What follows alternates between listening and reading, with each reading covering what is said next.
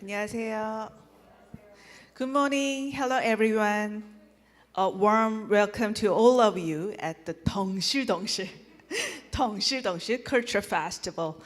Today's event is the 2024 덩실덩실 Asia Center Festival, and I'm your host, Ki-Yeon-gu, a research professor at Seoul National University Asia Center.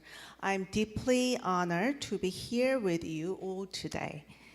And this year's festival theme is West Asia and Korea, a leap towards a new future. And I'm particularly thrilled to announce that in celebration of the 50th anniversary of diplomatic relations between Korea and Oman. And our guest country of honor is the Sultanate of Oman.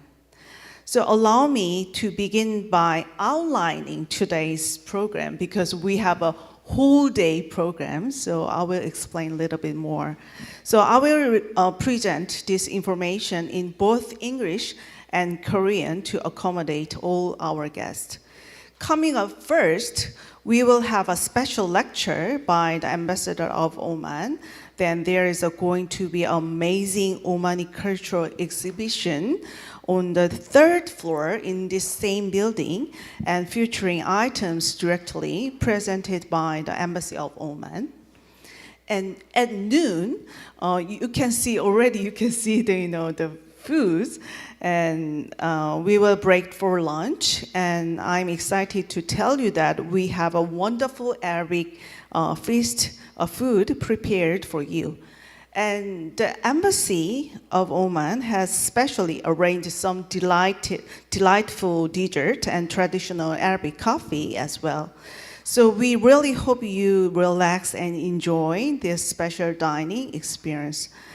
And then at 2 p.m., so after have a lunch, have a coffee, and then take a rest, and you can see you all together. I hope see you all together more, and then at 2 p.m., we will reconvene you here at Samik Hall to explore the present and the future of Korea and West Asia, focusing on education, migration, and media.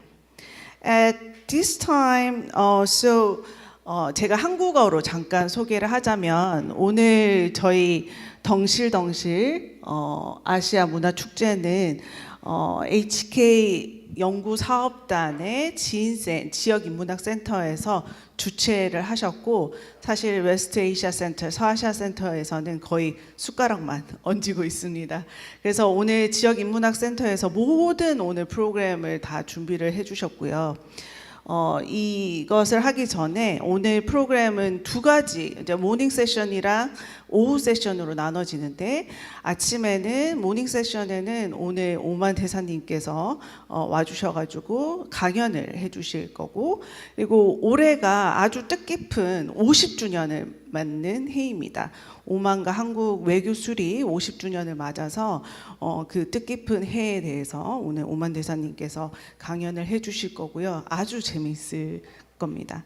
그리고 지금 3층에 저희가 이제 에이션 스퀘어라고 이제 불리는 에이션 스퀘어에서 지금 오만 대사관에서 어제부터 모든 그 오만의 아주 아름다운 그 자연 풍경이 담긴 사진들과 그리고 오만에서 가져오신 그 문화 물품들이 있습니다. 그래서 전시되어 있으니까 또 올라가면 여기 계시는 그 부대사님께서 여성분 부대사님께서 또 설명을 또 해주실 겁니다. 그러면 여러분들 들으시면 될 것 같고요. 그리고 저도 한 번도 그 아랍 음식 그 오만 음식이 이제 아랍 음식이죠. 그래서 오만 음식을 이제 저희가 준비를 했고 혹시나 또 입맛에 안 맞을까봐 또 한국식 이제 뷔페도 이제 준비를 했으니 여러분들 입맛대로 아주 마음껏 즐기시면 될 것 같습니다. 그리고 이따가 강연이 끝나자마자 그 강연 끝나기 전에 바로 위로 올라가시고 아니면 점심 드시러 가시지 말고 가장 중요한 건 뭐죠? 그룹 포토입니다. 꼭 사진 한번 찍고 올라가 주시면 될 것 같습니다. Okay, at this time, I would like to invite Director Su-Hong Choi, the director of the SNU Asia Center, to deliver his congratulatory remarks. Please welcome Director Choi with your applause.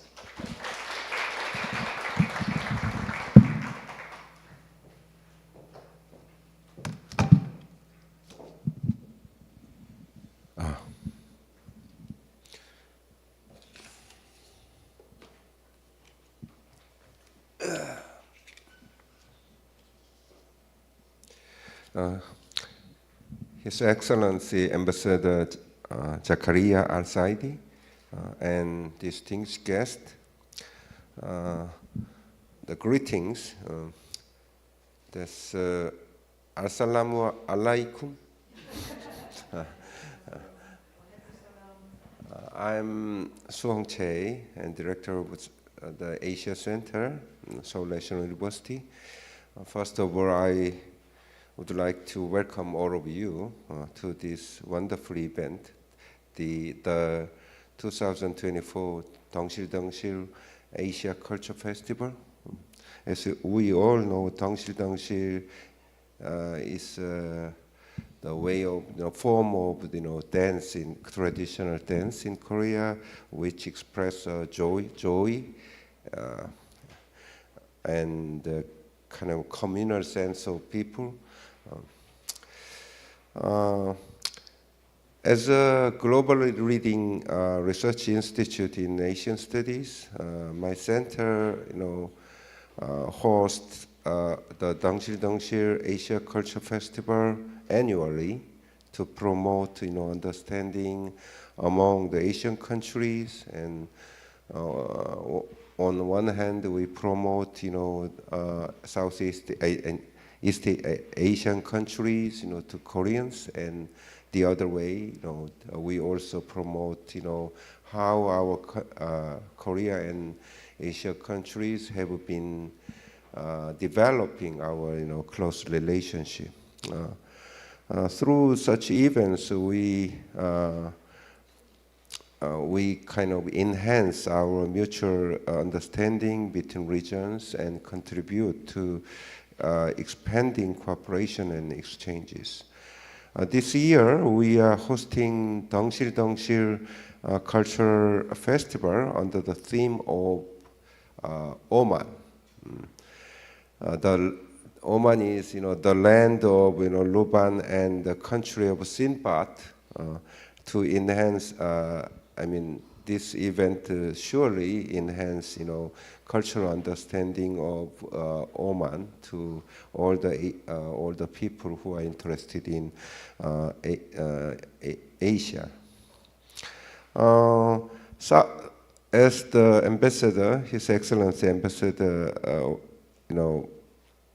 I talked with him, before this event, and this is, already 50 years of, the relationship between Oman and Korea. It's since 1945, right?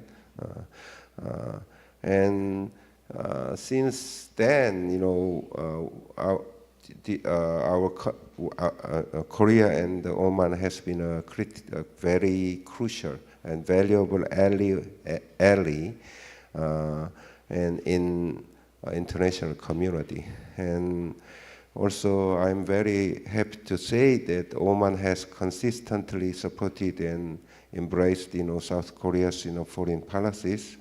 And recent years, Oman has been a reliable client of the South Korean government and enterprises for construction, industrial equipment, and civil engineering projects. And South Korea also has been exporting oil tankers, LNG ships to Oman. This is the information I got from the center. But what I know is, K-pop, right? So K-pop becoming increasingly popular among Oman with, the young generations, especially I heard, Squid Games was a top-ranking Netflix TV show in Oman too. But the reason I mention this thing is, the K-pop must be, the reciprocal cultural exchange, not just only one direction, the export, of Korean, the kind of semi-imperial cultural, the dissemination. So we should know Oman first, and then we should more about Oman. That's what the reason I mentioned, the cultural exchange between two countries. I also heard that Oman is currently promoting, Vision 2040, right? And this is kind of a national reform plan with a long-term outlook. So I think for this, wonderful vision, the Korea have something to do, have a role economically, culturally. We have some roles to help each other. And this is a small cultural festival, but I hope, this will be a kind of the stepping stone to deepen the exchanges between two countries. I don't want to, mention the whole, today's exhibitions, but as you heard, we have various exhibitions and photos, items. Also, we have wonderful meals and refreshments, and including, the Omani dates and halwa, Omani coffee, chicken, biryani, and salad. I'm afraid, I am pronounced wrong, and then kimchi, like kimchi is a kamchi, like that. So, but anyway, I'm confident that this will be a wonderful opportunity for all of us to further further deepen our understanding and affection, love for Oman through diverse cultural experiences and activities. Once again, I hope this event will serve us good first work for a new future between Korea and Sultanate of Oman. I'd like to express my gratitude to His Excellency Ambassador Zakariya Saadi, first of all, and I also express my gratitude to to the staffs of my Embassy of Oman in Korea, and also from our side, Kyung Choi, Dr. Kyung Choi, and Dr. Gugian, and also the Professor Kim Ho.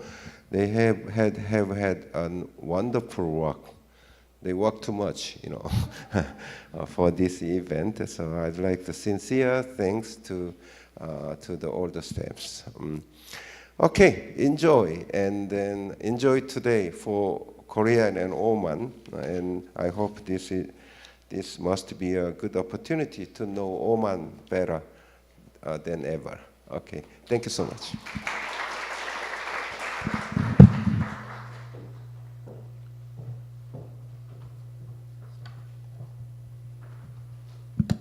Okay, now it is my great honor to introduce our distinguished speaker, His Excellency Zakariya Hamad Hilal Al-Saadi. His Excellency has been representing the Sultanate of Oman as ambassador to the Republic of Korea since 2020. After earning his master's degree in international relations from Marshall University in the United States, he embarked on his diplomatic career with the Ministry of Foreign Affairs since 1998. Please join me in extending a warm welcome to His Excellency with your applause.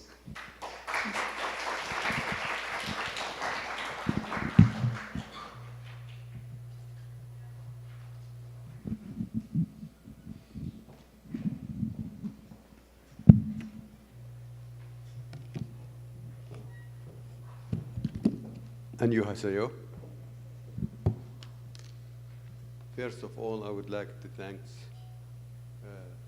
Seoul National University Asian Center, and in particular the director of the center, Professor Soo Hong Chie, and Professor Koo as well, for inviting me and inviting Oman to be the guest of this event today. Also, as Professor Soo said today, that he hoped that this lecture today will give you some understanding of Oman and some idea and to understand Oman more. My presentation today is about introduction to Oman, past and present.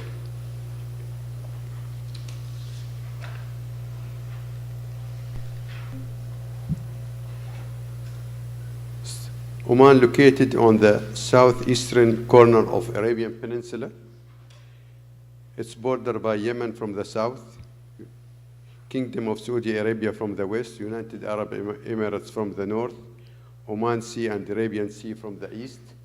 The area of Oman is 300,000 square kilometers, 2 times bigger than South Korea.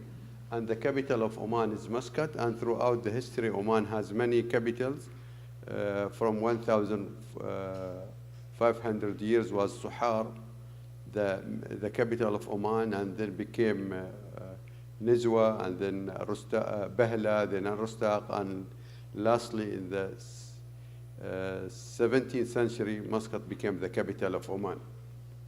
Oman has a coastline more than 3,000 kilometers, and that's made the Omani people as a pioneer in sailing and building a ship, and that's what I will speak about later.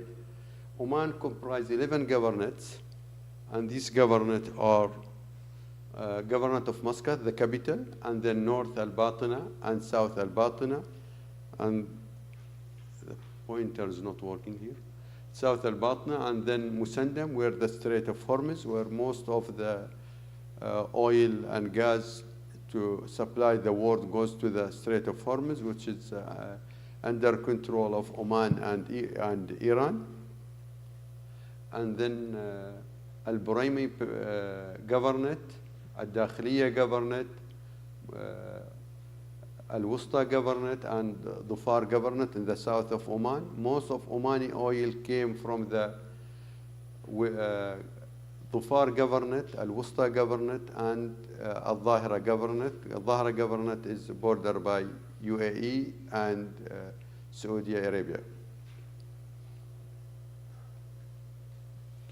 This is the Omani flag, the color of Omani flag, white, red, and green. And the national emblem, 2 khanjar, and crossed by 2 swords. And this is the photo of His Majesty Sultan Haytham bin Tariq, who came to the power in 2020.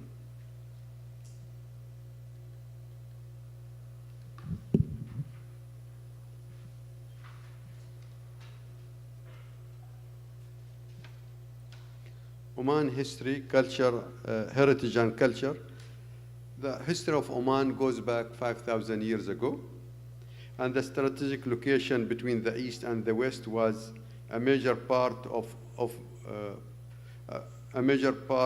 being a world trade route, and had a connection with the various civilizations, including Sumerian, Akkadian, and Pharaoh as well.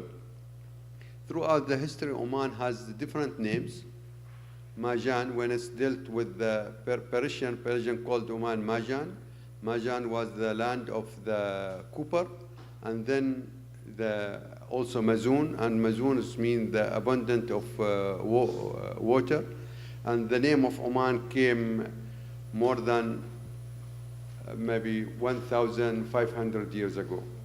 And Oman is the name of, they called one king of Oman has a son called Oman. Some people say Oman is a valley in Yemen with the major Arab tribe of Omani who settled, Arab who settled in Oman came from Yemen. With the location of Oman, Oman became very known for as a seafaring nation, and they trade with different civilizations throughout the history. In 1744, Omani people elected the Imam Ahmed bin Said, and his great son, now the Sultan of Oman, Sultan Haytham. In 1970, 23rd of July 1970s, His Majesty late Majesty Sultan Qaboos became to the power, and he started the modernization of Oman.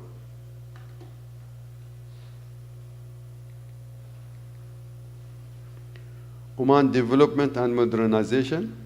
The new history of Oman, or the modern Oman, started on 23rd of July 1970 when late Majesty Sultan Qaboos bin Said became to the power. Before that date, Oman was isolated countries.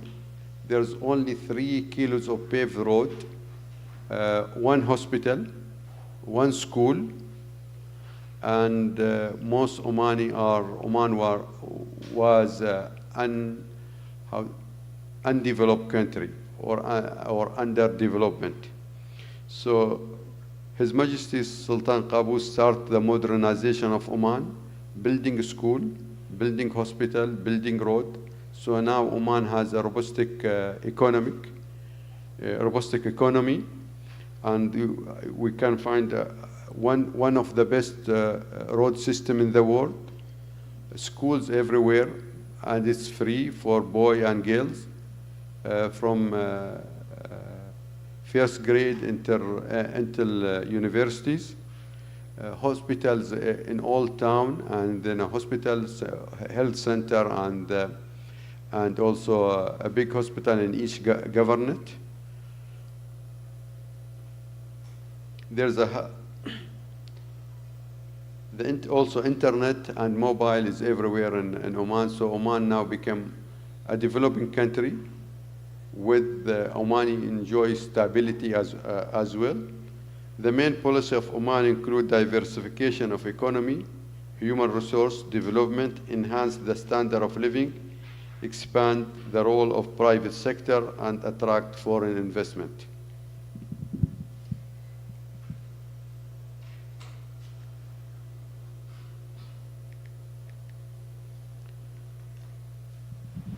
The foreign policy of Oman. The foreign policy of the Sultanate of Oman founded on the profound and enduring vision of Oman as a friend to all. This vision embraced dialogue and tolerance as a guiding principle of addressing all issues. It is a vision of peace in which Oman play an active part of regional community of nation living in harmony in relationship with which assures security and stability while fostering the economic growth and cultural development essential to all for our future. Here are the principle of Oman foreign policies. The first one, a good neighborhood. Oman strongly believe in developing and maintaining good relation with all neighbors. So Oman is neighbor with Yemen and Saudi Arabia and UAE, but we consider all GCC countries as our neighbors, and also we consider Iran, also Yemen, because we have a border with Yemen, but also we consider Iran, Pakistan, and India as our neighbor because we share with them the territorial water in Indian Ocean and the Arabian Sea. The second is tolerance. Throughout the history, Oman relation with the rest of the world, tolerance has been the main factor of Oman relation with all countries throughout the history. The third principle is the dialogue. For Oman and Omani, dialogue is a very key element in addressing issues both domestic and foreign. Outward looking, Oman vision for its development rests on a commitment to be outward looking, to engage with the world, to communicate, and to trade as well. The fifth principle is pragmatism. Oman foreign policy allows pragmatic approach, emphasizing geostrategic realities rather than temporary ideological position.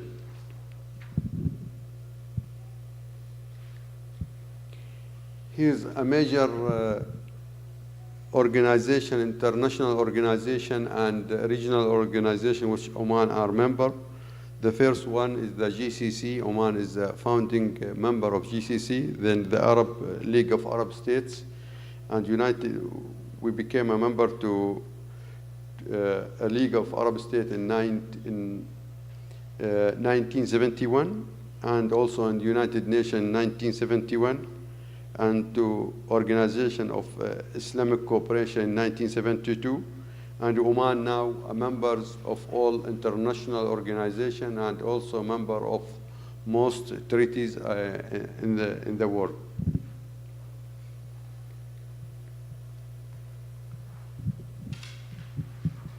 Oman economy. This is the indicator of Oman economy from 2021 until 2023. The population of Oman is 5.1. 40% of Omani population are foreigners, because Oman, there's a many projects in Oman going on. So there's a lot of work and infrastructure work and projects. So there's many foreign worker in Oman. The GDP is 2,266. The employment in Oman is 1.5. Inflation rate is 1.1. Export by US dollar in 2023 is 62.7 billion. Import is 32.6 billion. So there's a surplus in the country. Employment by sector, agriculture employ 4.7, industry 36.2%, and service sectors employ the measure of the Omani and expatriate in Oman, almost 60%. The median age of Oman is 25, so Omani population is youth. The economy, natural resources, mainly oil, natural gas, mineral, fisheries, agriculture, and tourism. So that's Oman economy rely on oil and natural gas, and this constitute more than 70% of GDP of Oman. So that's Oman Vision 2040 to diversify the economy and to depend less on oil and gas in the future. The major trading partner in Oman, the GCC country, EU, UK, US, South Korea, Japan, China, and India. Here's also the main Omani companies like OQ, which is in oil and gas, AsIA in logistics, Umran Group, which is in tourism, and also we have some Chipol, as we have here in Korea, like Zubair Corporations, Hel Bahwan, Saud Bahwan, Zawawi, and this is all owned by private sectors. and Mohsen Haidar Darwish. This is the main Omani companies.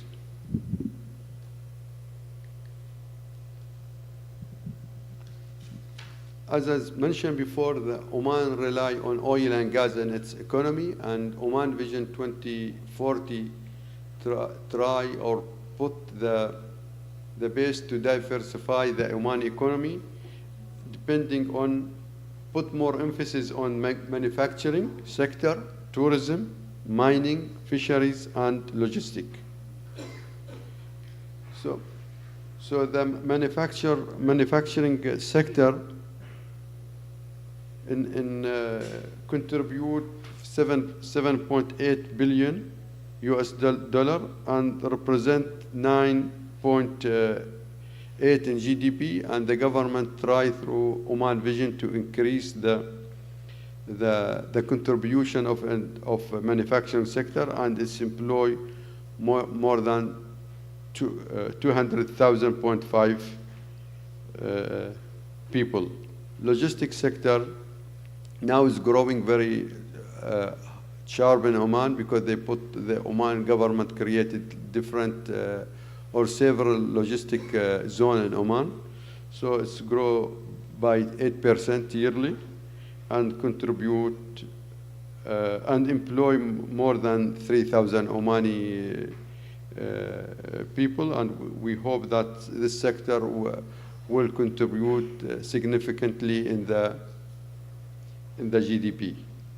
Tourism sector is very promising sector in Oman, as tourists coming to Oman from different countries around the world, and the number of tourists increase every year with the opening of a new airport in Muscat and opening a lot of hotels, 5-star hotel, 3-star hotel, and 4-star hotels.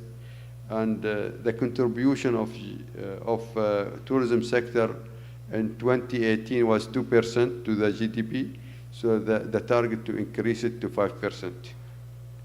Fishery is fishery sector or aquaculture sector is one of the promising sector in Oman.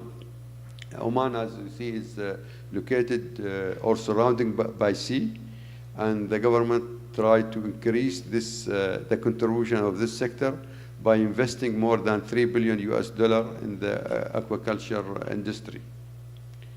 Also, mining is one of the promising sector in Oman Vision 2040.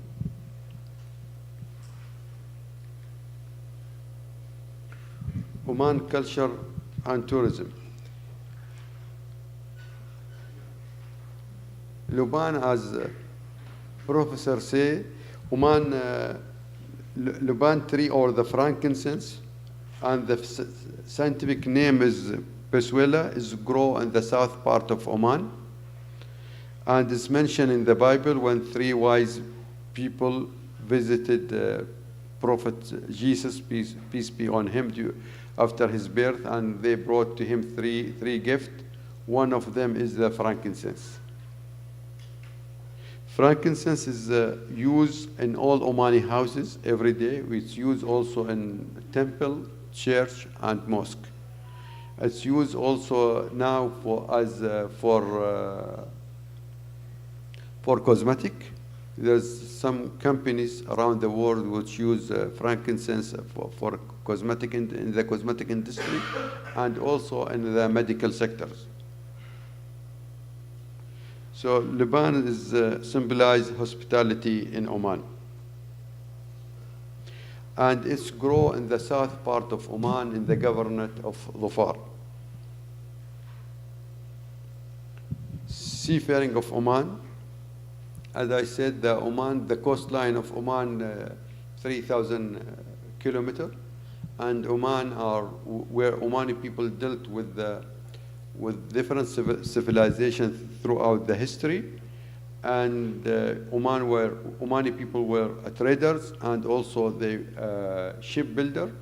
So in the 7th century, Omani people reached to the China, and we believe they met with their counterpart from Korea. This year we published a book about the relation between Omani and Korean, And we said, and there's like some evidence that Oman, when they came to this part of the world, they reached to China, especially to Canton. They met with the Korean people and with the Korean trader. And now we are digging in the archive if there's an evidence of the Omani people who came to Korea.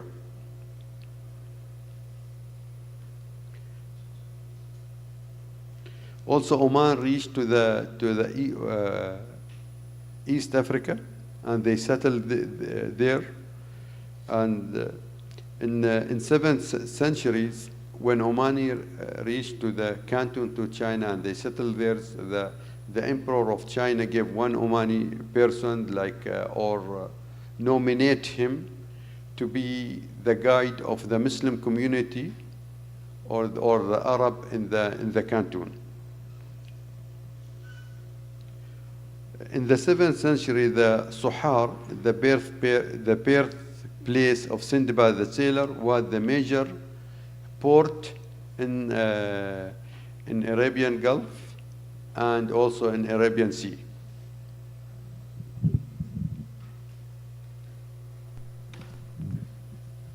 The beauty of Oman. Here I will let you to watch short movie about Oman or short clip about Oman.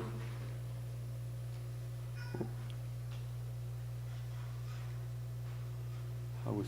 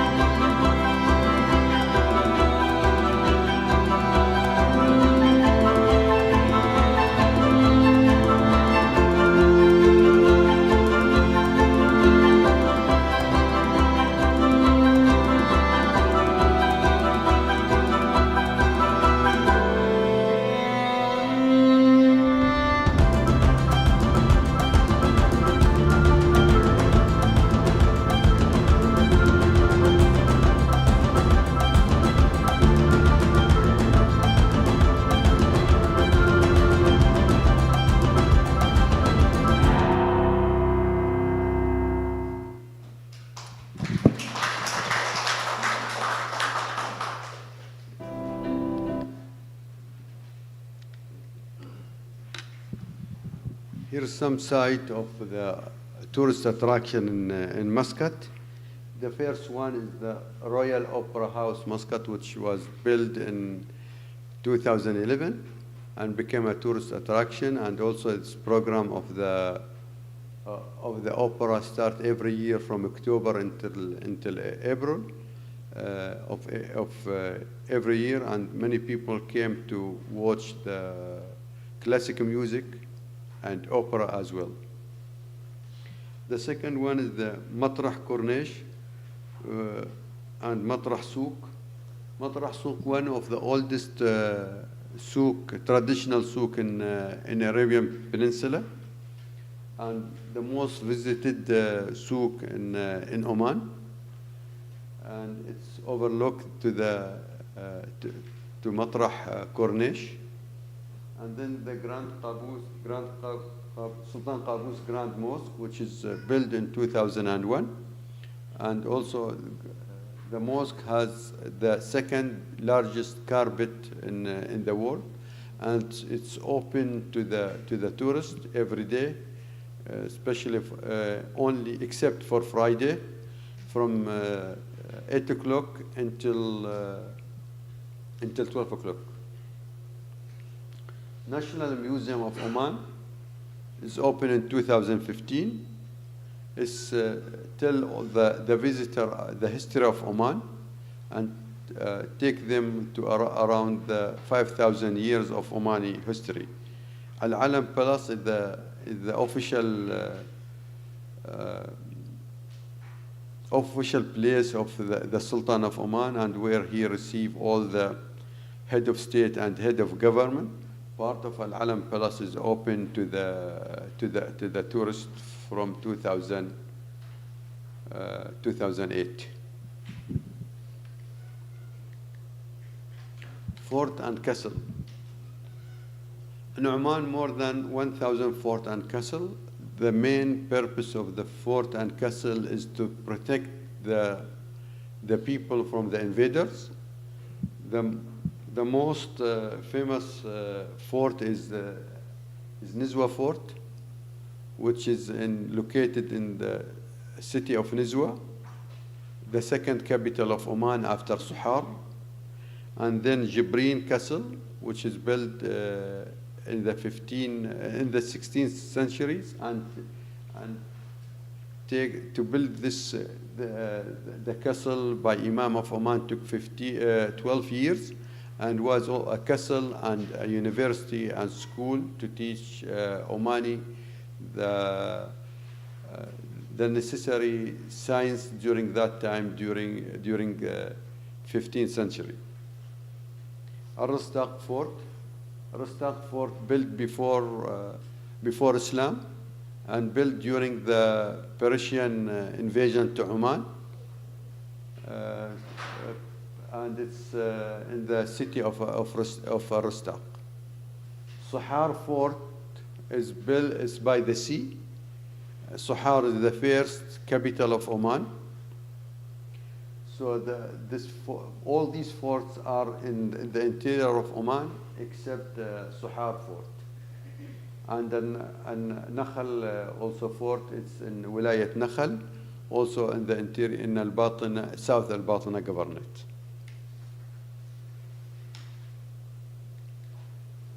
Greenery of Oman. Oman is not a desert, as maybe some people think. Most of Oman, yes, it's covered by desert, but there's a lot of oases in Oman, especially in the south part of Oman. Salalah during the summer from June until end of September, affected by the monsoon which hit the Indian Ocean, and the temperature goes or drop to below 30s to between 20 to 28. So now became a tourist attraction for the people, for the Omani people, and for the people in the GCC country who drive from Saudi Arabia, from Kuwait, Bahrain, UAE, and Qatar as well, and also for the expatriate who live in all these countries. So sometimes during this season, even there's a lot of hotels, 5-star hotel, 4-star hotel, and residence. So it's flooded with a lot of tourists, Omani tourists, or the foreigner as well. And then Jabal Shams. Jabal Shams is the highest mountain in Oman, and Jabal Shams is not populated, but it's good for the people who like hiking. And there's only one small hotel in Jabal Shams.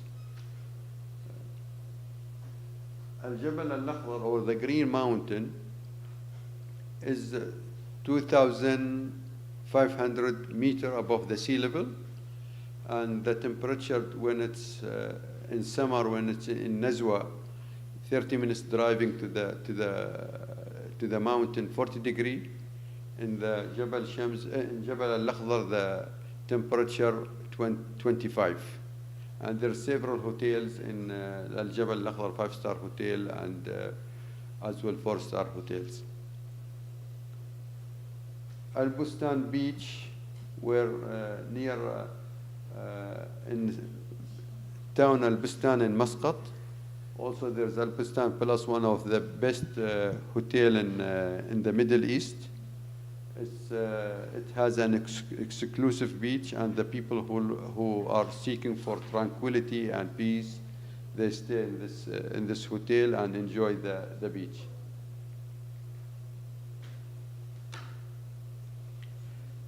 Oman and Korea, culture and similarities. There's few similarities between Omani culture and Korean culture. One of them is the handwriting. Omani people, Oman, we speak Arabic and we write Arabic, and Arabic we write it from right to left, and the old Korean used to be right from right to left, as is here the Gwan Hamun. The second one is the dressing. This is the photo of the Korean ladies in Joseon dynasty, and this is the photos of Omani ladies in modern day. So we see the similarities in dress between Omani and Korea.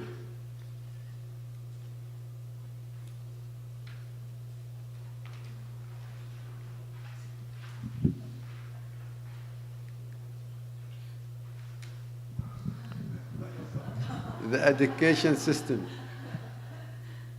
Here we see this is the Korean education Sodong, and in Oman we call it Katatib.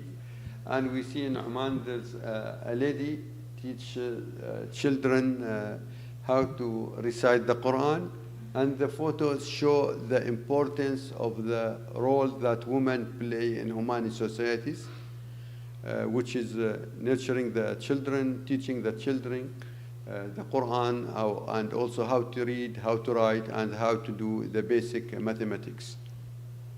The fourth one is the calligraphy, Seo.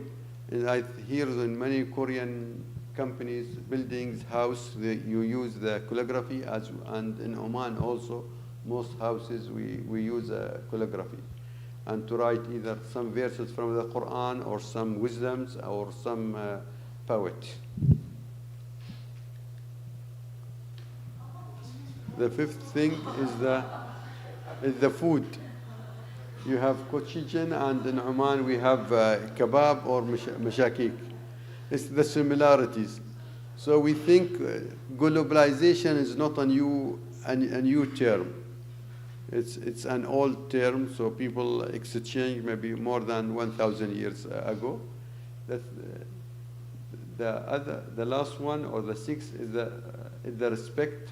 Here in Korea you have the respect of elderly people, and in Oman we have the same. We don't call the elder people by their name. We call them by uncle, if it's khal or khala. Khal if it's like a man, or khala, or if it's a lady, or am as well. Also, community and individualism. In Oman, we try to meet each other especially during the festival, end of Ramadan, or during the Eid. Here, like in Korea, during the Chuseok holiday, Chuseok festival, you try to meet together. Here, this photo is about the Omani, one family maybe, or two families, having meeting together, and the other one is the whole village. They go to perform the Eid prayer after the end of Ramadan.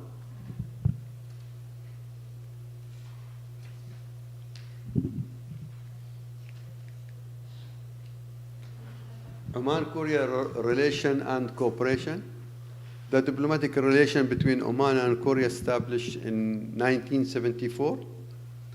And this year we celebrate the 50th anniversary of establishing the diplomatic relation. But we think the relation between Oman goes back more than 100 years ago. So the Korean embassy opened in Oman in 1976, while the Omani embassy opened in Korea in 1984.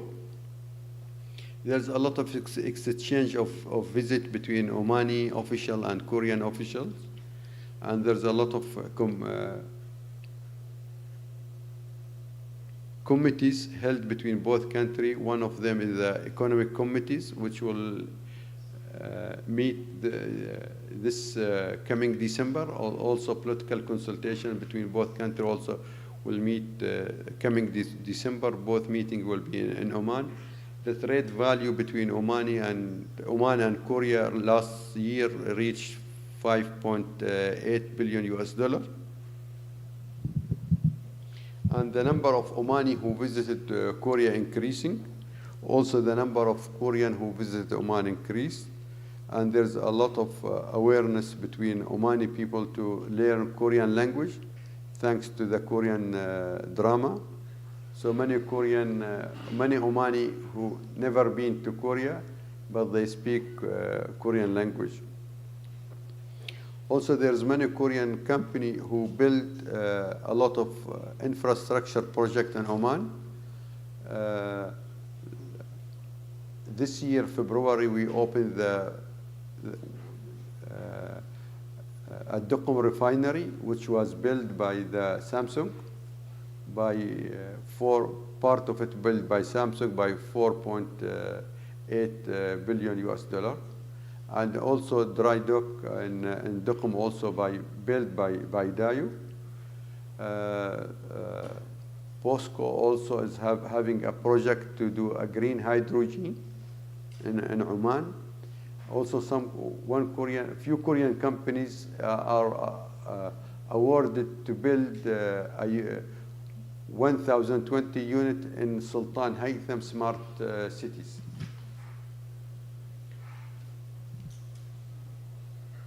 To here, I reach to the end of my presentation. Thank you for listening. Thank you so much. You have a brilliant presentation, and we could learn a lot of things about Oman, and we learned long history and beautiful circumstance and the civilization of the Oman. So thank you again, and give to His Excellency with a big applause. Thank you. And then is most important moment, and we have to have a group photo, and then we take a group photo together in here, and then please go up. So you can take an elevator and just one step above. So the third floor, we have a great Omani cultural exhibition. So please enjoy today's morning session. Thank you so much. It is the ending of the morning session. Thank you.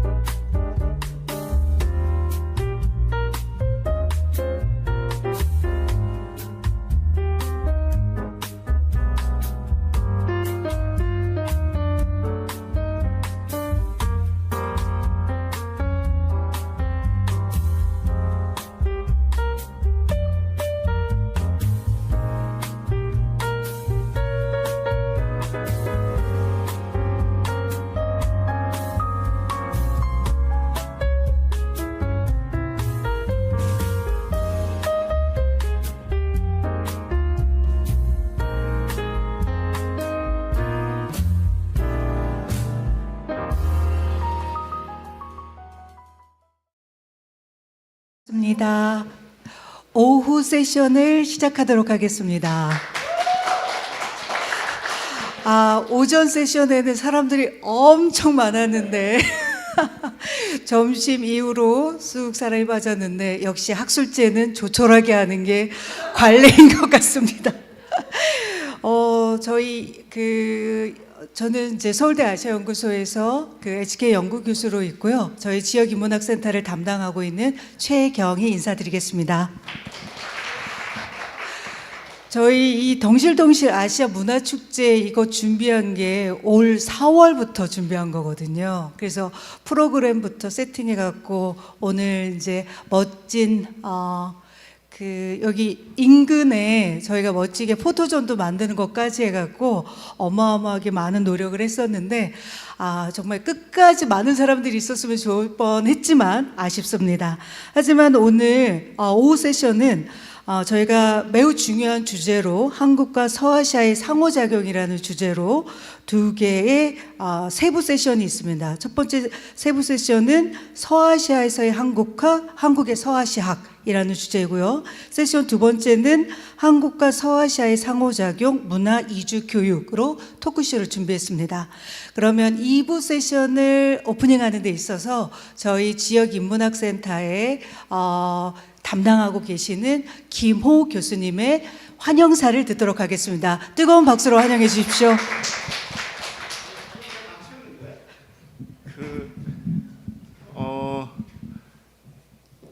이렇게 제가 환영사도 막 준비해 갖고 오고요. 제가 원래 이런 거 잘 안 하는데 환영사도 막 준비하고 이렇게 했거든요. 그런데 그래도 준비한 거니까 조금 말씀드리고,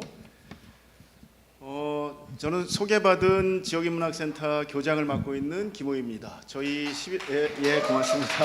네, 고맙습니다. 11월 첫날 저희 아시아연구소 HK 사업단이 서아시아와 한국 새로운 미래를 향한 도약이라는 주제로 이야기 한마당을 이렇게 펼치는데요.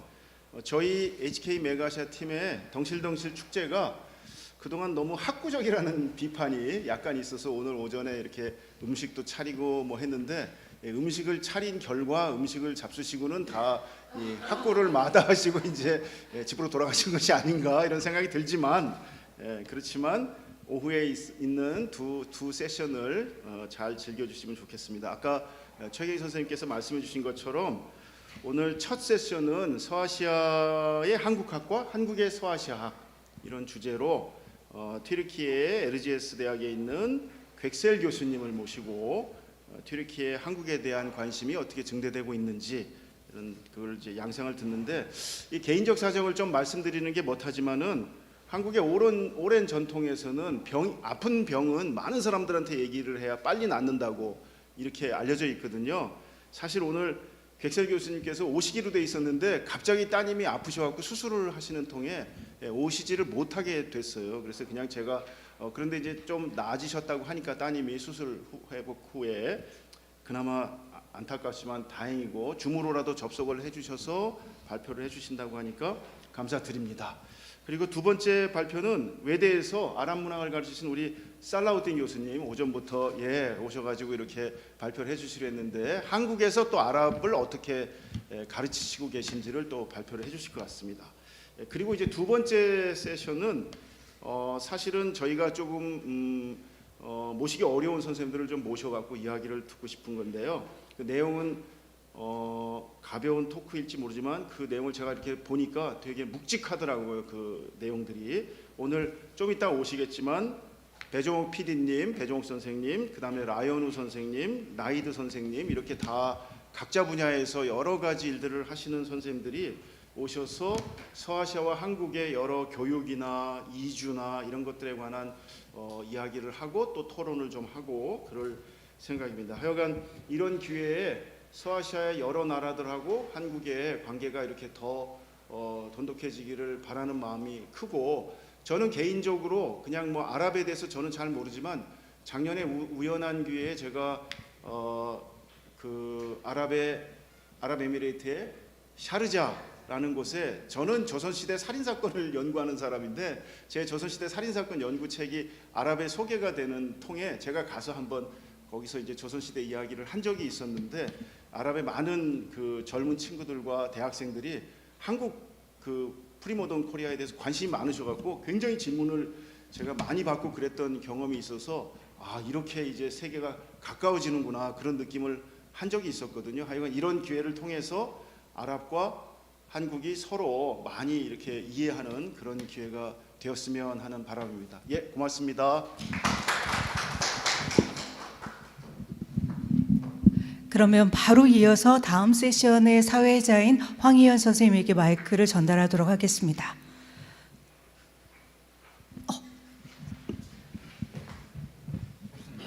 아니 여기서 저희 편한 대로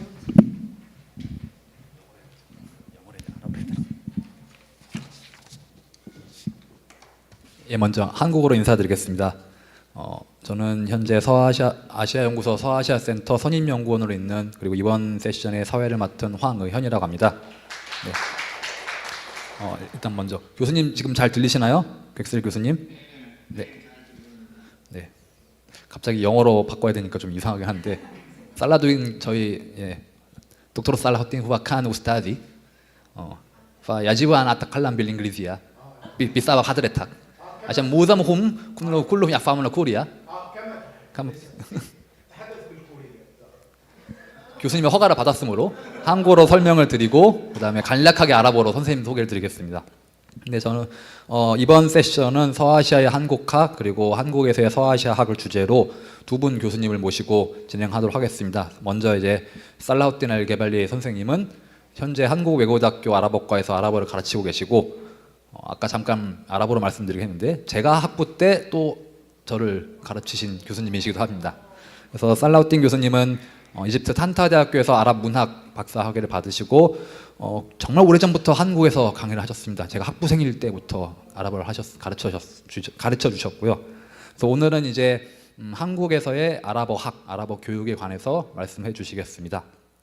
그리고 지금은 이제 저기 튀르키예에 계신 객셀 교수님께서는 현재 튀르키예 LGS 대학교에서 한국학과 이제 학과장을 맡고 계시고 그리고 또 특기할 만한 사실은 이 교수님께서 한강 작가의 작품을 다 튀르키어로 번역을 하신 분이십니다. 그래서 객셀 교수님 인사드리겠습니다. 네. 오늘 오셨으면 좋았겠지만은 사정이 여의치 않아서 네.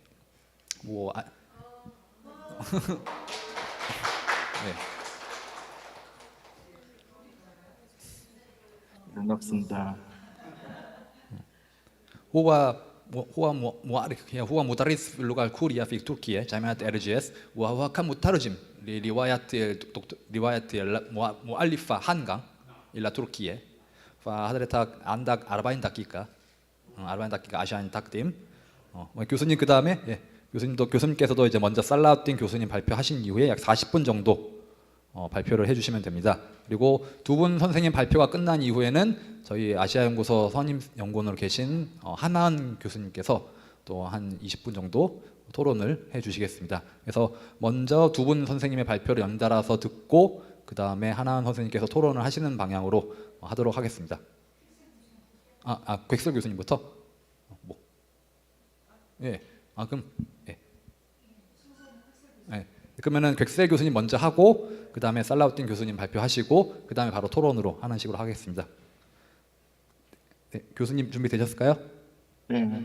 네. 그러면은 이제 객셀 교수님 발표를 들어보도록 하겠습니다.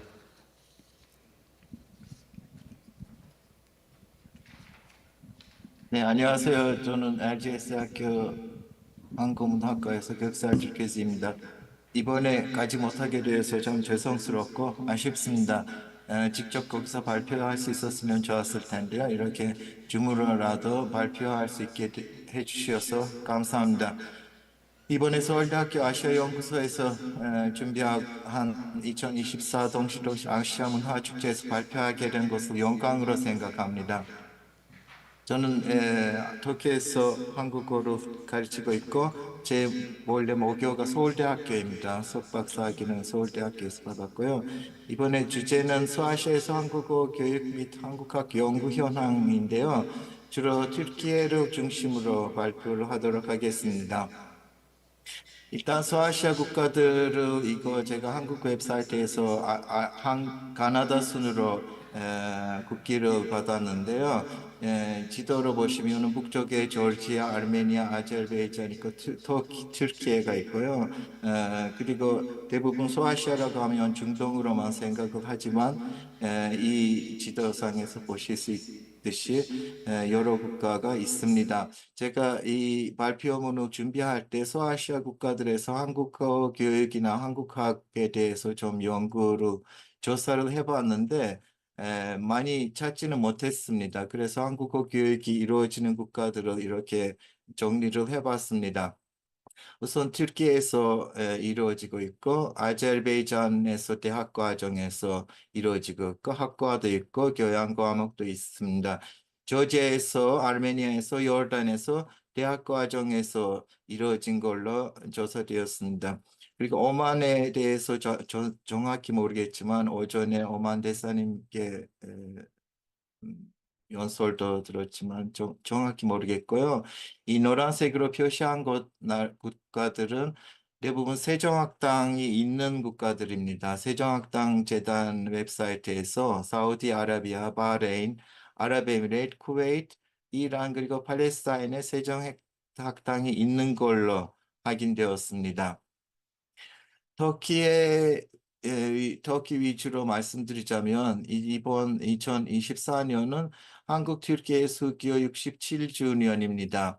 튀르키예에서 한국 교육이 시작한 지 35년이 되었다는 것입니다. 튀르키예에서의 한국 교육의 특징은 대학에서 4년 전공 과정으로 시작했다는 것입니다. 교양보다 일단 전공 과정이 학과가 설립하면서 시작했다는 것입니다. 처음에 1989년 앙카라 대학에서 한국문학과가 설립되었고 한국 교육이 시작되었는데 저는 학부는 앙카라 대학교 2회 졸업생입니다. 2회 카이세르 제가 지금 근무하고 있는 RGS 대학교에서 1998년에 한국어문학과가 공식적으로 설립되었고 2000년에는 첫 교원을 채용했습니다. 그리고 마지막으로 2016년에 이스탄불 대학교에서 한국어문학과를 설립하고 바로 교육을 시작하였습니다. 2000년도에 튀르키예에서 한류 열풍이 불기 시작한 이후에 한국에 대한 튀르키예인들의 관심이 더 많아지고 한국어 교육을 위한 사설기관들도 개관되기 시작했습니다. 현재 튀르키예에서 한국어 관련 교육은 여러 대학에서 전공이나 교양으로 이루어져 있으며 한국문화원, 세종학당, 사설학원 등 여러 곳에서도 이루어지고 있습니다. 2018년에 처음으로 튀르키예 고등학교에서 제2외국어로 한국어 교육이 시작했지만 교사 문제 때문에 아직 활발하지는 못합니다. 또한 한류의 영향으로 한국 드라마나 영화, 케이팝에 관심을 가지고 독학으로 한국어를 학습하는 학습자들도 많습니다. 터키는 아시다시피 유럽과 한국을 연결하는, 유럽과 아시아를 연결하는 나라인데요. 제가 있는 카이세리가 이렇게 노란색으로 표시한 것입니다. 앙카라가 수도이지만 앙카라에 가까운 지역에 있습니다. 그리고 카이세리 서쪽에는 유명한 카파도키아 지역이 있습니다. 그래서 선생님들을 한번 여기서 모시고 싶습니다. 한국과 튀르키예 국제관계에 대해서 말씀드리자면 1948년에 신성된 대한민국 정부로 튀르키예가 1949년에 인정하였습니다. 제가 알기로는 두 번째 국가입니다. 인정한. 그리고 50년에 발생한 한국 전쟁에 터키가 군인을 파병했고 그래서 피를 나눈 형제라는 뜻으로 칸카르데시라는 개념이 생겼습니다. 튀르키예에서. 57년에 양국의 대사관이 설립되었고 수교가 시작한 것입니다. 1972년에 문화협정이 체결되었습니다. 튀르키예와 한국의 친밀도를 높였던 이슈 중에 1999년에 이즈미트에 일어났던 대지진 당시에 한국의 지원을 잊을 수 없습니다. 그리고 2002년 월드컵 3, 4위전도 터키 사람들한테 감사한 깊은 장면이었습니다. 그 후에는 터키의 귤 대통령의 공식 방한, 에르도안 총리의 방한이 있고 이명박 대통령의 튀르키예 공식 방문이 있었고요.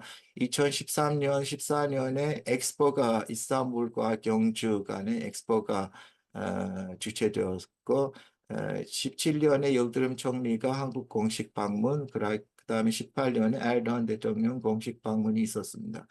그리고 특히 작년에 터키 동남부 지역에서 일어났던 대지진 당시 한국의 지원도 잊을 수 없습니다. 2023년에. 문화교류와 한류에 대해서 말씀드리자면 튀르키예에서 한국에 대한 위상은 88년 서울 올림픽 개최를 계기로 활발하기 시작했습니다. 높아지기 시작했는데 2002년 월드컵 이후에 급속도로 한류 붐이 활성되기 시작했습니다. 월드컵을 계기로 튀르키예와 한국 간의 교류가 더욱 활발해졌고요. 튀르키예 정부의 정책상 국영방송 TRT의 한국 드라마의 수입과 방영을 인가하는 수준으로 이어졌습니다. 튀르키예 국영방송에서 2004년 11월부터 방영된 첫 한국 드라마는 해신입니다. 여러 한국 드라마와 영화가 튀르키예 안방에서 아직도 반영되고 있습니다. 튀르키예에서의 한류는 드라마와 영화, K-팝 등으로 점차 확대되었고 현재는 한국 컴퓨터 게임, 한국 화장품, KBT, 한국 만화, 웹툰, 만화, 영화, 한국 음식, K-푸드, K-리트, K-문학 등으로 그 폭이 넓어졌다고 할 수 있습니다. 튀르키예에서의 한국학 교육의 현황을 말씀드리자면 튀르키예에서의 한국어 교육이 대학 과정에서 독립적인 학과로 지정되어 한국학 교육을 활성화하는 데 큰 도움이 되었다고 할 수 있습니다. 한국계 기업의 튀르키예로의 진출 확대가 이를 더욱 발전시키도록 하는 동기를 부여하였습니다. 한국의 경제 성장과 더불어 양국의 교역량이 증가하였습니다. 2000년도에 시작한 한류가 튀르키예까지 확산되자 한국어 교육에 대한 관심은 더욱 강해졌습니다. 2011년에 앙카라에 한국문화원이 설립되었고 그 후 튀르키예 주요 도시에서 세종학당의 설립이 시작되었습니다.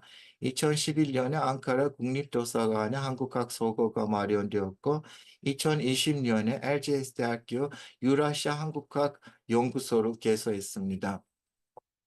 한국어 전공을 아까 말씀드린 대로 앙카라 대학교가 처음으로 시작했고 LGS 대학교 2000년부터 시작되었고 여기 표를 보시면은 앙카라 대학교 교원 수는 8명이고 LGS 대학교 교원 수는 10명입니다.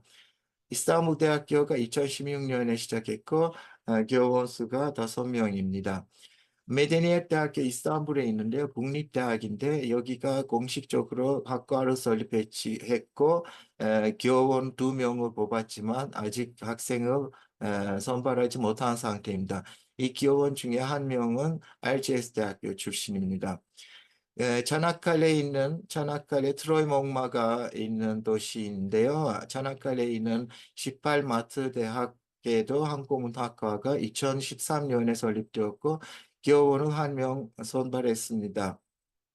마지막으로 올해 2024년에 앙카라 인문학대학에도 한국어 통번역학과 개설되었고 아직 교원을 받지 못한 상태입니다.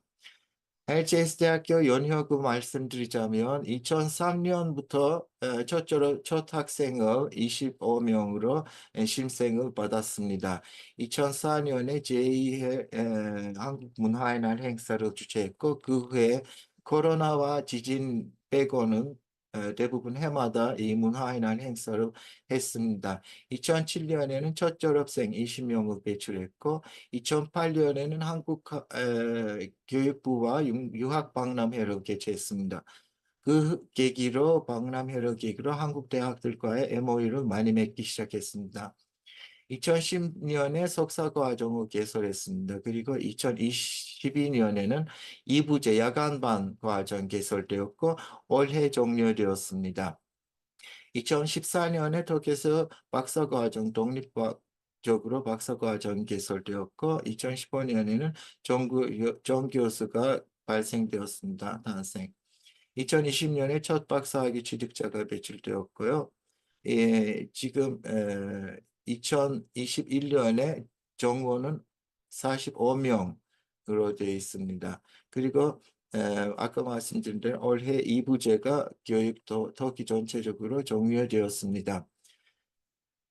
여기 표로 보시면은 교원 수를 좀 더 자세히 이 부분은 넘어가겠습니다. 학생 수가 2부제, 1부제, 2부제가 있는데 터키에서 가장 많은 학생 수가 LGS 대학교에 있습니다.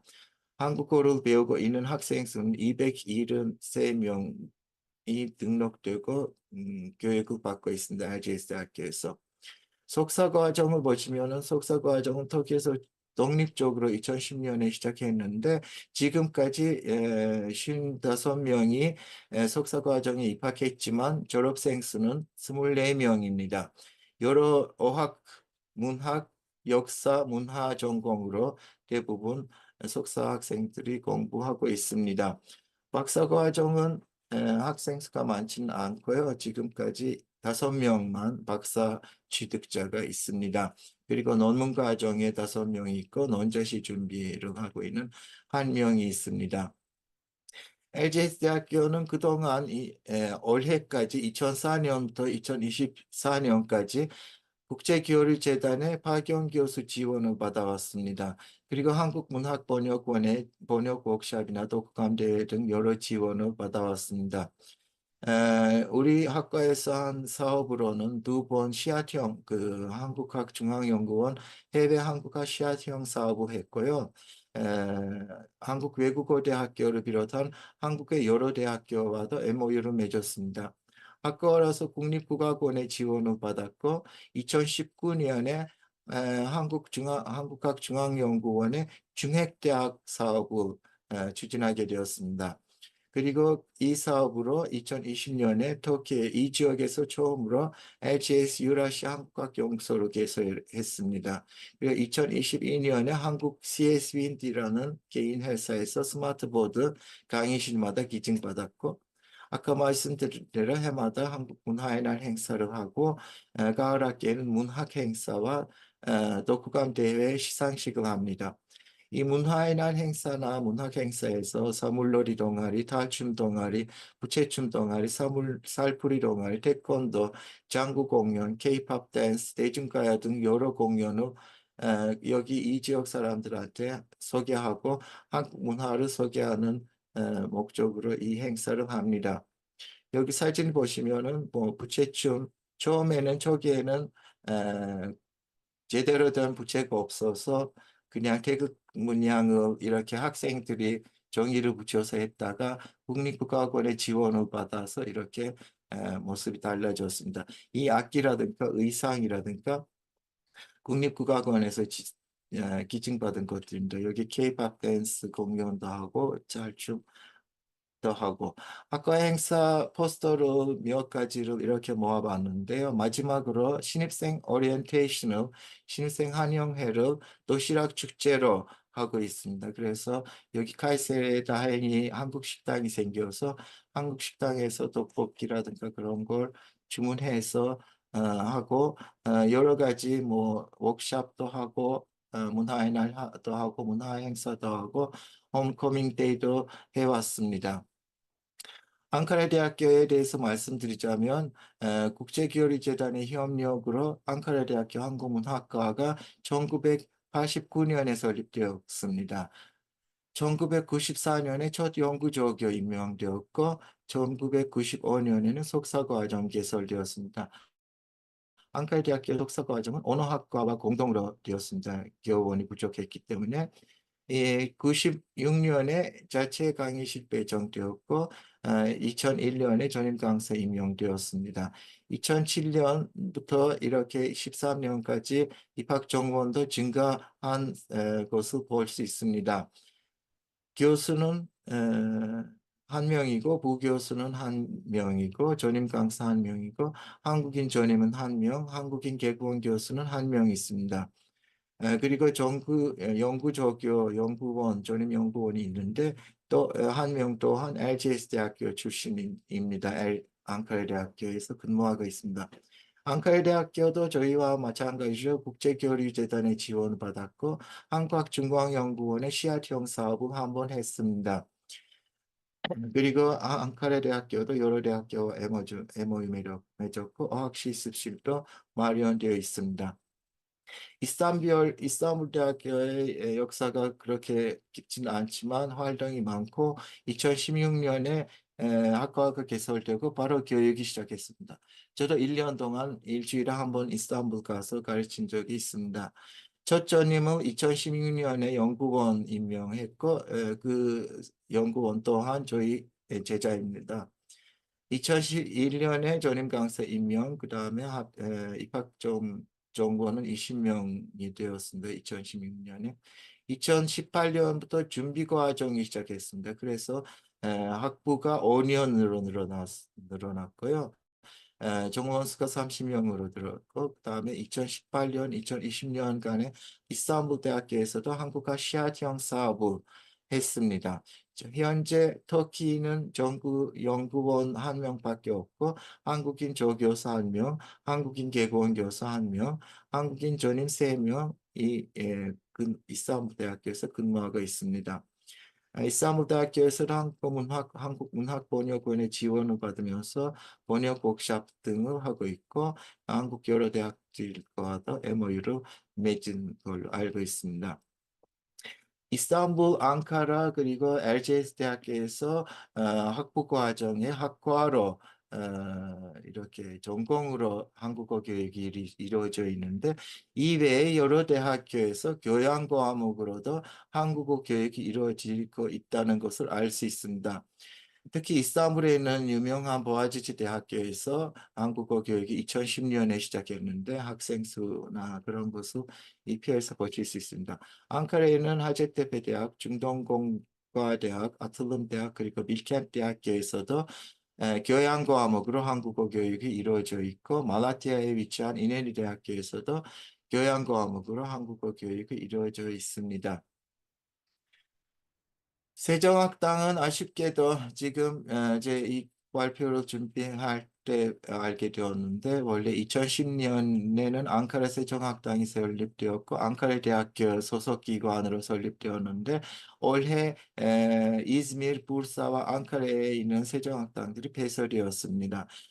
지금 단 이스탄불 대학 세정학당과 앙카라 문화원에서 운영하는 세정학당이 교육을 하고 있는데 2020년까지 수료자는 1,300명이 넘는 걸로 알고 있습니다.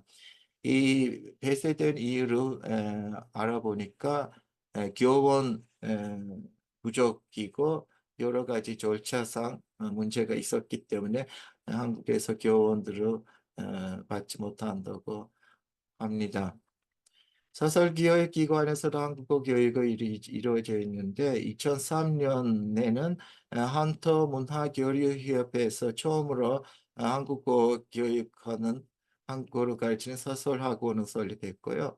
2013년에 뭐 이스탄불에도 다른 데에서도 한국어 교육이 시작했고 이스탄불, 앙카라, 이즈미르 외에는 안탈리아, 부르사, 에스키시히르, 가지안텝, 아이든, 삼순, 차라카레 등 여러 도시에서 사설기관에서 한국어 교육이 이루어지고 있습니다. 한국어 학원도, 한국어 문화원도 많아졌습니다. 또한 평생교육원에서도 한국어 교육이 이루어져 있는데 특히 한국 기업이 많이 진출한 이스탄불이나 코제일 같은 도시에서 운영하는 평생교육원 이스메커맥이라고 부를 수 있는 2017년부터 한국어 교육을 시작했습니다. 여러 대학교에 평생교육원이 있고 여러 시에도 구청에도 평생교육원이 있는데 그 중에 뭐 터키 동부 지역에 동남부 지역에 있는 안타케라든가 중부 지역에 있는 코니아에도 평생교육원에서 한국어 교육이 이루어져 있습니다. 여기 카이세리에 있는 카이세리시에서 운영하는 평생교육원에서도 저희과 출신이 한국어를 강의하고 있습니다. 고등학교에서 한국어 교육에 대해서 말씀드리자면 일단 2017년 2월에 튀르키예 정부는 초중고등학교에서 가르칠 수 있는 제2외국어 과목에 한국어를 추가했습니다.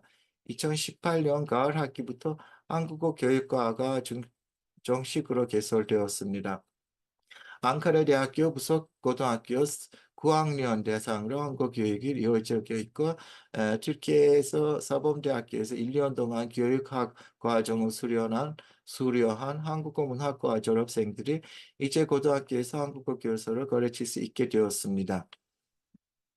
독학으로 한국어를 배우는 사람도 많은데요. 한류의 영향으로 한국으로의 유학이나 여행을 희망하는 튀르키예인들은 수는 계속 증가하고 있습니다. 한국어를 배우려는 사람이 많아지고 있지만 이를 모두 수용할 수 있는 시설은 한계가 있어 부득이 홀로 한국어를 배우려는 특히 중고등학생들의 문의가 많아지고 있습니다. 이 학습자들은 이미 출판된 한국어 교재나 인터넷을 통해 한국어에 대한 갈증을 해소가 있는 실정입니다. 스터디 그룹을 만들어 한국어를 공부하는 사람들도 있습니다. 한국 드라마나 영화, 케이팝 노래를 통해서 한국어를 배우게 되는데 속어등도 배워서 정확한 한국어 학습이 이루어진다고 할 수 없습니다. 터키어로 출간된 한국 교재들을 이용해 공부하는 학습자들도 많습니다. 튀르키예에서 한국학과 관련된 도서는 대부분 문법서입니다. 문법서는 8개, 8편인데요. 한국어 회화 교재는 4개 정도 되어 있고 독학경 한국어는 6개 있고 사전 및 사전 단어장 및 보좌학습서는 6편입니다. 문학교재, 언어문화, 속담, 문학번역교재, 한자교재, 비승상급 교재 등 다양해지고 있습니다. 근데 가장 주목할 만한 것은 한국과 관련된 도서는 가장 많은 한국 전쟁에 관련된 것이라고 말씀드릴 수 있습니다. 여기 이 표에서 한국어 관련된 도서를 정리해 봤는데요. 마지막으로 나온 것은 한국어 초급 문법, 한국어 중급 문법이 마지막으로 나왔습니다. 도쿄로. 여기 사진을 보시면은 이 비즈니스 한국어도 있고요. 회화 교재도 있고 한자 교재도 있습니다. 한국 문학 관련된 교재는 그리 많지는 않은데 여기 보시면은 고전 문학사, 한국 현대 문학 번역 방법이라든가 그 한국 현대 문학사 그리고 현대 문학 작품 분석 등이 있습니다. 여기 표지로 이렇게 정리해 봤습니다. 일반 한국학 관련된 도서도 많아지고 있는데 이것을 대부분 한국어를 모르고 영어 자료를 참고하면서 뭐 한국 미술이라든가 한류라든가 그런 것에 대해 집필된 도서들이 좀 있습니다.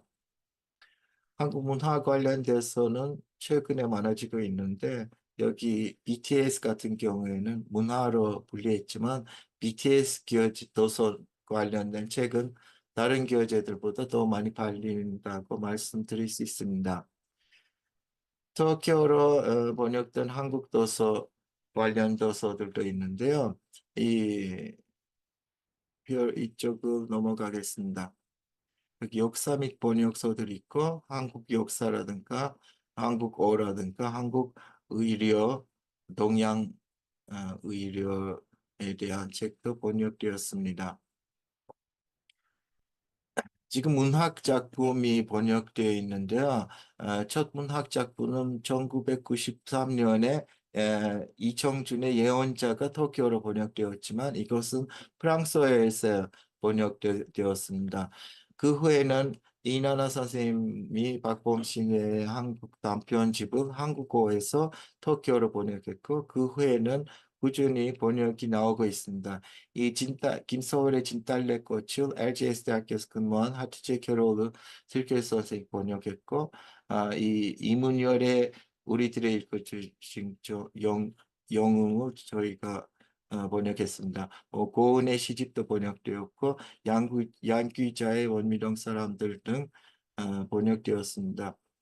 그 후 이 두 번째 표에도 2011년부터 18년까지 번역된 한국 문학 작품들을 보실 수 있고, 안도현의 연어라든가 손원규의 이슬람 정육점, 한강의 채식주의자 등이 그 시기에 터키어로 나왔습니다. 여기 몇 가지 표지로 정리했는데 예를 들어서 황석영의 파리대기라든가 날 익은 세상, 아몬드 이렇게 표를 시간 관계상 넘어가겠습니다. 한문학 번역 작품은 2020년 이후에는 더 늘기 시작했습니다. 번역이 활발해지기 시작했고요. 2022년에 보시면은 여러 책이 한국어에서 터키어로 번역되었고 영어에서도 번역된 한국 작품이 적지 않습니다.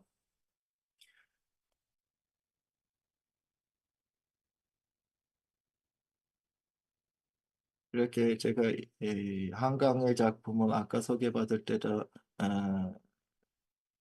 그런데 한강에 소년이 온다, 채식주의자, 흰, 그리고 작별하지 않는다를 제가 번역했습니다. 여기 마지막으로 올해 나온 것들인데요. 이정명의 별이 스치는 바람부터 덜기민의 보행 연습까지 이렇게 터키어로 번역된 한국 문학 작품들입니다. 다음으로는 한국학 관련 대학원 학위 논문을 이렇게 조사해 봤는데요. 1986년부터 2024년까지 한국어 주제로 작성된 논문은 총 370편입니다. 이 중 석사학위 논문은 242편, 박사학위 논문은 65편이 것으로 확인되었습니다. 첫 번째 박사학위 논문은 1986년 아스마니 알친이 경제 경영학 분야로, 첫 번째 석사학위 논문은 한국분 이희철 선생님이 1988년에 국제관계학 분야로 작성한 것입니다. 논문 수가 가장 적은 범주는 종교학으로 8편으로 되어 있습니다. 여기 박사 논문 주제 비율을 보시면은 경제, 역사, 국제관계, 문화, 언어, 교육 및 훈련, 문학, 정치, 정책, 신문통신, 종교, 기타 등의 여러 주제로 박사 논문이 작성되었습니다. 여기 석사 논문은 경제가 가장 많고요. 그 다음에 역사, 국제관계, 여러 종류로 석사 논문이 나왔습니다. 여기 주목할 만한 것은 대학원 과정에서 석사 박사학위 논문 주제는 역사학 분야의 대부분 한국 전쟁과 관련된 것입니다. 한국 전쟁 논문 비율은 66%로 되어 있습니다. 논문 비율을 보시면은 아까 말씀드린 대로 석사 논문은 242편, 박사 논문은 65편입니다. 그리고 터키인들뿐만 아니라 한국인들이나 다른 외국인들도 터키 대학원에서 한국하고 연구한 것으로 확인되었는데요. 이 논문 중에 9편은 외국인이 쓰고 40편은 한국인이 쓴 것으로 확인되었습니다. 주제별로 터키 논문을 이렇게 정리해 봤는데 이것도 넘어가겠습니다. 외국인 논 연도별로 이렇게 표시를 해봤는데 튀르키예에서 한국과 관련 논문들의 지속적인 증가 과정을 이 표에서 볼 수 있습니다. 특히 2019년에 가장 많은 것으로 확인되었고요. 2014년부터 한국에 관한 논문들이 엄청나게 증가한 것이 나타났습니다. 여기 한국어 교육이 이루어진 세 대학교에서 앙카라 LGS, 이스탄불 대학교에서 하는 연구 사업들에 대해서 말씀드리고 싶은데요. 앙카라 대학교에서 2010년에서 2020년까지는 Korean Course Book on the Basis of CARFR이라는 주제로 한국어 교재 한 편을 내는 프로젝트로 시아트형 사업을 했습니다. LGS 대학교에서 2020년부터 25년까지 문화적 차원에서 한국 문화, 한국어, 한국 고전문학, 현대문학 교재 개발 주제로 씨앗 사업을 했고 교재 5편을 집필했습니다. 이어서 2015년부터 18년까지 LGS 대학교에서 튀르키 한국 학습자를 위한 한국어 번역 교재 개발 연구라는 주제로 씨앗 사업을 했고 이 사업을 통해서도 국제학술대회도 준비했고 세 권의 교재도 집필했습니다. 2018년에서 21년까지 이스탄불 대학교에서 유라시아 중앙 지역의 한국과 커브 구축을 위한 토대 마련이라는 주제로 씨앗 사업을 했고 마지막으로 말씀드린 대로 2019년부터 올해 2024년까지 LGS 대학교에서 알타이 문학권을 영유하는 한국학의 새 물결이라는 주제로 중핵대학 사업을 했습니다. 한국학 관련 학술회의는 이렇게 표로 만들었는데요. 각각 말씀드리면 시간이 오래 걸려서 처음으로 1999년에 앙카레 대학교와 이중언어학회가 공동으로 제8회 국제 이중언어학회를 앙카에서 개최했고 그걸로 시작을 해서 2024년까지 여러 국제학술회의가 주최되었습니다. 마지막으로 LGS 대학교에서 중핵사업 일환으로 제4차 에라캄 국제학술회의를 지난 4월 달에 개최했습니다. 네. 네.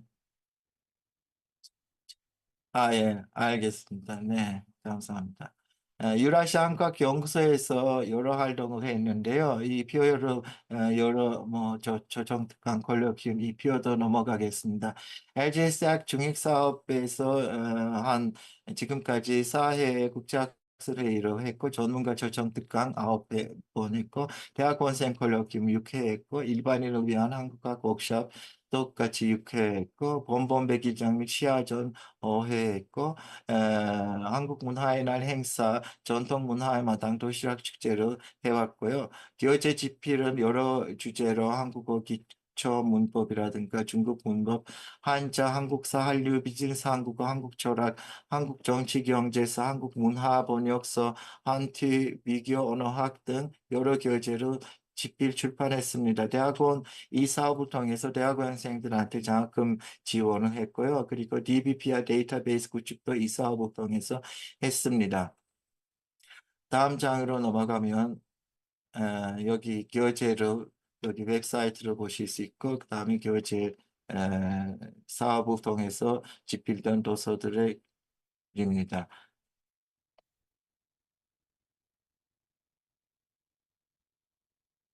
이것도 넘어가겠습니다. 예.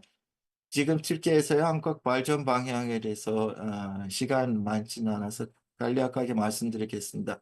튀르키예에서 한국학 연구는 중국학이나 일본학보다 훨씬 늦게 시작되었습니다. 2000년도에 한국학 연구가 본격적으로 이루어지기 시작했고요. 한국학 연구는 양적으로나 질적으로 그 수준이 기대에 못 미치는 건 사실입니다. 한국어 문학과의 교육을 갖고 임하는 교원들을 중심으로 한국어 교육과 연구에 최선의 노력을 다하고 있습니다.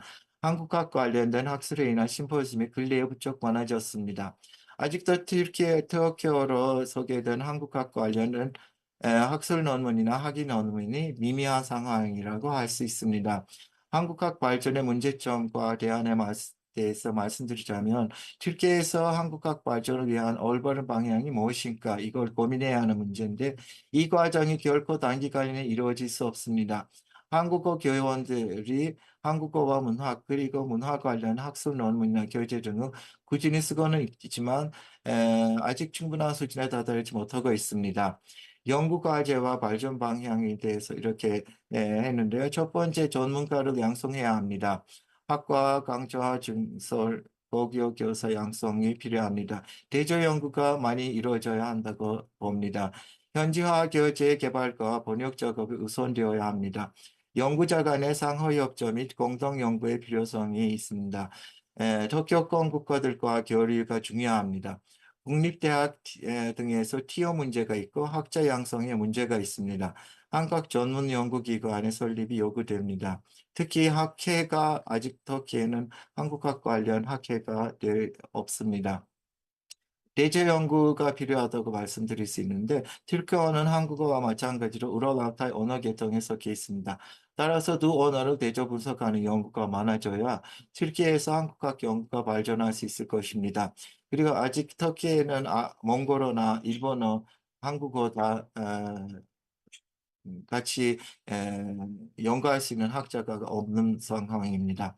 한국 관련 자료 부족을 넘어가겠습니다. 한국인 학자들과 공동 연구도 많이 필요합니다. 우리 지금 2019년부터 LJS대학교 연구팀이 한국학중앙연구원의 지원으로 중핵대학 육성 사업을 했는데요. 이 연구 에라캄이라고 약자가 한국학 연구소를 통해서 한국인 학자들과도 공동 연구를 많이 하려고 합니다.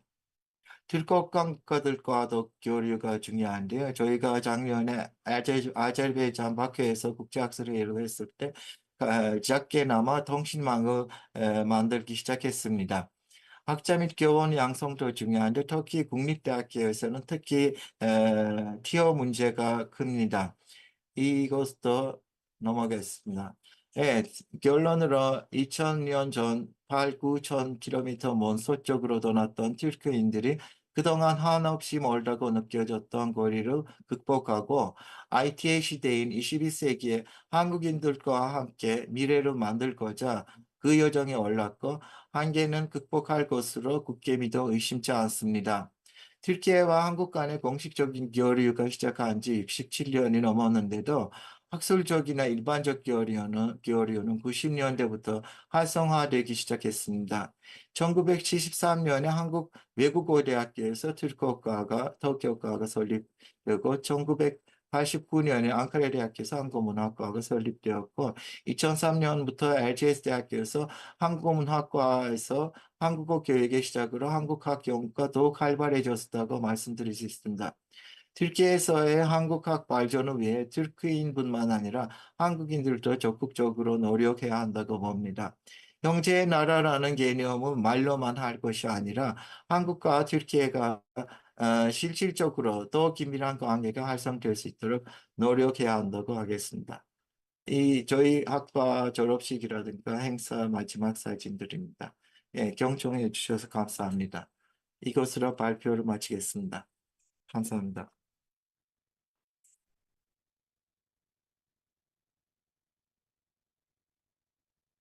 Wow, mashallah. Okay.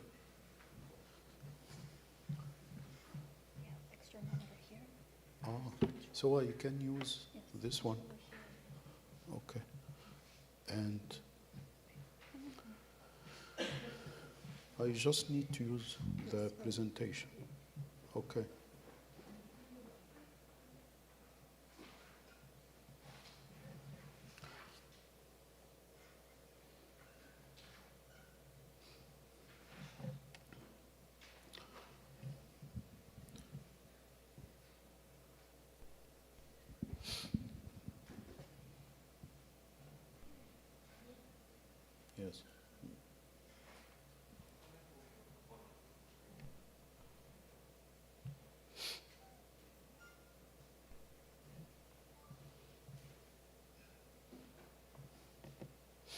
I just need to use the presentation.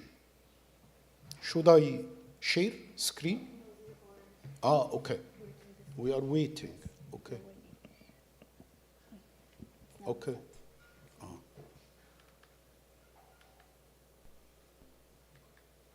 Okay. Thank you. Okay.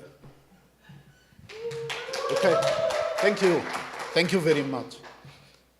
I will not take all your time. I'm just here to speak about my experience in teaching Arabic language in Korea, which is not easy at all. Okay. I don't want to stand here. I prefer to stand here. Okay, yes. Okay, this is the map of the Arabic world. We have 10 countries in Africa, and we have 12 countries in Asia.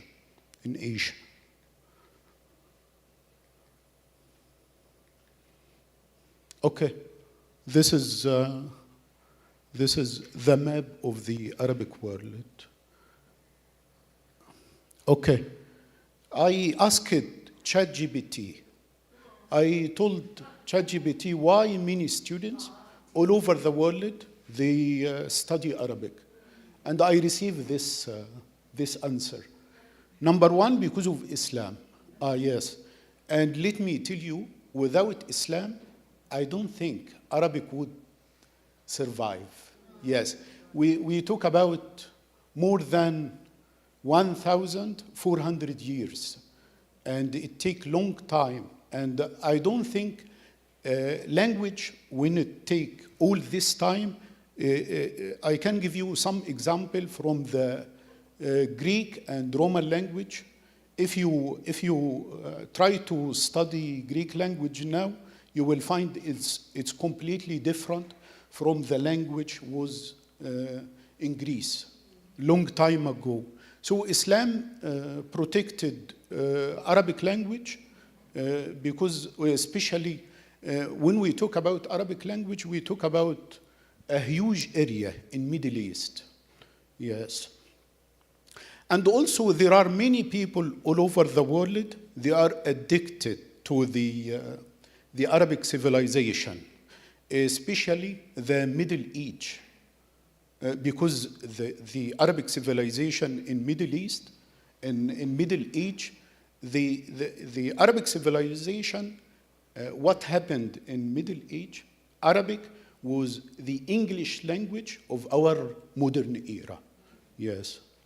So it is a unique civilization, and we really, if we want to study the Arabic civilization, we cannot do this if we don't study Arabic. No. Okay, because Middle East is very important. We have oil, we have gas.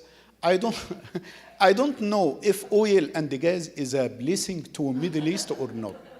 Yes, because I remember there is an English book for the American writer. The title of this book, that oil was a hell of Middle East. Yes, because it has affected freedom and democracy a lot. Now we have dictators in Middle East. They are very rich.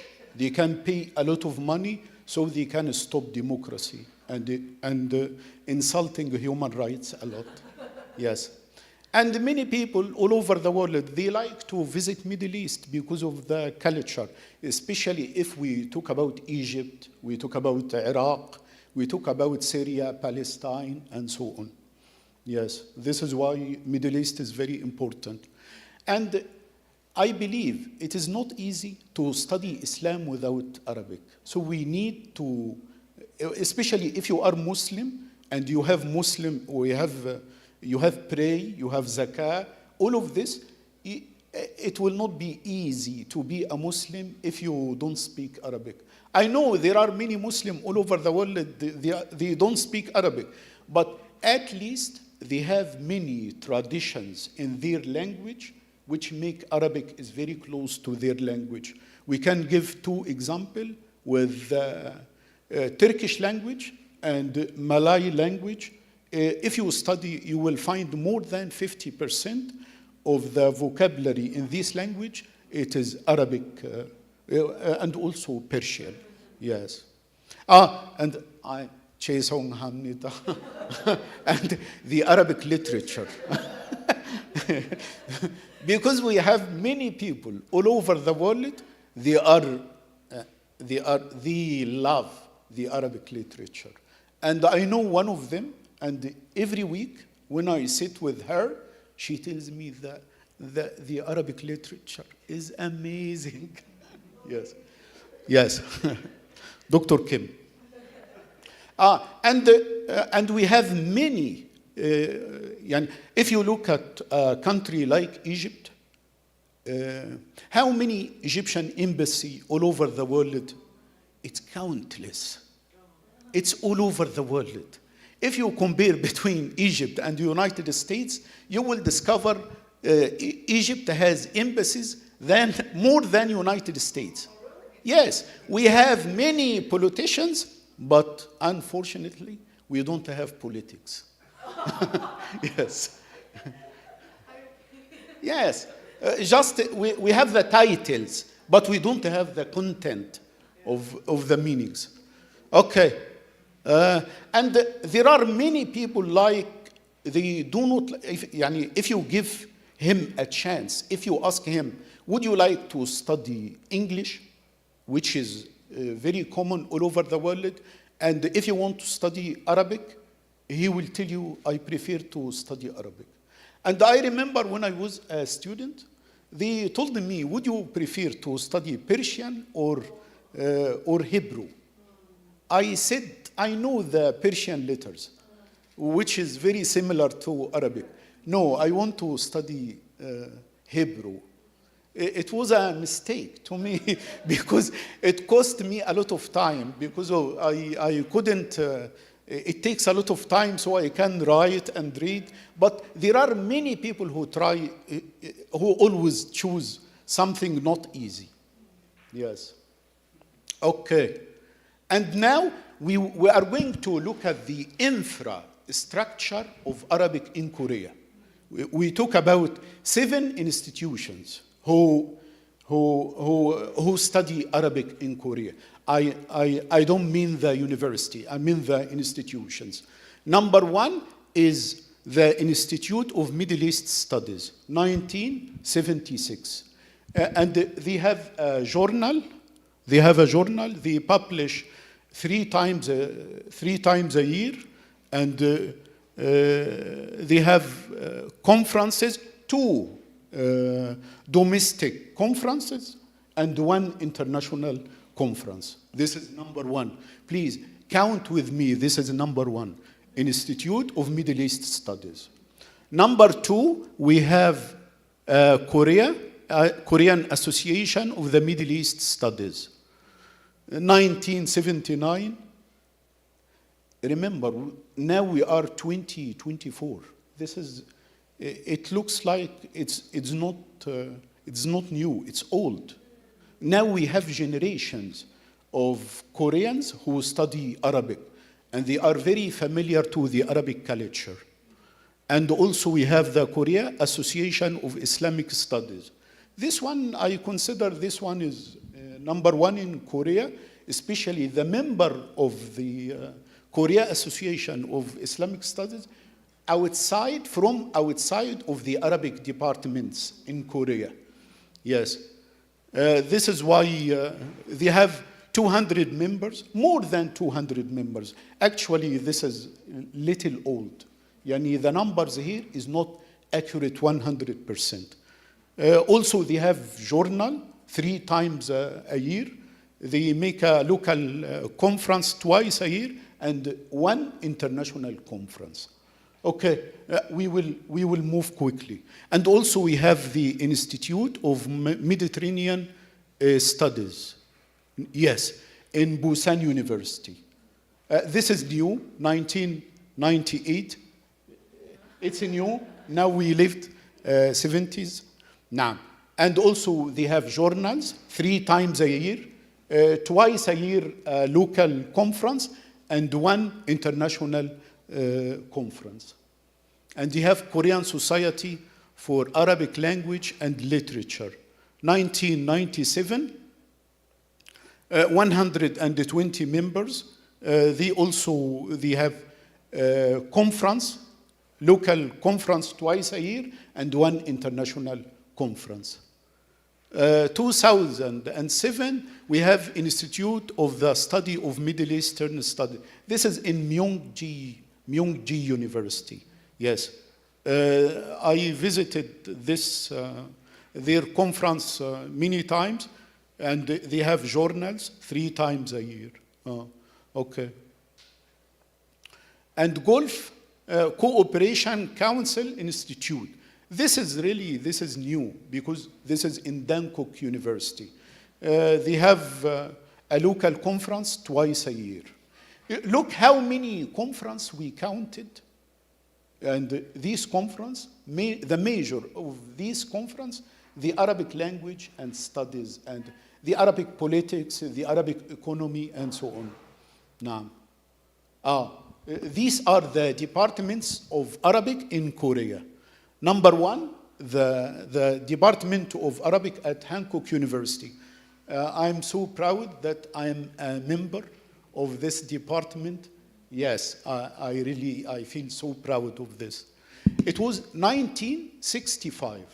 Inshallah, after next year, we will make a conference, and we will make a festival, and it is a good chance to invite you, because we are going to, it will be 60 years. The age of this department, 60 years. Yes. Okay. 1976, Myongji University, the Arabic department, and also the second department in Yongin at Hankook University. So Hankook University had 2 departments of Arabic. Yes. And then 1983, Busan University. Busan University of Foreign Studies. 1983. 1985, Chosun University. Bangkok University, 2010. But I will talk later about the Graduate School of Interpretation and Translation. Okay. And these are the staff members and students, the number of staff members and students in, look how Hankook University, we talk about 2 departments, 360 professors and students. We have 10 professors, 10 Korean professors. We have 20, they will be professors, inshallah. Don't count now, please. Maybe he will find 1 person or 2 more. Okay, 360 students. These are all the students of, and you can see Hankook University have the huge number of students. Now, the foreign Arabs, the Arab native Arabs, Hankook University has 4 professors, 2 at Yongin and 2 at Seoul, Seoul campus. And Myongji, Busan, Chosun, Bangkok, each one has a professor, Arab native professor. Yes, and we have schools here in Korea, but the most famous one is the school in Ulsan. Yes, we did not start. Yes, we have more time. Don't look at the what. Okay, this school has 25 students every year. And let me tell you, it's a high school, but every year we 1 or 2 of this school, they come to Arabic department. And it's amazing. I discovered the students of this school, they are very qualified. They are very good. more than some of our students. Can you imagine a student who come from high school and you discover he is very enthusiast. He wants to learn Arabic. And some of them, they start to speak Arabic from the first year. And they continue, good students, for the 4 years of the university. Okay. They have 2 Korean teachers, and they have one Arab teacher from Jordan. Yes. And also there is 10 high school in Korea, not Ulsan language school. It's different. There are 10 schools in Korea who teach Arabic. Yes. And we have one middle school, the Omsajong Hakyu. Yes. It is also teach Arabic. I don't know who is the crazy student who study Arabic in middle school in Korea. Yes. Okay. This is the second language in exam in Korea. You have Chinese, Japanese, French, German, Russian, Spanish, and Vietnamese.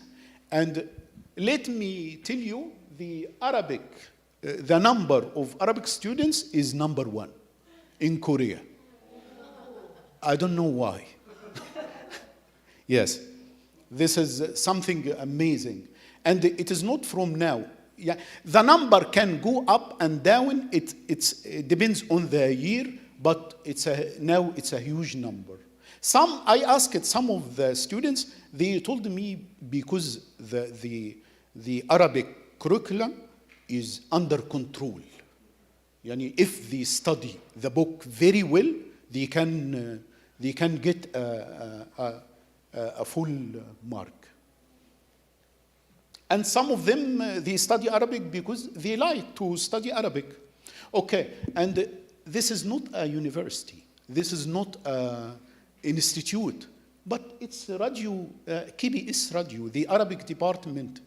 And anywhere you go in Middle East, you will find a teenager who tells you, I am listening to the KBS World Arabic, which is, it's very good. This radio, how many persons who work in this radio? 10. I believe these 10 persons, 10 Koreans, because they have many Arabs. They make amazing job to Korea. And they speak Arabic very well, very well. And they make a lot of effort to the name of Korea in Middle East because of this radio is going very famous now. Okay. What is this? The journals. The Arabic Language and Literature Journal. This is number 1 in Korea. It's our journal. Yes. And the Korean professors, they publish in Korean language. No comment. Okay? And the Arab professors, they publish in Arabic. And seriously, my advice, if it is under my responsibility, I will ask the Korean professors to publish their papers in Arabic. Yes, this is my advice. Anyway, this is the journal of Arabic, and you find many professors who are very qualified, but they need to take this decision. If it happened, they will find a problem only in the first year. I remember very well the first time I sent a paper to a journal in United States. They told me we don't use the citation which you work.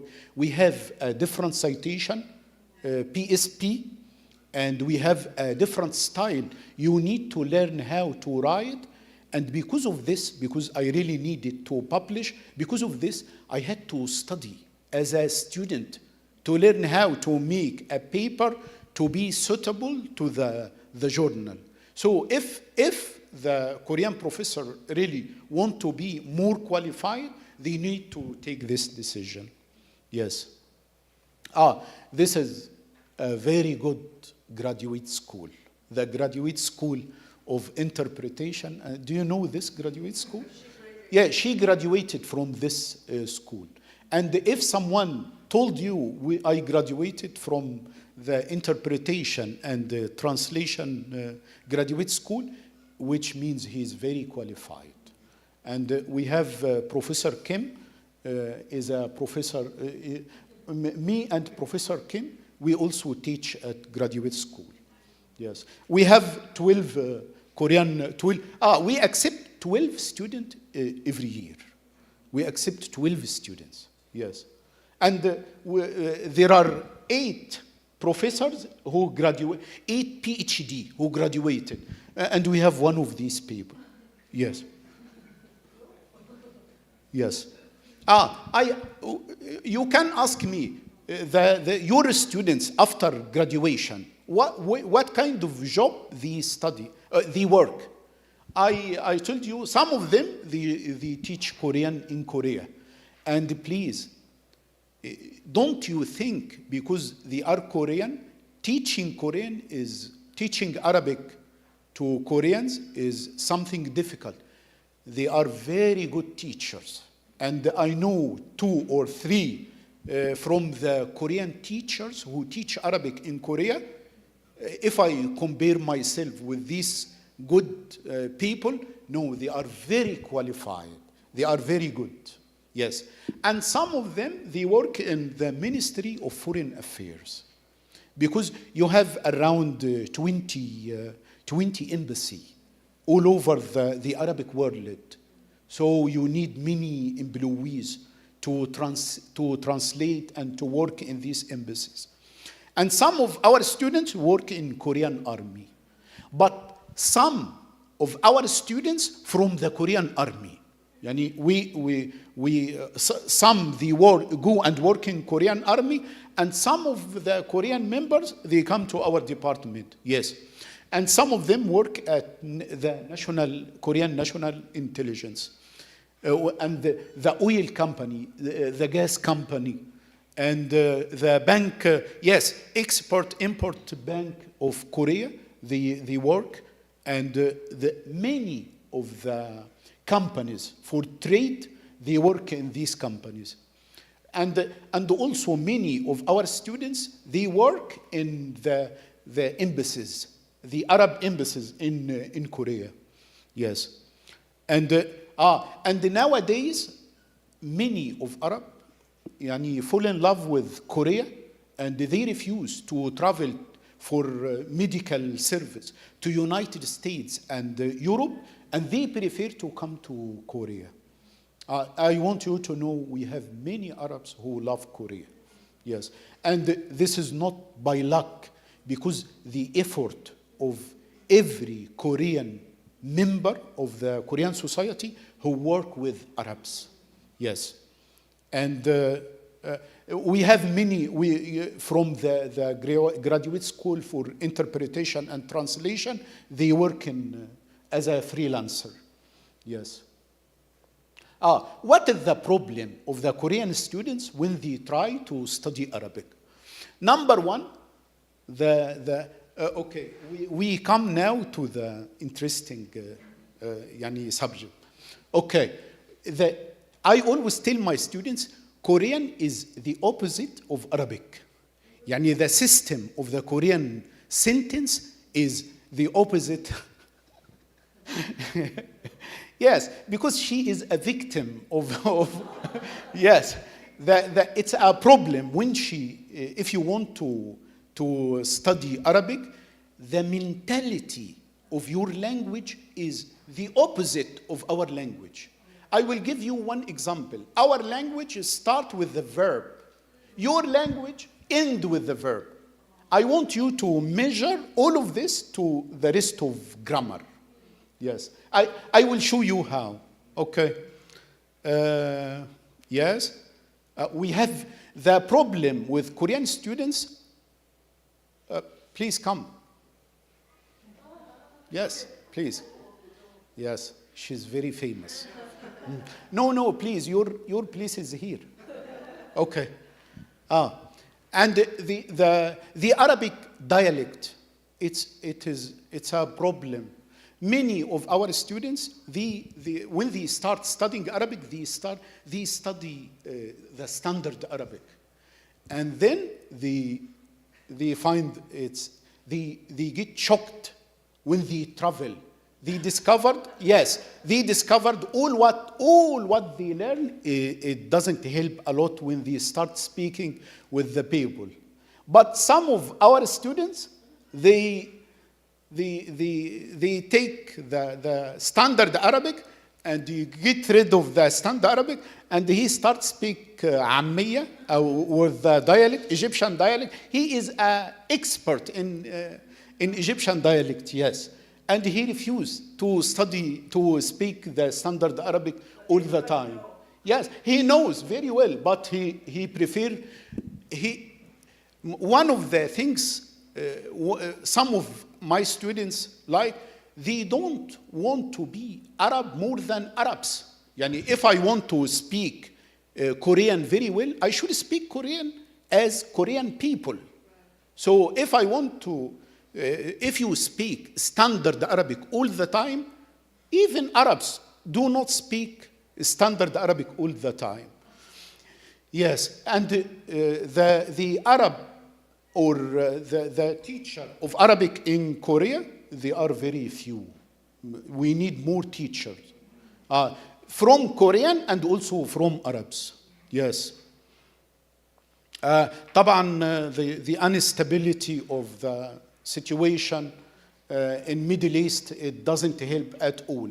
Especially the time of Corona also, it was a problem. And many of our students, they could not travel to Middle East to spend one semester in Arabic country.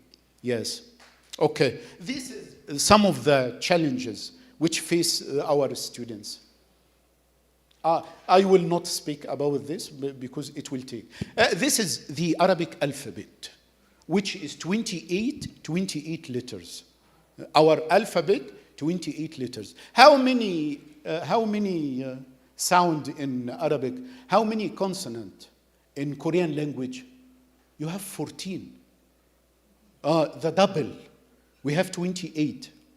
So your problem, if you want to study Arabic, your problem, the consonant, the new sound. I will show you some of the examples. Yes, but I am Arab. If I want to learn Korean, my problem is not the consonant, the vowels. You have 21 vowels. This is too much. I don't believe, I don't know if there is another language which has this huge number of we will see. By the way, you know the Arabic alphabet. You know where did we get this word alphabet? It's Arabic. Yes, because the first letter in Arabic is alif. The second letter is ba. The third letter is ta. Alphabet. This is why it came when Arab were in Spain for 800 years. And the word went from Spain to all the Europe languages. What I'm doing here. Okay, so we have 28 letters, but look at this. 21 vowels. 21 vowels. This is too much. I'm just kidding, because we never choose. This is the system of the language. Okay, but look how cute the Arabic vowels. Yes, we only have 3 short vowels. We have this sign, a. This sign is u. This sign is e. Thank you. Finished. Yes, and this is 3 long vowels. These long vowels is just long. Yani a, just say a. O, just say oo. E, just say You stretch the short vowel, it will be long vowel.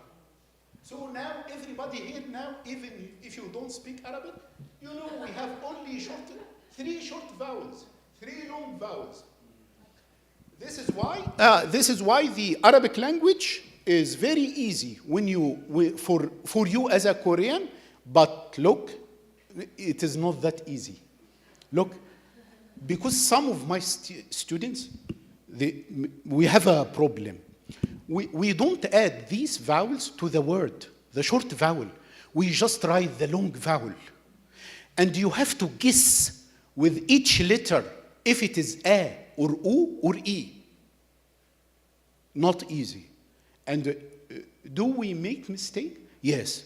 I am Arab and I make mistakes. Yes. And it is normal, making mistakes. Okay. Look at this.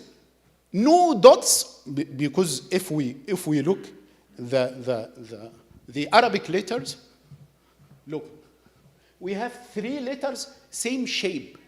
The only difference in dots, same shape, three dots, same shape, different in dots. I don't know why the Arabs did this, because it's a lack of imagination. I don't know why this happened, but this is what we find now. We cannot change the history. Yes.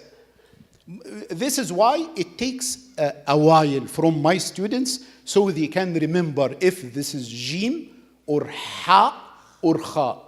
Yes, because of dots. And many books, sometimes we lost the dots and we feel in trouble. But look at this. This? Yes. The old Arabic. No vowels, no dots. And you need to read. And I want you to know these dots is only for foreigners. Because even Arabs can read this very easy. And if you ask someone who is not beginner, he can read. He will not find this is that difficult. Okay, we have some sounds in Arabic which are very similar to each other. For example, we have t, t, t, t, but we have also ta. T, ta. Okay, next we have a. Also we have a. This is not easy, especially if you are not familiar with this sound. And I heard from one of American wife, because her husband is Arab, but she is not lucky because his name is Ali. For every time she want to call her husband, she call him Ya Ali, Ya Ali. It takes a long time from her to. Okay, next we have sin, but also we have sa. Yani my name is not Salah, my name is Salah, not sin. This is sa, yes. We have da, and also we have da. And also one of the names of Arabic language we see, Arabic is the language of Dad. Language of Dad because Dad is unique in Arabic. Yes. And we have ha, we have ha. And this sound ha only exists in Semitic languages. Yes. And we have ka. We have qa, yes. We have the, we have the. Very similar. Yes, this is the problem of my Korean students. Yeah, this is the enemy of my Korean students. They always tell me, what's wrong? Maybe I made a mistake. Okay. They always tell me we don't have a problem in vowels, we just have a problem in consonants. Okay. Another challenges. Did you see the Arabic words? It's connected, which make a problem when you write. Our letters are connected. It is connected to each other. Don't you think this is just a language? It's a lifestyle. This is why when Arab meets each other, they connected, they hug. But because you are Korean, you stay away from each other. Yes, this is identity, not just writing. Yes, and look at this. We only have 7 letters who is not connected with the letter after. Yes. Okay, we have a problem because in every language, in each language, you need to read so you can understand, except Arabic. You must understand so you can read.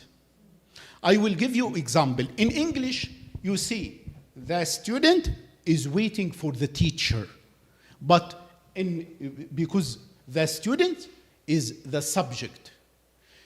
By the sign of the subject in Arabic, you should see U by the end of the word. And the sign of object, you should see A. ينتظر الطالب الأستاذ ذا. So before you read, you should decide by your mind first that you will see U or A or E, which you must look first and you understand, and then you can speak. So we see in all the language, we read to understand. But in Arabic, we should understand so we can read. Yes. And we have a problem because the dialects in Arabic is different from a country to another country. If you go to Egypt, they will say you Izzayak. How are you?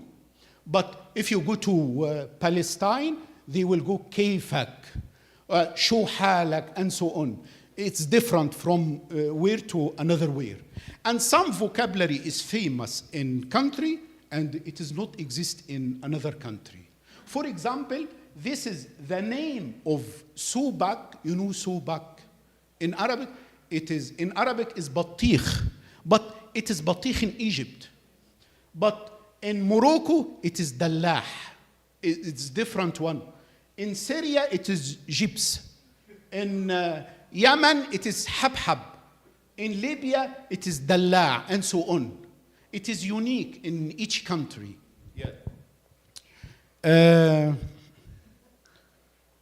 And many of Arabs, especially if they did not go to school, they have a problem when they want to speak standard Arabic. Yani if you meet someone in the market, maybe he will not understand you, or you will not understand him 100%. Okay. And also the Arabic books, the teaching Arabic books in Korea is few, not that much.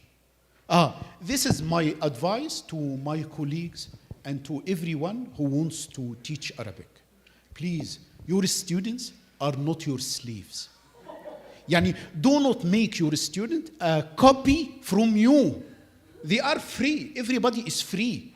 And please, just teach them how to be independent, how to take a decision. It is not about Arabic or language. It's about life. Okay? Don't use books, especially if you teach language. Now you have many resources. You have YouTube. You have Korean drama or Arabic drama, Arabic songs, movies. All of this. You have the social media. Do not stop I will finish, I promise you. Keep your students engaged in language, because some of our students, they just come to the class, they sit, they study, they just go. They don't speak. This is why you should, the homework is very important. Yes. Many of my colleagues, the first class, and I will teach you Arabic. Arabic is very difficult language, which is not accepted at all. I know Arabic is difficult, not easy. But Korean is difficult. But it is not difficult. It's different. Yani different language, different style. So please, don't tell your students that it is. I know he will hit me if I don't stop. If I did not stop. Okay, that's enough. We can look at the. Thank you very much. I'm so happy to be with you today. Thank you.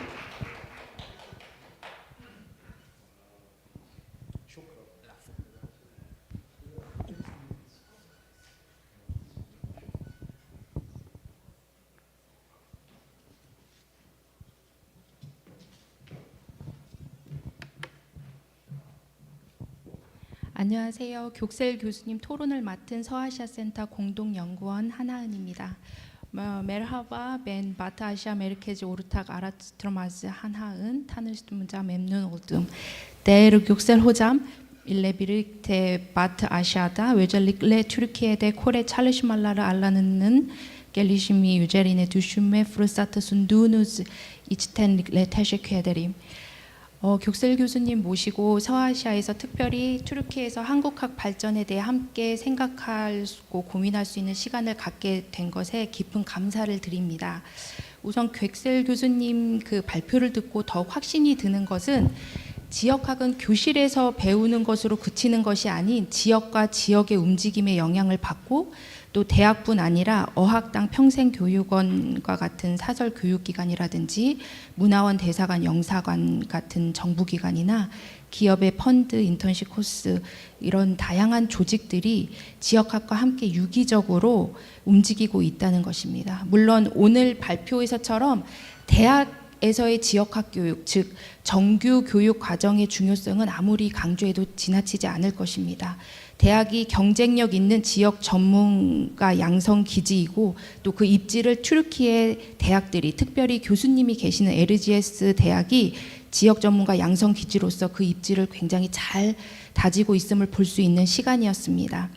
그 언어에 집중된 학부의 커리큘럼과 4년이라는 제한된 시간을 뛰어넘어 자신의 세부 전공을 가지고 한국학을 연구할 수 있는 석사와 박사 과정 또한 한국학 발전에 필수 요소임을 알게 되었습니다. 무엇보다도 지역학에 관련된 다양한 주체자들, 그 참여자들 가운데 대학에서 지역학을 가르치는 교수진의 역량이나 활동이 얼마나 중요한지 다시금 깨닫게 되었습니다. 격셀 교수님께서 교실에서 단순히 한국어만을 가르치는 사람이 되고 싶지 않다고 말씀하신 과거의 인터뷰 내용처럼 교수님께서는 2017년 그 채식주의자를 시작으로 한강 작가의 책 4권을 비롯해서 많은 한국 소설들을 튀르키어로 계속 번역하고 계시고요. 한국의 학자들을 튀르키예에 초대해서 대대적인 국제학술대회를 주최하시고 또 오늘과 같이 한국의 컨퍼런스에도 많이 참여하고 계십니다. 한국어, 튀르키어 공동번역 수업도 양 국가의 학생들을 대상으로 계속 성공리에 진행하고 계시고요. 교수님께서는 튀르키예에서 한국학 연구는 양적으로나 질적으로나 그 수준이 기대에 못 미치는 건 사실이라고 하셨지만 저는 발표를 들으면서 튀르키예에서 한국학은 정말 모범적이고 발전적인 방향으로 성장하고 있는 것 같아 개인적으로 부럽기도 하고 많이 놀라기도 했습니다. 한국에서 튀르키어를 전공하고 서아시아학을 공부한 제가 느끼기에 한국에서 튀르키예학은 오랜 역사에 비해 그 규모와 활동이 그렇게 크지 않기 때문입니다. 대다수 해외 지역 연구가 그렇듯이 한국학도 튀르키예학도 희소성과 편중성이 있는 학문인 만큼 대학의 울타리와 학문 분야의 경계를 넘어서 개방하고 연대하는 전략이 구성되고 실천되어야겠다는 생각을 했습니다. 교수님 말씀처럼 한국인 학자들과의 공동 연구뿐만 아니라 튀르키예권 국가들과의 교류, 그리고 튀르키예 내에서도 한국학을 연구하는 대학들끼리, 그리고 연구소 간에, 그리고 정규 교육기관과 비정규 기업 간에 자료를 공유한다거나 연구 활동을 개방하고 또 연대하는 그런 행동들은 지역학의 경계를 넓히는 데 도움이 될 수 있을 거라고 여겨집니다. 발표를 들으면서 교수님의 한국어에 제일 먼저 너무 놀랬고요. 그 다음에 교수님의 그런 방대한 노력이라면 튀르키예가 한국학의 허브 국가가 곧 되지 않을까, 이미 되고 있지 않나 그런 생각을 했습니다. 그래서 투르키의 사회문화를 공부한 저에게는 우리 격셀 교수님의 이 행보가 굉장히 큰 도전이 되었습니다. 다시 한번 감사드립니다. 이제 질문하겠습니다. 한국에서는 지역학의 경계를 넓힌다는 맥락에서 물론 시대의 흐름의 요구에 부응한다는 이유가 더 크겠지만 학제 개편을 이어가고 있습니다. 예를 들어 이공계 특별히 AI와 언어를 합한 융복합한 과가 생겨나고 문화기술융합이라는 컬처 앤 테크놀로지 전공도 나오고요. 튀르키예 정부나 대학은 이러한 미래지향적 융복합 학문에 대한 요구가 없는지 궁금합니다. 그리고 필요성에 대해서도 교수님의 개인적인 의견을 듣고 싶습니다. 또 다른 질문은 정치와 관련된 다소 좀 조심스러운 이슈인데요. 튀르키예에서 한국학이 발전된 여러 계기 중에 교수님께서 언급하듯이 한류를 빼놓을 수 없을 텐데요. 집권당인 지금 정의발전당 아케페의 종교 중심, 민족 중심 정책을 쓰면서 한류에 대한 경계심을 공식적으로 좀 노골적으로 드러내고 있습니다. 이러한 정부 정책이 향후 튀르키예 한국학에 미칠 영향이 저는 좀 궁금하고요. 마지막으로 교수님께 번역 이야기를 여쭤보지 않을 수 없습니다. 번역가이자 한국학 학자이신 이 두 정체성이 언뜻 보면 비슷하지만 또 다른 이 두 역할이 한강 작가가 노벨 문학상을 타시면서 굉장히 그 빛을 지금 내고 있습니다. 교수님께서 앙카라 한국어 문학과를 전공하시고 한국에 유학 오시면서 세부 전공으로 국어 교육과를 선택하신 이유, 그리고 또 박사학위를 받으시고 또 그 계속 번역의 길을 걸어가실 수 있는 그 동력이 무엇인지 한번 여쭙고 싶고요. 그 어려운 국문을 공부하시면서 또 번역을 하시면서 그 과정이 얼마나 길고 어려웠을지 감히 상상이 안 되지만 한국학 학자로서 번역을 한다는 의미를 조금 간단하게나마 나눠주셨으면 좋겠습니다. 감사합니다. Teşekkür 하나 도쿄는 일정하게 잘 하십니다. 네. 감사합니다. 네. 일단 질문을 해주셔서 너무 감사드리고요. 첫 번째 질문부터 말씀드리자면 터키에는 학제 간의 연구가 많아지고 있지만 아직 말씀하신 대로 AI와 언어를 합한 융복합한 과가 없습니다. 그래서 컬처 앤 테크놀로지라는 전공도 아직 대학교에 없고요. 제가 찾아본 결과 컬처 앤 테크놀로지라는 사립고등학교가 있기는 한데요. 한국립대학교에서 컬처 앤 커뮤니케이션이라는 학과가 있습니다. 그래서 제 한국은 IT 사업이나 AI에 대해서 터키보다 더 빠르다는 튀르키예보다 더 빠르다는 말씀을 드릴 수 있는데 터키에도 이렇게 AI와 여러 학제 간의 교류가 많아지고 AI과 관련된 학과가 많이 생길 것으로 예상됩니다. 제가 개인적으로도 꼭 필요하다고 봅니다. 두 번째로는 지금 터키에서의 한류가 아주 큰 주제인데 또 다른 발표 주제입니다. 이것은 최소한 1시간 정도 발표했은 주제입니다. 왜냐하면 터키에서 한류가 아주 강하고 처음부터 지금까지 아직도 강한 편입니다. 특히 지금 터키 말씀하신 대로 터키 집권당인 정의발전당은 좀 종교 중심, 민족 중심, 약간 보수적인 의향이 있지만 그래도 한류를 본다면 K-드라마를 보는 사람들이 이렇게 젊은이들보다 어른들도 많이 보는데 K-드라마에서 터키 문화와 한국 문화의 비슷한 점을 많이 발견해서 좋다는 사람이 많습니다. 가족 구조라든가 뭐 어른들을 존경한다든가 예를 들어서 집에 들어갈 때 신발을 벗는다든가 여러 가지로 비슷한 문화적인 공통점을 볼 수 있어서 좋다는 사람이 많습니다.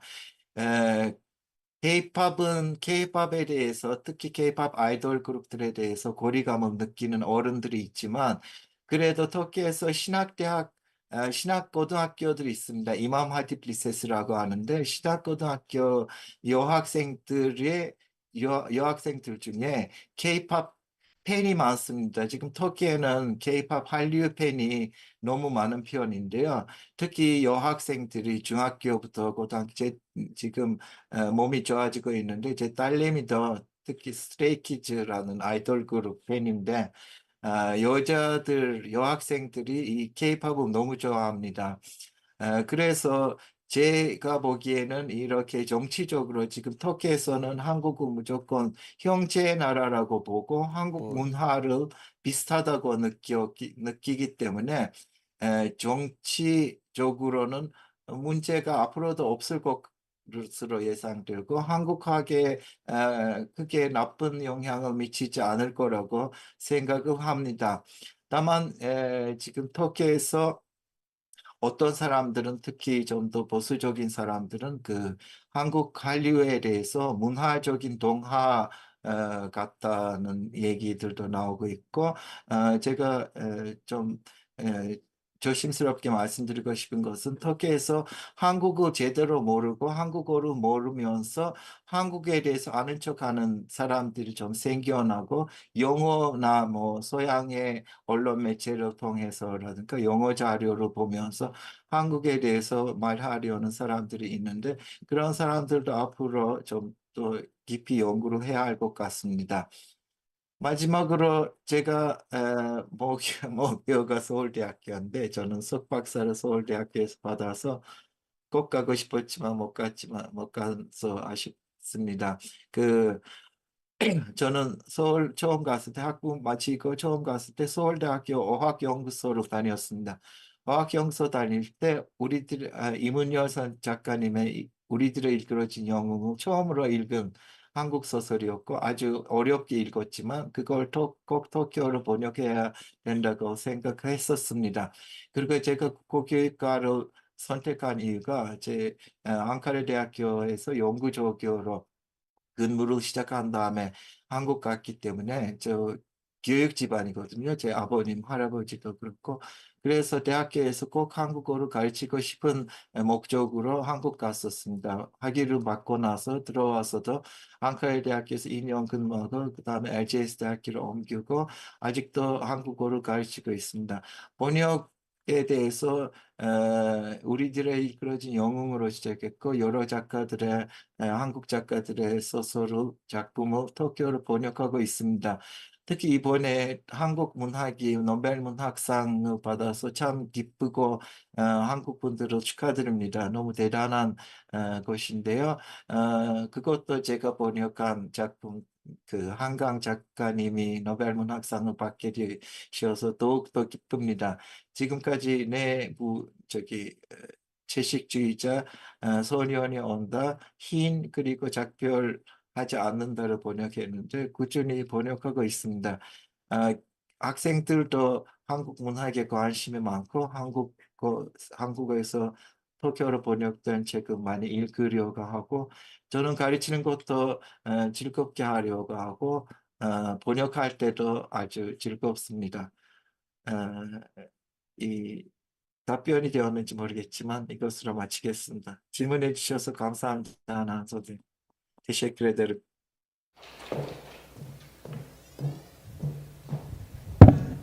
저는 프로그램에서 조금 변경돼서 오늘 2부 토론은 맡지 않고 여기 계시는 살라딘 교수님께 토론을 맡기로 했습니다. 그 준비된 토론 전에 제가 진짜 좀 소감을 조금만 제가 말씀드리고 싶은데, 저희 이제 두 분의 이제 교수님의 발표를 들으면서 저도 사실은 어학으로 이제 출발한 사람이지만 한동안은 언어 전공한 게 도움이 되나 이런 생각을 했는데 오늘 갑자기 제가 입학한 지 저도 내년이면 30주년이 되는데 약간 띵 하고 맞은 듯한 그런 좀 뭐랄까 충격 이런 것들을 생각을 했는데, 왜냐하면 다시 돌아와서 정말 기본은 언어이다. 서로의 언어를 알고 서로의 언어를 이해하는 것이 출발하지 않으면 사실은 서로에 대한 어떤 문화랄지 경제랄지 모든 이런 문명을 이해하기에는 정말 어렵다고 생각을 합니다. 그래서 다시 한번 요즘 뭐 AI 시대다, 뭐 어학이 뭐 굉장히 경시받고 있는 그런 시대인데 다시 한번 두 분의 이제 교수님의 어떤 발표를 들으면서 각 지역에서 서로의 언어를 가리키기 위해서 이렇게 고군분투하시는 분들이 정말 그야말로 아까 뭐 한국학중앙연구원의 씨앗이라고 얘기를 했는데 정말 씨앗이 될 수 있는 그런 부분인 것 같아서 다시 한번 이 두 교수님께 박수를 좀 청해 드리고 싶습니다. So I will start, discussion. First, I would like to thank Professor Salahuddin for his excellent presentation on West Asian studies, focusing on Arabic language education in Korea. So it was a valuable opportunity to reflect on the nearly 60 years. So next year will be the 60th anniversary to start, history of the West Asian studies in Korea, which began in 1965. Since today's presentation primarily focused on Arabic language education, allow me to briefly supplement some additional points about West Asian studies in Korea. So as a professor mentioned, West Asian studies in Korea formally began in 1965 with the Arabic language education, subsequently with the introduction of Turkish. So you can see the Professor Göksel's presentation. So with the Arabic language education, but we start again introduction of Turkish and Persian language majors. Language education in Korea has become an important foundation for Middle Eastern studies over the past 60 years. While West Asian studies initially expanded from language education, nowadays students majoring in international relations, history, diplomacy, economics, and anthropology are broadening their research into Middle Eastern studies. Those West Asian studies in Korea, which started with Arabic language education, has grown both interdisciplinary and in terms of quantity and quality over its 60 years history. So I just want to add some Seoul National University part. You did mention our West Asia Center. So it is a very newborn institute. So please next time if you go to have a presentation, please put the West Asia Center, as we started from 2018. So we are very struggling to open broaden the West Asia in Seoul National University. And as you know, so Professor Kim Jong-ha is here. Seoul National University, the Department of Asian Language and Civilization was established 11 years ago. So maybe Seoul National University, very how can I say, first step, or it could be it became the teenager right now. So it is I hope that this university will be the new platform to open the West Asia Center, West Asia studies in Korea. So currently the department offers Arabic, Turkish, and Persian language education alongside humanities education focused on the West Asian religion. So now I would like to pose two questions to the professor. One is the first one, you've already explained the challenges of Arabic language education in Korea during your presentation. So could you elaborate on which social and educational practice are needed for the future development of West Asian studies in Korea? 첫 번째 질문은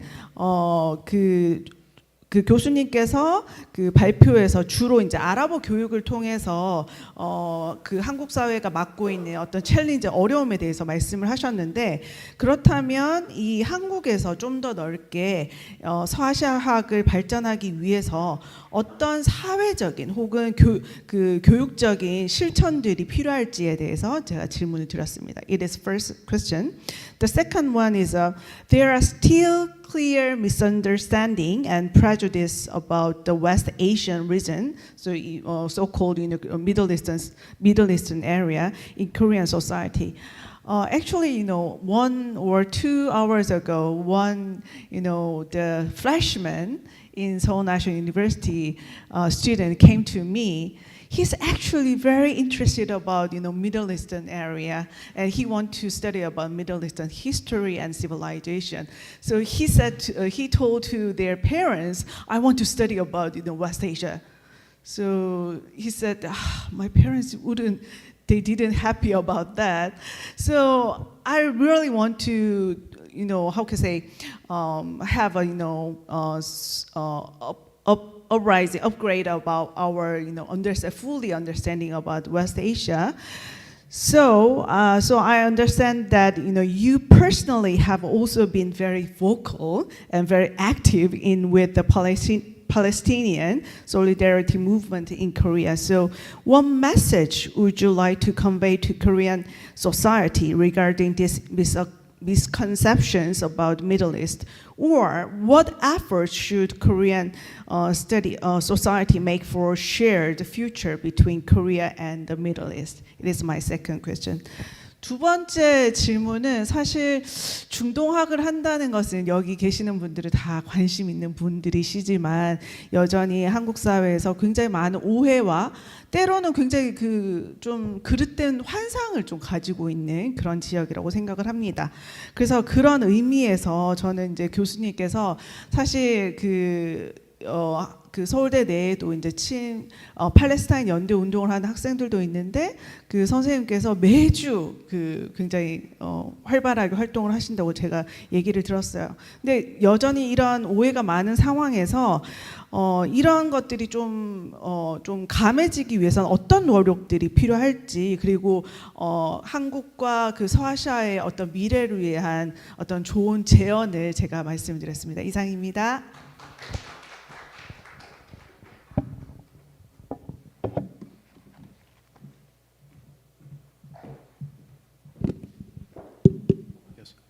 It works.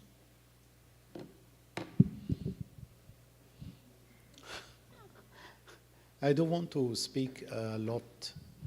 I speak a lot today. I don't want you to hate me. I believe for how to extend, how to make the West Asian studies in Korea, it is double responsibility. It is not just a Korean responsibility. It is also it's Arab responsibility. And let me tell you, it is happening right now. I came to Korea 2013, 11 years ago.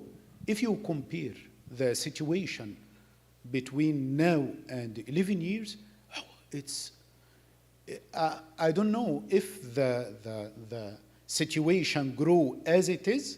Maybe we will find a lot of effort for both, for Koreans and for Arabs. I will give you one example. You talk about the Asia Center in Seoul University. Now we have 3 Korean departments new in Egypt. We have many Korean departments in Middle East, and Korea is not just Korea. 20 years ago, it was just a country of Samsung and LG. Yes, but now Korea is very famous in Middle East, and when I go in a vacation to Egypt, if I meet an Egyptian teenager and I tell him I know nothing about the Korean Hallyu, maybe he will insult me. He think I wake up every day and I say hi to all the ideals and the famous people in Korea. So don't worry, yani it happens right now, and we have many Arabs who have a dream. I mean the new generation to study Korean, and I meet, as you said, many Koreans who want to study Arabic. So your speech is happening right now. For the second question about the Palestinian solidarity, I don't know if it happens since 10 years. I do not expect that many Koreans would make any kind of solidarity with Palestine. But we as Arabs, it was amazing. If you go to Gwanghwamun and you see the Koreans who support Palestine, but actually, this is about the new generation everywhere. These people are very qualified. They have smartphones. They can reach, they can search about the truth, and they can find everywhere. And I want you to know that there is one person, his name is Irang. This guy graduated from the Graduate School of Interpretation and Translation. He speaks Arabic as Arabs, and after he finished his study, he went to London. He had a master in refugee studies, and he came back to Korea, and I'm thinking about, inshallah, his future. He would be a very famous politician in Korea, because your new generation you have amazing people. And one of my happiness here in Korea, when I get inside the class, I find hope, I find love from the eyes of all the students. Students, every one of them looking at you as you are the person who support them to get a new future. Korea and Arabs started a way, and it will never stop. And not only Arabs, I think the future of humanity is, inshallah, is amazing.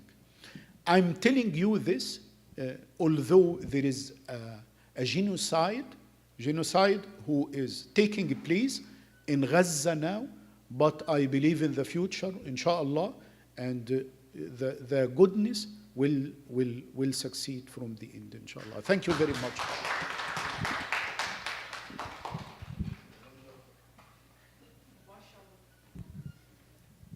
네, 그러면은 이제 첫 번째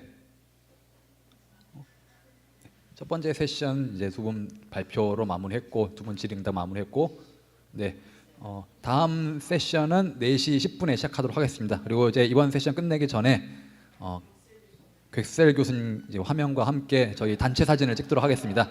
우스타드 갈리나 나타 싸워라 마바드.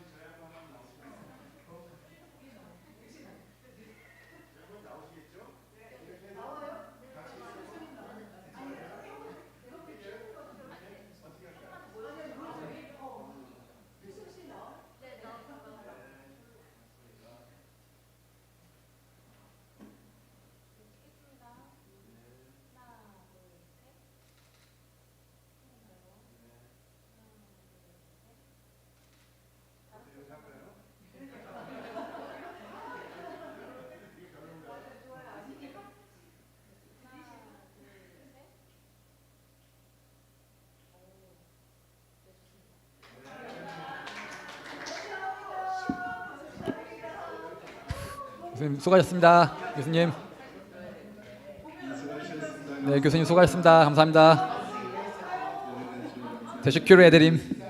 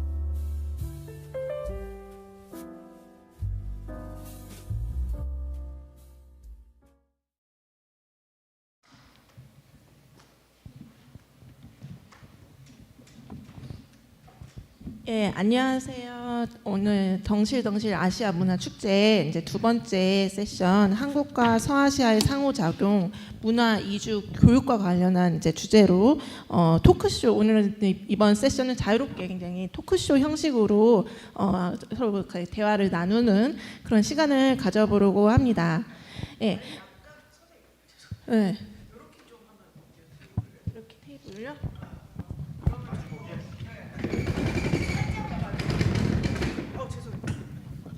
이렇게만. 그러면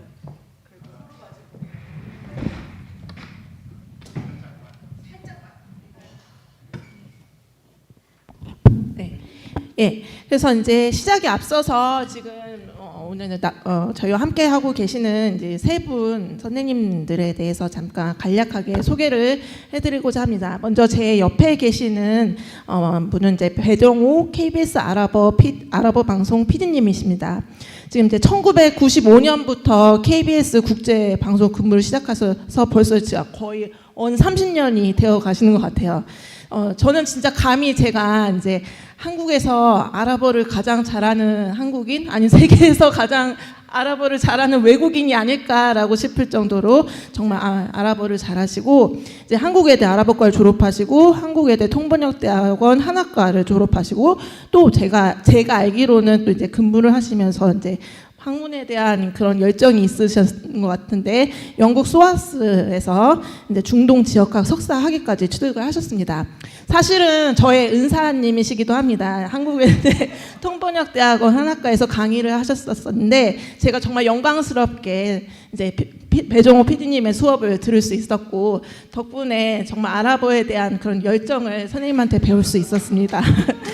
네, 그래서 정말 아랍어 그리고 아랍어 방송에 한국에서 가장 권위 있는 그런 선생님이시라고 전문가이자 PD님이시라고 제가 감히 제 명예를 걸고 말씀드릴 수 있습니다. 예, 그리고 지금 또 옆에 계시는 선생님은 이제 라연우 선생님이십니다. 자, 나오미 센터 활동가로 지금 이제 일하고 계시는데 선생님에 대해서 간략하게 또 소개를 해드리자면 굉장히 오늘 흥미로운 그런 이야기들이 정말 많을 것 같은데 선생님은 우선 시리아에서 태어나셨습니다. 근데 2012년 이제 시리아 내전 전쟁 위기를 피해서 한국으로 왔고 이후 귀화해서 이제 한국 국적을 이제 취득을 하셨습니다. 현재 이제 나오미 센터에서 근무하시면서 법무부 사회통합 멘토단의 멘토로 또 활동을 하고 계십니다. 그래서 지금 라연우 선생님께서는 굉장히 지금 얼굴을 보시다시피 굉장히 젊으신데 1993년 시리아에서 출생하셨고 그리고 알레포 대학교에서 1학년으로 재학하던 당시 이제 내전이 발생해서 이제 반정부 시위에 대한 어떤 탄압 이런 우려로 이제 튀르키예로 이동을 하셨다가 먼저 한국에 와 있던 동생을 따라서 이제 3개월 뒤에 이제 한국으로 또 이주해 오셨습니다. 그래서 이제 2014년 인도적 체류 허가를 받으신 뒤 이제 공사 현장, 뭐 식당 등에서 굉장히 뭐 카페에서 바리스타로 또 근무하는 등 한국에서 정착하기까지 다양한 경험을 또 하신 것으로 알고 있습니다. 그래서 이제 2018년 예멘 난민으로 이제 가득 차 있었던 출입국에서 우연히 통역을 시작하셨고 이를 계기로 해서 2019년 나오미 센터에 취직하여 지금까지 이제 일을 하고 계십니다. 마지막으로 이제 마지막에 계시는 분은 압둘 쿠두스 나히드라고 하시는 아프가니스탄에서 오신 이제 정말 가장 젊으신 지금 오늘 발표하시는 분 중에 가장 젊으신 분인 것 같은데 이제 2012년 만 9살 때 가족과 함께 이제 아프가니스탄 정치 불안정을 피해서 한국으로 이주해 와서 정말 놀랍게도 한국에서 초등학교, 중학교, 고등학교 과정을 모두 졸업하고 지금 성균관 대학교에서 역사학을 전공하고 있습니다. 이제 초록우산 어린이재단, 사단법인 세계시민포럼, SK 행복나눔재단, 사단법인 점프 X, 코오롱 등에서 다문화 및 이주 청소년을 위한 멘토 이런 활동들을 하고 있으면서 이제 아무래도 이제 나히드 씨의 어떤 한국 생활의 경험을 바탕으로 정말 되게 유익한 활동들을 하고 계시는 것 같습니다. 예. 그래서 오늘 굉장히 뜻깊은 시간이 될 것 같습니다. 그래서 오늘은 정말 자유로운 그런 형식으로 진행할 예정인데, 먼저 제가 지금 세 분께 공통된 질문을 먼저 이제 세 분께 드리고, 그리고 이제 세 분의 이런 의견들을 이제 나눠 본 다음에, 그러고 나서 이제 각 선생님들께 이제 또 개별 질문을 돌아가면서 드리는 그런 방식으로 하려고 합니다. 네, 오늘 이제 저희 이 주제가 이제 서아시아, 한국과 서아시아의 상호작용, 그리고 문화 이주 교육, 오늘 정말 문화 이주 교육의 전문가이신 분들이 모두 모이셨는데, 그래서 제가 먼저 이제 세 분 선생님들께 듣고 싶은 그런 첫 번째 질문으로는, 이제 지금 정말 서아시아 지역의 사람들이 다양한 목적을 가지고, 지금 여기 계시는 정말 서아시아 지역에 계신 분들이 이제 다양한 목적을 가지고 한국에서 이제 거주하고 있습니다. 그래서 이제 서아시아 지역에서 오신 분들이 한국에 거주하면서 또 한국을 이제 경험하면서 한국에서 가장 인상 깊게 생각하는 부분이 무엇인지 세 분 선생님의 의견을 좀 들어보려고 합니다. 먼저 배정호 PD님의 의견부터 한번 들어보도록 하겠습니다.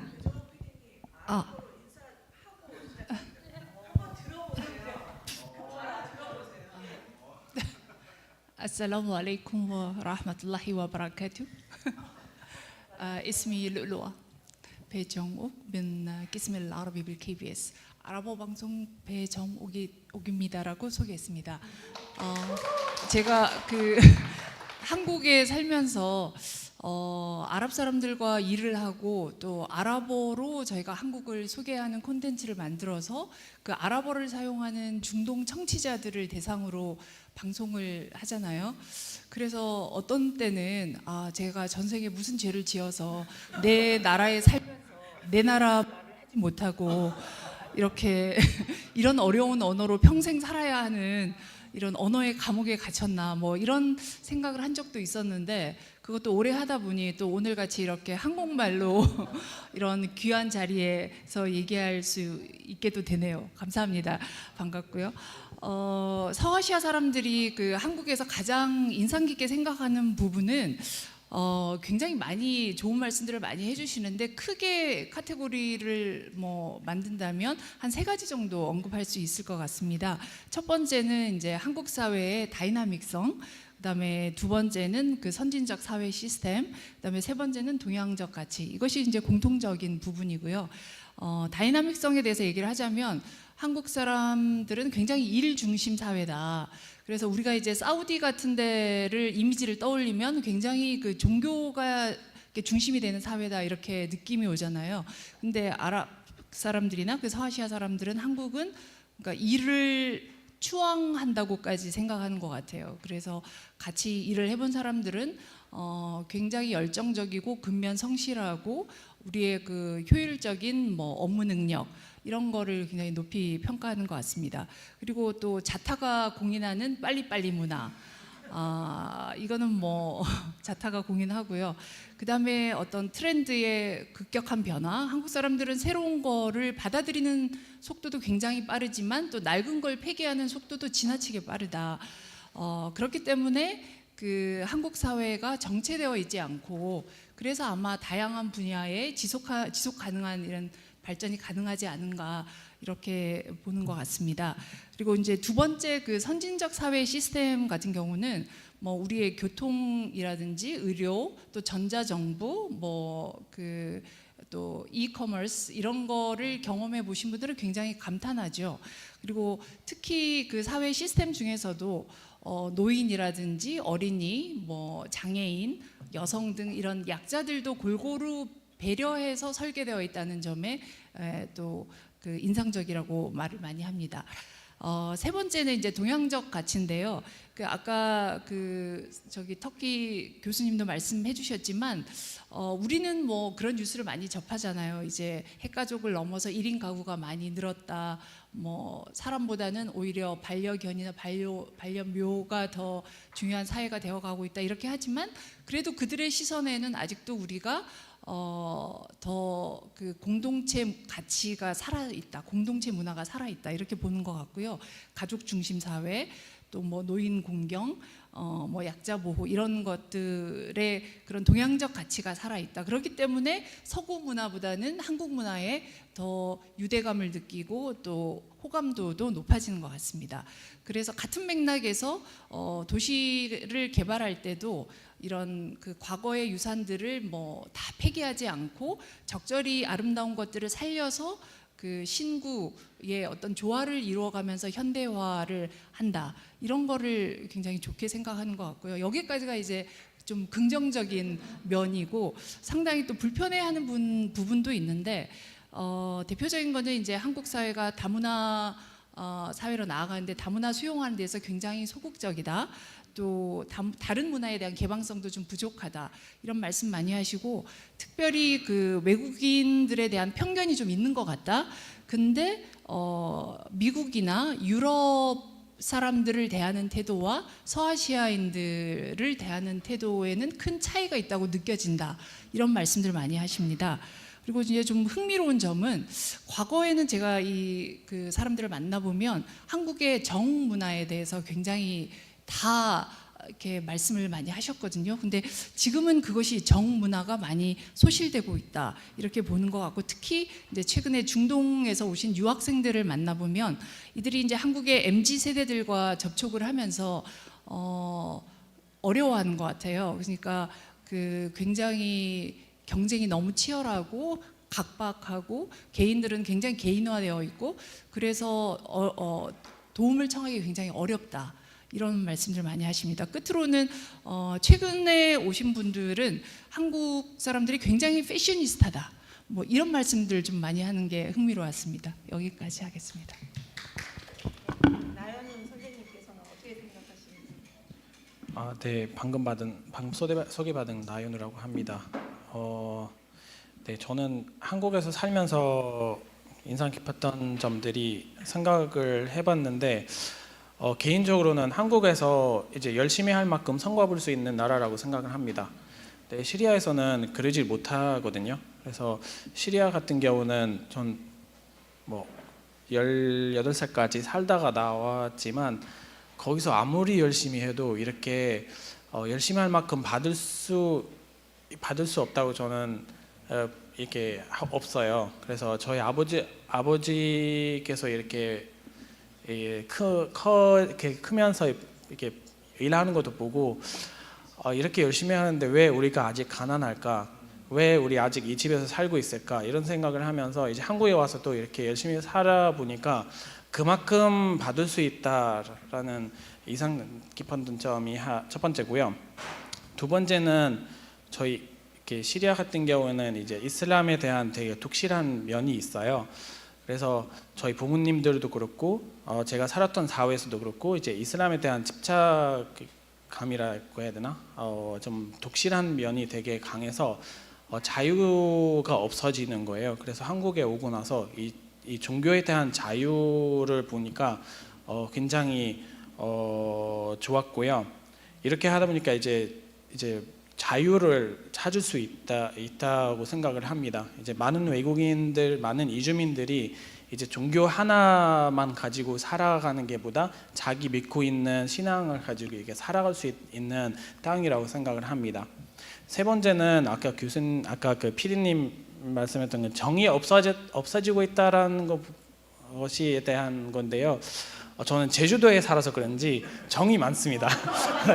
네, 제가 이렇게 제주도에서 쭉 살아왔는데 제주 사람들에게 받은 정이 굉장히 많았습니다. 그 한 예를 들자면 제가 예전에 집도 없었고 이제 한국에 처음 왔을 때 집도 없었고 아프고 돈도 없는데 어떤 한 분이 손을 내밀어줬어요. 우리 집에 와서 살아도 된다. 이렇게 가서 같이 살았는데 7년 동안 같이 살았어요. 네, 그러니까 그분하고 이렇게 같이 살면서 저에게 새로운 가족도 생기고 이렇게 같이 살다 보니까 한국에서 사는 방법, 한국에서 이렇게 서바이브하는 방법 그분한테 이제 하나씩 보면서 이제 배우고 많이 컸던 것 같아요. 네, 그래서 그분들 덕분에 제가 이 자리에서 앉아 있지 않을까라는 생각을 많이 합니다. 마지막으로는 안전하고 편리성입니다. 이제 한국인은 치안이 굉장히 높습니다. 치안이 되게 좋고 편리함이 되게 잘 되어 있고요. 그거를 이제 이주민, 그러니까 외국인들이 한국에서 살아가면서 굉장히 매력적인 점들이라고 해야 되나? 네, 매력적인 점들이 있고 예를 들면 뭐 대중교통이라든지 뭐 의료 시스템이라든지 이런 것들이 되게 쉽게 이용할 수 있게 만들어져 있는 나라라고 생각합니다. 이상입니다. 그러면 나이프 씨 한번 네. 들어보겠습니다. 굉장히 긴장이 되네요. 네. 어엿한 사회인 분들 속에서 제가 과연 무슨 말을 할 수 있을까? 그래도 적은 걸 잘 공유를 해드리겠습니다. 저는 아까 소개를 해주신 것처럼 아프가니스탄에서 왔고 현재는 대학생입니다. 제가 이제 한국을 보면서 굉장히 인상 깊게 생각했던 점이 질서 유지입니다. 그러니까 많은 외국 분들이 한국을 보면은 너무 빠르다. 모든 것이. 뭐 고칠 때도 한번 AS나 이런 걸 맡기면 금방금방 된다라는 얘기를 많이 해주시는데 저는 그것을 질서로 봤어요. 어쨌든 질서가 있기에, 즉 질서가 있고 질서 정연하기에 그런 것들이 이렇게 이루어질 수 있지 않나 싶어요. 물론 어느 사회든 질서라는 게 있죠. 근데 이제 그 질서를 지키고 그대로 가느냐는 또 개인과 그 국민의 선택이라고 저는 생각을 하거든요. 그래서 한국 분들은 그런 질서에 대한 개념이 확실치 않나라고 저는 생각을 하고 그리고 그 부분이 굉장히 인상 깊었어요. 두 번째는 이제 국민 단합이에요. 정말 이제 역사학을 공부를 하면서 정말 더 많이 이렇게 피부로 와닿게끔 느끼는데 우선 예를 들자면 제가 초등학교 6학년 때 그 촛불 집회 풍경을 봤어요. TV에서. 근데 그때 이제 제 기억으로는 굉장히 추운 겨울이었던 것으로 기억을 하는데 날씨가 그렇게 추움에도 불구하고 광화문에 약 10만 명이 나가서 촛불을 들고선 같은 목소리를 외치고 한 마음으로 뭔가를 이렇게 요구를 한다라는 게 굉장히 인상 깊었고 그리고 현재도 가끔 이렇게 광화문에 있는 교보문고를 저는 자주 가는데 그곳을 가면은 정말 성숙한 민주주의가 실현이 되는 사회가 아닌가 싶더라고요. 정말 뭐 태극기 집회라든가 아니면 그 이외로 뭐 팔레스타인 연맹에 대한 목소리를 낸다든가 정말 저는 그 광화문을 볼 때마다 항상 굉장히 부럽기도 하고 또 굉장히 인상 깊은 것 같습니다. 여기까지 말씀드리겠습니다. 네, 지금 들어보니까 어떻게 생각하면 되게 비슷한 의견들이 많았던 것 같아요. 뭔가 질서 유지, 안전. 근데 사실 이런 것이 또 우리의 빨리빨리 문화를 만들어낼 수 있었던 그런 배경 같기도 하고, 뭐 공동체의 가치가 우리가 되게 중요하게 생각했기 때문에 뭐 단합을 이뤄냈던 것 같기도 하고, 근데 반면에 또 이런 우리의 이런 전통적인 이런 아니면 한국의 이런 중요한 문화 요소들이 조금씩 약간 사라지는 그런 느낌도 있는 것 같고, 그래서 세 분의 의견을 들으면서 좀 비슷한 내용이 많았던 것 같아요. 예. 또 다음 질문, 제가 다음으로 드리고 싶은 질문은 이제 서아시아 지역, 진짜 말 그대로 이제 아시아라고 할 수 있을 정도, 아시아 지금 한국에 있어서도 같은 아시아권 문화인데, 그런데 또 서아시아 지역을 생각하면 약간 생소하고 굉장히 낯선 그런 느낌이 또 한국 사람들한테는 많은 것 같고, 또 서아시아 지역에 있는 사람들도 그렇게 한국하면 굉장히 멀리 있는 그런 낯선 지역이라고 느끼는 점이 아직도 많은 것 같아요. 그래서 이제 우리 이제 서아시아 지역과 한국과 상호 작용하고 소통하는 데 있어서 어떤 것이 이제 우리의 이해를 높이고 상호 이해를 높이고 상호 작용을 하는 데 있어서 걸림돌이 되는 것인지, 그 장애가 될 수 있는 그 부분은 어떤 것인지 세 분 선생님의 한번 의견을 좀 들어보고 싶습니다. 먼저 배정옥 선생님 한번 의견을 들어보도록 하겠습니다. 걸림돌은 사실 많은데 여러 가지가 있지만 한 3가지 정도만 말씀드릴게요.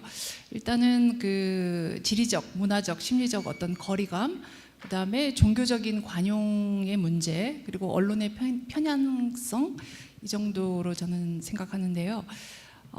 사실 같은 아시아권이지만 뭐 언어, 역사, 종교, 또 그 자연환경, 라이프스타일 다 이질적이고 낯설죠.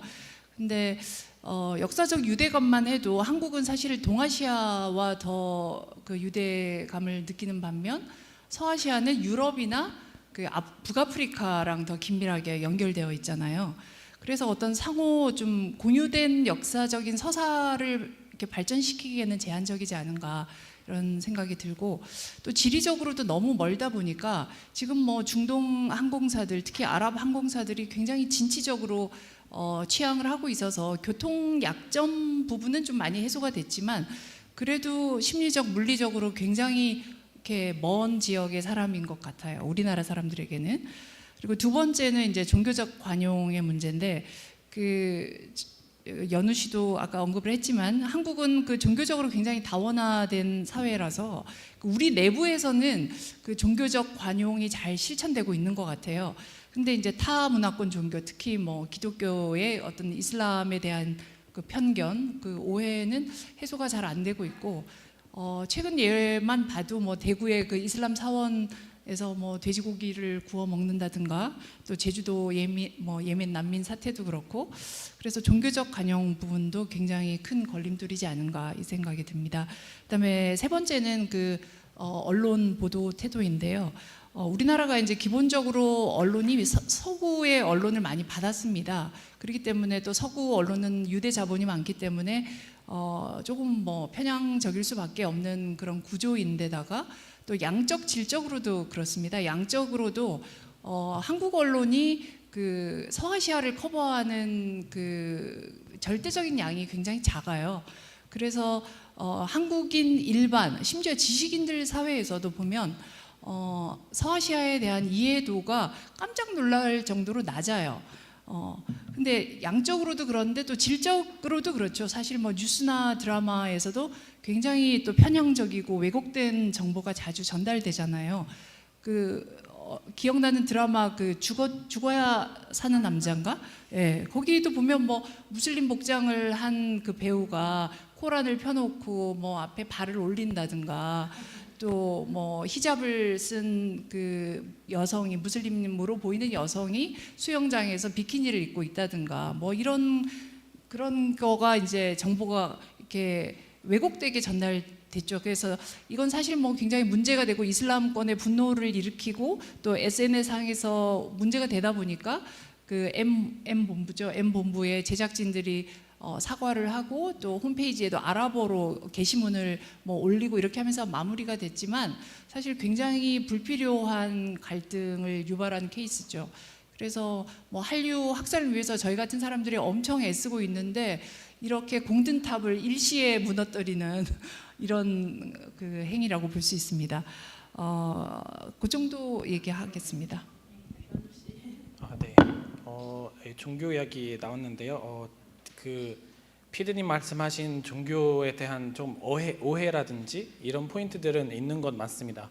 제가 말하는 그 종교 자유, 제가 지금 단전 믿고 싶은 종교에 있으면 가서 믿으면 누구나 나한테 와서 너 이렇게 하면 안 돼, 내 생명 위험까지 거기까지 가지 않는다는 자유를 말씀드리고 싶습니다. 우리는 지금 같은 아시아이지만 저희 문화 배경이나 생김새는 많이 다르긴 합니다. 그리고 서아시아권 사람들은 이제 이슬람 문화는 지배적으로 지금 되어 있고요. 한국 같은 경우는 이제 유교, 불교에 대한 그 영향을 많이 받은 사회라서 이로 인해 이제 가치관이라든지 의사소통에 대한 그 의사소통 방식, 거기서 이제 오해를 많이 될 수 있다고 생각을 합니다. 또 이제 큰 걸림돌이 하나 있는데요. 언어가 제 생각에는 언어가 가장 큰 걸림돌이라고 생각을 하는데요. 이제 서로 언어가 안 되면 서로 신뢰감이 떨어질 수밖에 없어요. 신뢰감이 떨어지면 거기서 이제 생기는 오해들이 있을 수는 있고요. 그 중동에서 서아시아에 일어나고 있는 정치적인 불안감, 그거에 대한 오해를 많이 생기긴 합니다. 한국에서. 그래서 한국에서는 그거를 보고 서아시아 사람들을 보면 이미지가 딱 그걸로 떠올릴 수밖에 없어요. 그리고 피디님 말씀하신 미디어가 가장 큰 영향을 많이 미치고 있는데요. 언론에서는 사실 이슈를 일으키는 게 사실 가장 이익이 될 수 있다는 거여서 어떻게든 이슈를 만들어서 거기서 이제 더 크게 이제 만들어서 하는 게 그 목표여서 거기서 또 생기는 걸림돌이라든지 오해들이 있을 수 있다고 생각을 합니다. 이상입니다. 저도 제가 하고 싶었던 답변하고 지금 다 너무 비슷해서 네, 다행이다라고 생각을 하기도 하고 제가 이제 어딜 가든 늘 단골 질문이 있어요. 그냥 어느 나라에서 왔어요? 그래요. 그냥 맞춰보시겠어요? 그러면 한 번도 맞춘 적이 없어요. 물론 제가 지금 히잡을 쓰고 나왔지만 친구들을 만날 때 벗기도 하고 쓰기도 하고 그러는데 벗고 있으면 항상 이제 러시아? 아니면 캐나다? 뭐 이쪽을 많이들 이렇게 예상을 하시는데 저 아프가니스탄이에요. 그러면 굉장히 놀라세요. 그분들의 그 놀람을 보고 제가 더 놀라거든요. 그 반응에 반대로. 네, 그래서 근데 그 놀라시는 이유에 대해서 뭐 바로바로 되물어본 적은 없지만 이제 한 2-3번 정도 물어봤더니 어두운 피부를 가진 줄 알았더니 그렇지 않다라는 거. 혹은 한국어를 유창하게 한다는 거 네, 등의 이유고 그 이외로 또 아프가니스탄이라고 하면은 늘 따라오는 꼬리표가 있죠. 뭐 전쟁이라든가 탈레반이라든가 그러면서 이제 그러한 이유들로 많이 늘 놀라시는 것 같아요. 그러니까 말씀하신 대로 같은 아시아임에도 불구하고 그것에 대해서 아는 바가 없는 거죠.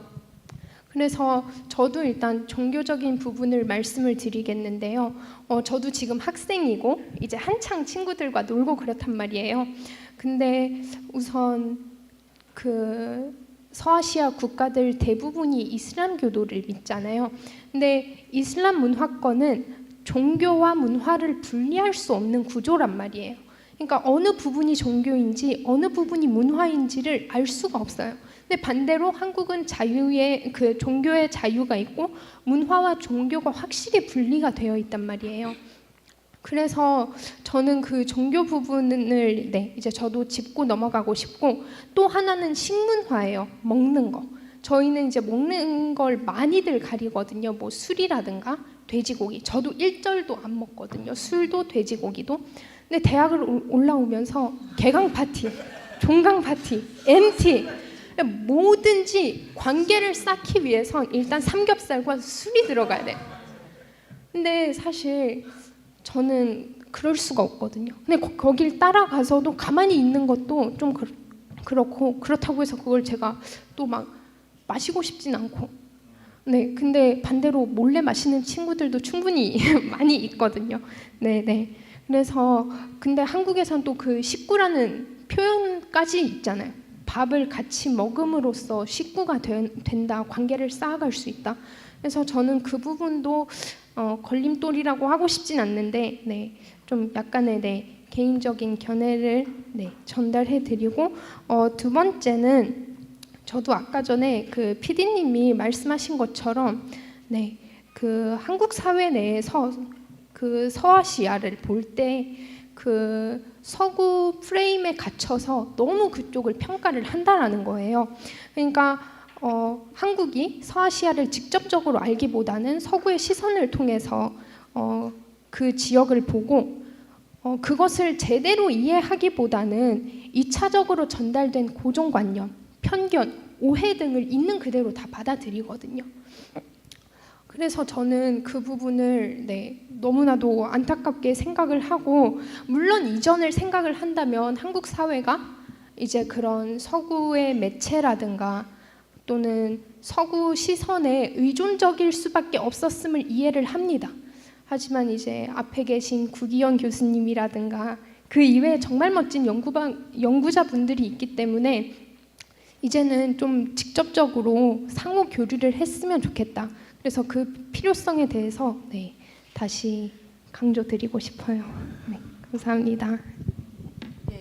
저 세 분 말씀을 들어보니까 또 이번 질문에서도 되게 비슷한 의견들이 많이 나왔던 것 같아요. 저도 사실 얼마 전에 수업을 하다가 어떤 학생이 제가 수업 시간에 이제 중동에서 있었던 경험들을 막 얘기 많이 해주는데 어떤 학생이 교수님 테러 썰을 풀어달라고 하는 거예요. 테러에 뭐 위협을 느껴본 적이 없냐고. 그래서 저는 그런 거 한 번도 없었고 우리 가보면 느끼겠지만 생각보다 되게 안전하고 편하게 다닐 수 있다 했는데 아직까지도 정말 편견이 많구나라는 거를 느꼈어요. 근데 아까 지금 나이드 씨가 말씀하신 것도 그렇고 지금 저희가 이렇게 오늘 토크쇼를 이렇게 개최하는 것도 이런 오해나 편견을 없애기 위한 그런 노력이라고 저는 생각하는데 저희의 이런 의견 교환이 우리의 서아시아와 한국의 편견과 오해를 없애는데 정말 큰 디딤돌이 될 거라고 저는 생각을 하네요. 그래서 제가 또 드리고 싶은 질문은 지금 보시다시피 이제 벌써 서아시아 지역의 정말 미래라고 할 수 있는 젊은 두 분 선생님과 또 이제 그동안 이 서아시아 지역을 연구하는 데 있어서 또 한국을 또 서아시아 지역에 알리는 데 있어서 오랜 기간 정말 헌신하시고 노력을 기울이신 PD님도 계시는데 정말 앞으로 더 이제 한국과 서아시아가 교류하고 협력할 그런 기회는 더 많아질 것 같고 오늘 이런 행사도를 통해서 확인할 수 있듯이 앞으로 더 잠재력이 이제 더 크다고 저는 생각을 합니다. 그래서 그동안은 정말 우리가 무슨 경제 교류, 뭐 정부 간의 뭐 인사들, 정부 인사 교류 이런 형식적이고 공식적인 영역에서만 이제 교류가 이어졌었다면 오늘처럼 정말 어떤 더 민간 차원에서 아니면 정말 사람 대 사람으로서의 상호작용이 더 활발해질 수 있는 그런 잠재성이 정말 크다고 생각하는데 앞으로 이제 한국과 서아시아가 상호 교류하는 데 있어서 굉장히 잠재력이 큰 발전할 수 있는 잠재성이 큰 분야 혹은 부분은 무엇인지 좀 궁금해지네요. 그래서 먼저 배정호 PD님의 의견부터 한번 들어보겠습니다. 네, 잠재성이 큰 분야는 뭐 추상적이고 그 약간 정신적인 부분은 뭐 그 장기적인 과제일 것 같고요. 좀 구체적으로는 한 3가지 정도 제가 말씀드릴 텐데 그 첫 번째는 문화예술 분야, 그리고 두 번째는 정보통신기술 분야, 세 번째는 의료 분야에 대해서 말씀을 드리겠습니다. 첫 번째 문화예술은 대중예술 그리고 순수예술 교류가 많이 확대될 것 같아요. 그래서 대중예술 같은 경우는 이제 K-팝 그 산업 생태계가 이미 중동에 좀 이식되는 과정이 시작됐거든요. 그래서 지난해 말에 벌써 그 SM 총괄 프로듀서 이수만 총괄 프로듀서가 사우디 문화부와 그 협업 MOU를 맺었습니다. 그래서 그 내용을 보면은 뭐 S팝, 그 사우디 팝을 프로듀싱하고 또 현지 그 인재를 발굴하고 육성하기 위한 오디션 개최를 하겠다. 그 다음에 트레이닝 시스템도 구축하겠다. 그 다음에 콘텐츠 제작 스튜디오도 건설하겠다. 그 다음에 사우디 내에 초대형 콘서트도 개최하겠다. 뭐 이런 그 이제 계획들이 있고요. 그래서 이것이 잘 성공하면은 K-팝 시스템이 이제 S팝 시스템으로 이식이 되고 그리고 사우디로 되면 그 다음엔 걸프 시장으로 또 이것이 퍼지면서 결국은 이제 우리 K-팝 시스템이 그 글로벌 문화 생태계를 이렇게 발전시킬 수 있지 않을까 이렇게 생각되고요.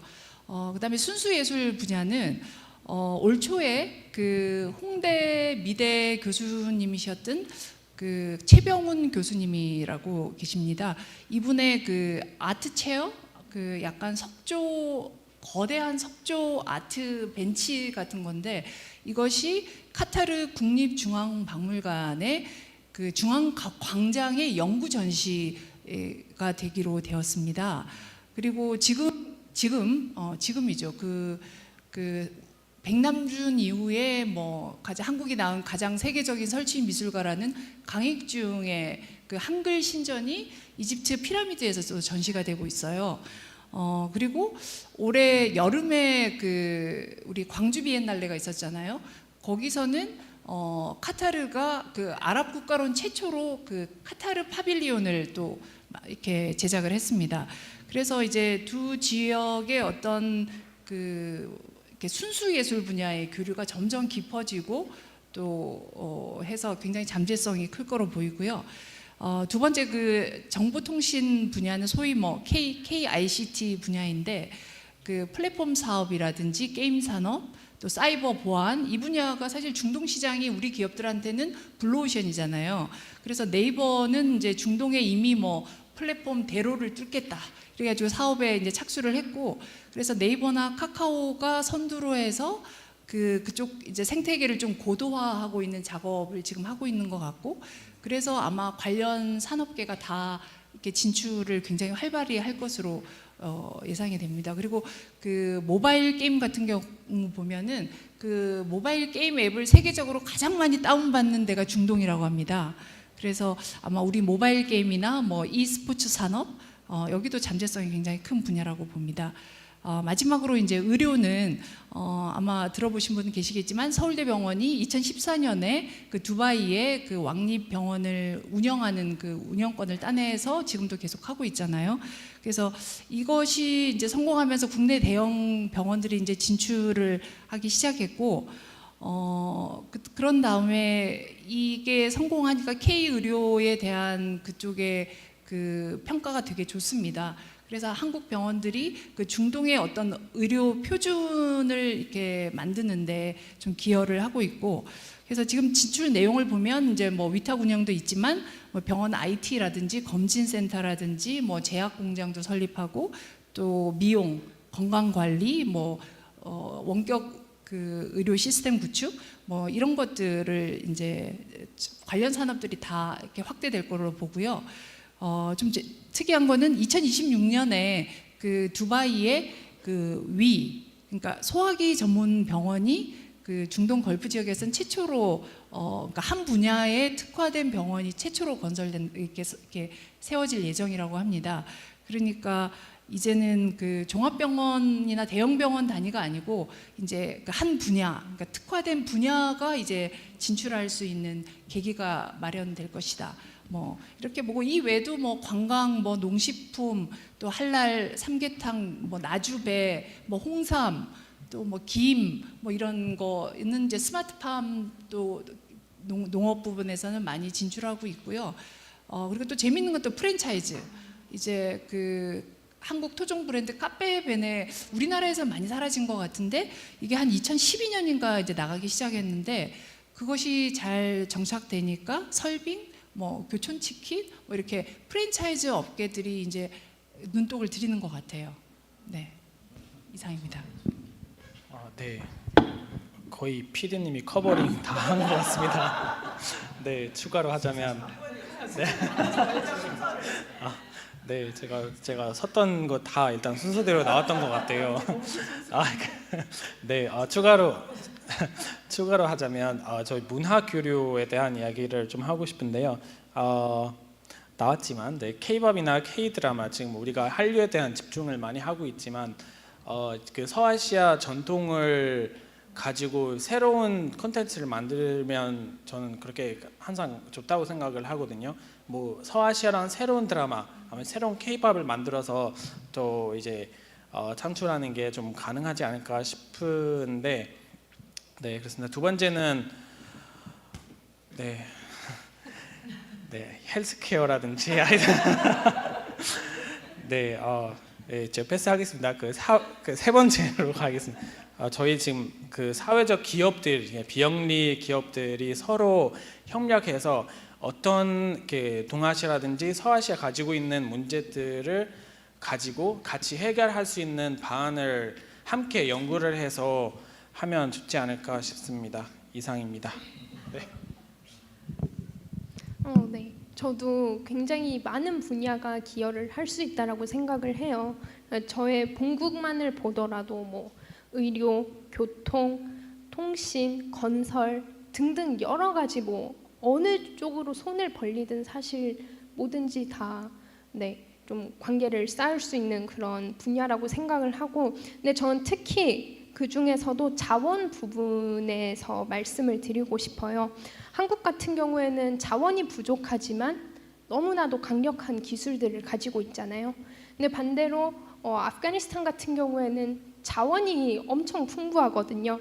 그래서 제가 이 질문을 받고 좀 자료를 찾았더니 그 미국 지질조사국에서 아프가니스탄 천연 자원의 가치를 봤더니 약 1,381조 4천억이다라고 얘기를 했거든요. 근데 또 다른 연구에서는 뭐 한 3조 달러로 보기도 하고, 그래서 저는 한국의 이러한 기술력이 그곳을 들어가면 좋지 않을까. 왜냐하면 아프가니스탄에는 그 자원이 있지만 그것들을 확보할 수 있는 기술력이 아직은 부족하거든요.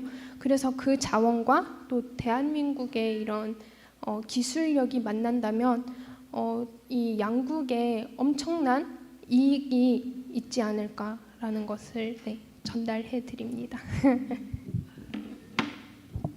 네, 정말 우선 배종욱 PD님께서 정말 다양한 우리 서아시아 한국과의 교류 가능성, 잠재력에 대해서 잘 얘기를 해주셨는데, 사실 여기에 핵심은 또 생각을 해보면 그동안 아까도 막 살라딘 교수님도 말씀하셨던 예전에 삼성, LG 이런 것만 이제 생각을 했는데 정말 그 범위가 정말 확대되고 있고, 그리고 사실 지금 말씀하신 어떤 분야들, 순수 예술이라던가 의료라던가 모바일 게임, 프랜차이즈, 이 모든 거는 사실은 물건이라기보다는 사람 대 사람으로 뭔가 전달하는 그런 분야인 것 같아요. 그래서 정말 앞으로 한국과 서아시아 지역의 이런 상호작용이 더 확대될 수 있는 잠재성이 많다는 것을 또 다시 한번 깨달았네요. 그리고 아프가니스탄에 그렇게 천연 자원이 이렇게 많이 잠재성이 큰데, 저도 예전에 이제 에너지 관련 기업에서 이제 근무를 했었던 기억이 나는데 제가 나중에 한번 살짝 언급을 해드려야겠네요. 네. 그래서 이제 저희 이제 공통 토론은 이제 질문은 이제 다 끝났고요. 제가 이제 각 선생님들께 개인적으로 여쭤보고 싶은 질문을 이제 하려고 해요. 근데 이제 지금 약간 생각이 든 게 약간 순서를 이제 조금 바꿔서 나히드 씨부터 한번 질문을 해봐야겠어요. 네. 그래서 지금 나히드 씨는 지금 이제 성균관대학교에서 역사학을 이제 공부하고 계시면서 이제 정말 어떻게 생각하면 한국의 학생들과 함께 계속 이제 교류하고 생활을 하고 있는 것 같아요. 그래서 그리고 아무래도 초등학교 때부터 한국에서 이제 살았기 때문에 뭔가 한국에 대한 어떤 거주 경험이 굉장히 오래되고 어떤 인상이라던가 기억, 뭐 추억 이런 것이 굉장히 많을 것 같은데, 서아시아 지역 사람들, 그리고 나이드 씨 개인적인 경험도 그렇고 한국을 경험하면서 한국에서 가장 인상 깊게 생각했던 부분이 무엇인지 한번 의견을 좀 얘기를 하면 좋을 것 같아요.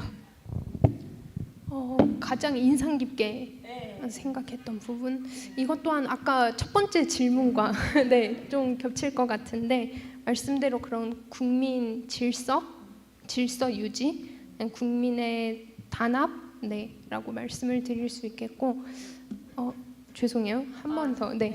제가 질문을 잘못 드렸습니다. 제가 죄송합니다. 그래서 한국에서의 대학교 생활을 궁금합니다. 그래서 한국에서의 대학교 생활은 어떠하신지, 왜 한국에서 공부를 저도 순서를 바꾸다 보니까 한국에서의 대학교 생활은 어떤지, 왜 한국에서 공부를 하게 되었는지 의견을 들어보도록 하겠습니다. 네, 이게 맞네요. 어떻게 해서 한국에서 공부를 하게 됐느냐라는 질문을 받을 때마다 정말 새삼 다시 느끼는 것 같아요. 내가 외국인이었지 라는 것을. 사실 어떤 답변을 기대를 하셨을까, 이렇게도 이 답변을 드리면서 고민을 했는데, 그냥 우연의 일치라고 말씀을 드리고 싶었고, 저는 49살 때 한국을 왔거든요. 그러니까 저의 선택권이 없었어요, 사실은. 그냥 부모가, 저희 아버지께서 이제 2008년도에 먼저 한국으로 와 계셨었고, 아버지와 4년 정도 떨어져 지내다가 이제 나머지 남매와 또 저희 엄마가 이제 2012년도에 한국으로 이주를 하게 되셨고, 부모님의 선택이었습니다.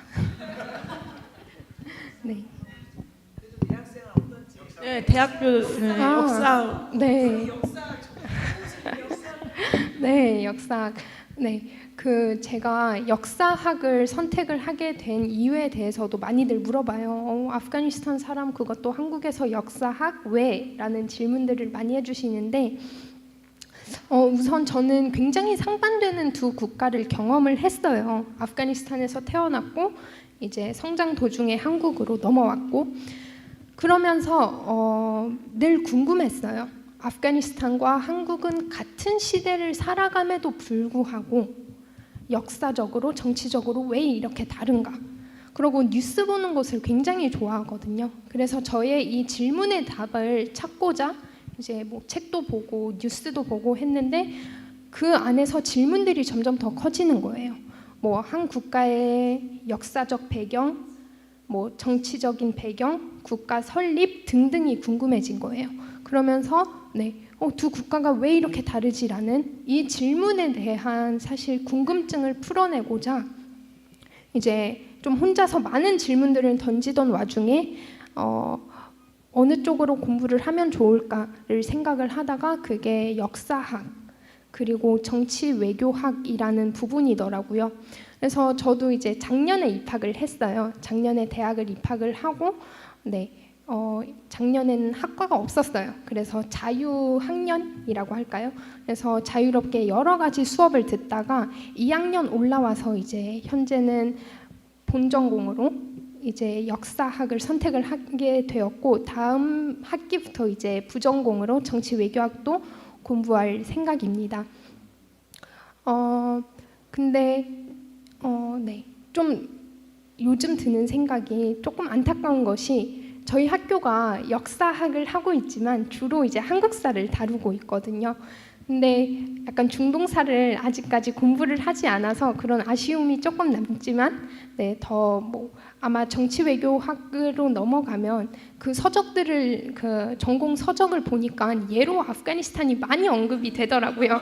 그래서 반갑더라고요. 또 그래서 그러한 기대를 아직도 가지고 있고 아직 그 궁금증에 대한 답변은 얻지를 못했어요. 두 국가가 왜 이렇게 다른가에 대해서는 물론 뭐 몇십 년이 더 걸릴 수도 있을 것 같고 또 반대로 이것을 제가 한국에서 공부를 하고 있다는 것이 저에게는 더 의미가 있는 것은 한국 같은 경우에 지금의 현재의 모습을 한순간에 갖춘 것은 아니잖아요. 굉장한 역사적인 그런 아픔이 있었던 국가다라는 것을 지금도 배우고 있고 그걸 알게 된 이후에는 정말 이 대한민국을 미래의 아프가니스탄의 롤모델로 삼고 싶더라고요. 저도 물론 지금 어쩌면 저의 본국의 역사보다 한국의 역사를 더 잘 안다라고 할 수 있지만 이 한국의 역사를 지난 아픈 역사를 보면서 저의 본국의 현재의 모습을 이해하게 되더라고요. 그래서 그 부분이 그냥 한국에서 공부하고 있는 것이 저에게는 너무나도 큰 의미이고 그렇습니다. 감사합니다. 네, 저도 굉장히 뭉클하네요. 근데 정말 저도 항상 특히 저는 이제 아랍어를 했으니까 아랍 친구들과 얘기를 하는 거지만 어떻게 생각하면 한국이나 이제 서아시아 국가들이나 뭔가 아픔의 역사를 다 공유하고 있는데 서로가 서로를 보듬어 주면서 발전할 수 있었으면 좋겠습니다. 예, 연우 씨한테는 또 이제 저희가 개별적으로 좀 여쭤보고 싶은 게 몇 개 있는데 우선 지금 연우 씨는 제가 알기로는 이제 난민, 이주민 이런 지금 관련한 활동을 하고 계시는 걸로 제가 알고 있어요. 그래서 지금 저희가 지금 계속 얘기했지만 어떻게 생각? 한국도 이제 더 이상 완전 한민족 뭐 이런 걸 주장할 게 아니라 한국도 다문화 사회로 변화가고 있고 정말 이제 저희가 다양한 이제 국적을 가진 외국인 그리고 한국에 정착하고 있는 사람들과 계속 이제 소통하면서 살게 되고 있습니다. 그런데 지금 이 한국 이렇게 다문화 사회로 변화하는 것과 좀 달리 아직도 우리 이제 한국인의 인식이나 의식은 지금 이 변화를 따라가지 못하는 그런 부족한 모습이 조금씩 좀 보여지고 있는데 이제 연우 씨가 계속 이제 한 10년 정도 사셨나요? 12년 동안 한국에 거주하시면서 이제 한국 사람들과 좀 소통하고 함께 살아가면서 어려웠던 점은 무엇인지 좀 듣고 싶습니다. 네, 저희 오늘 이 자리에서 계속 아랍에 대한 이야기를 많이 나왔고, 이제 교수님 강의도 들었고, 계속 아랍어에 대한 아랍의 이야기, 서아시아에 대한 이야기 나왔는데, 저는 한국에서 살면서 이제 아랍 사람과 교류는 한 번도 없었어요. 그래서 12년, 13년 동안 이렇게 한국인들과 같이 살았고, 제 정체성 사실 저는 언젠가부터 난 한국인인가? 약간 이런 생각을 가지고 이렇게 느끼고 있어요, 사실. 그러니까 아랍 사람들하고 같이 같은 자리에 만약에 있으면 저는 어색합니다. 네, 그러니까 차라리 저는 회식을 하거나 이런 데는 더 편합니다. 그래서 그렇게 이제 한국에서는 이제 다문화 사회 사실 변하고 있어요. 변하고 있지만 개인적으로는 한국인들을 여전히 저희를 볼 때는 외국인이다. 이것이 굉장히 아쉽고 불편합니다. 귀한데도 불구하고 항상 이방인. 네, 그래서 그런 말도 들었어요. 한국 국적을 가진 외국인. 네, 그래서 한국 국적을 가지는 게 사실 한국인이잖아요. 예, 지금 저하고 여러분하고 똑같은 신분증을 가지고 있습니다. 네, 생긴 것만 다르지만 감사합니다. 네. 생긴 건 좀 다르지만 그래도 저는 한국어라든지 한국 문화는 굉장히 깊이 이해하고 받아들이는 사람으로서 이런 시선을 볼 때는 굉장히 익숙하지 않습니다. 네, 그게 좀 아쉽고요. 이렇게 하다 보니까 고립감이 느낀다고 해야 되나? 고립이 항상 되어 있고 어딜 가서 이게 뭐 얼굴 가리지 않지만 이렇게 어딜 가서 뭔가 눈치를 봐야 돼요. 약간 이런 느낌을 가지게 됩니다. 네, 그래서 진짜 우리 살면서 이 조금만 포인트들이 이게 살아가면서 이제 고립감을 많이 느끼게 하고, 네, 아직 많은 변화가 필요하다는 사회라고 생각을 합니다. 네, 이상입니다. 아직 많은 변화가 필요하니까 우리가 더 열심히 다문화 사회에 서로 보듬어 줄 수 있는 그런 노력을 기울여야 할 것 같습니다. 네, 이번에는 이제 배종옥 PD님께 좀 여쭤보려고 합니다. 이제 사실 KBS 월드 아랍어 방송이 굉장히 오래된 역사를 갖고 있는데 더 앞으로 갈수록 더 이제 서아시아 지역, 특히 이제 아랍 지역의 사람들한테 더 인기가 많아지고 더 관심을 많이 받고 있는 것 같아요. 그래서 서아시아 지역 사람들이 이제 KBS 월드 아랍어 방송을 청취하고 하는 그런 주된 이유가 무엇인고, 그리고 가장 흥미롭게 생각하는 분야가 어느 것인지 좀 궁금합니다.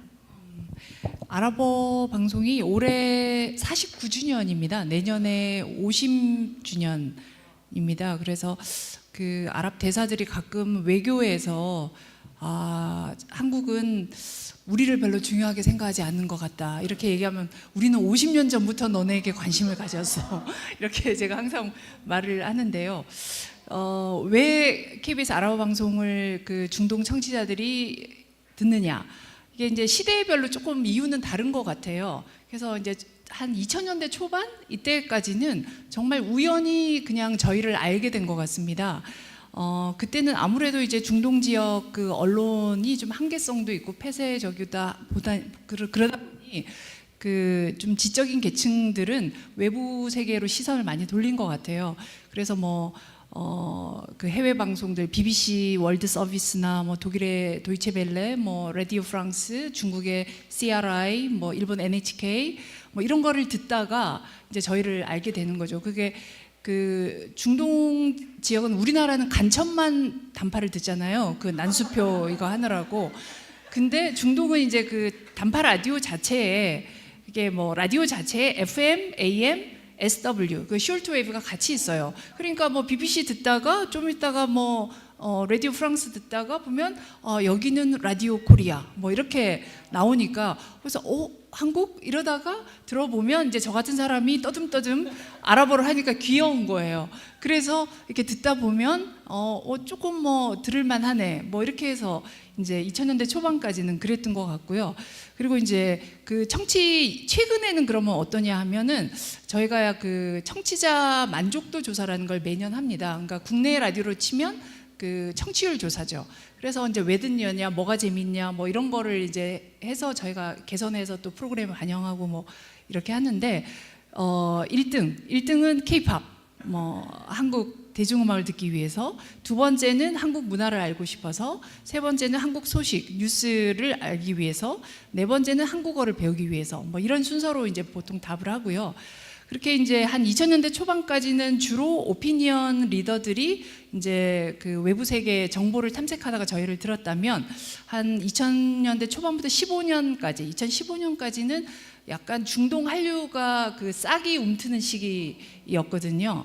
이제 이때 한국 드라마 팬, 뭐 K-팝 팬들이 생기기 시작합니다.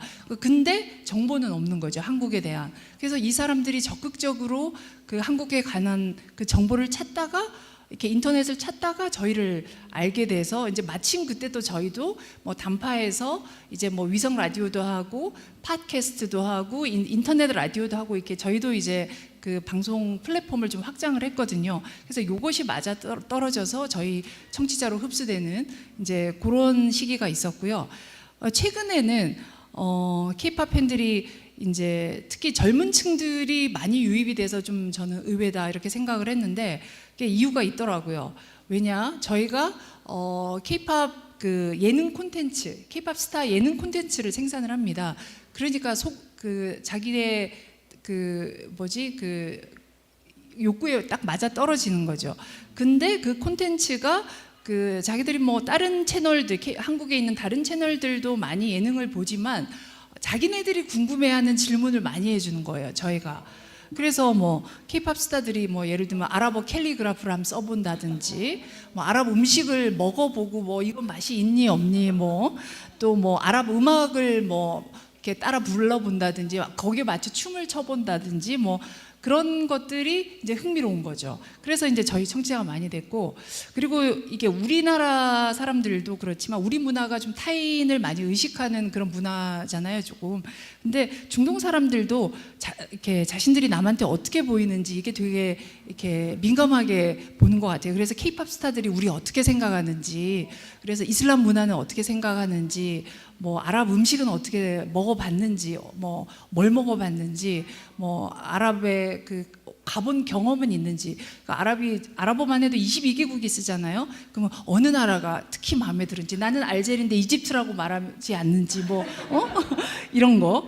그리고 또 뭐 중동에 공연하러 오실 계획이 있는지, 오빠들이 뭐 이런 것들이 이제 궁금한데, 저희 채널을 통해서 그런 궁금증들이 좀 많이 해소가 되는 것 같아요.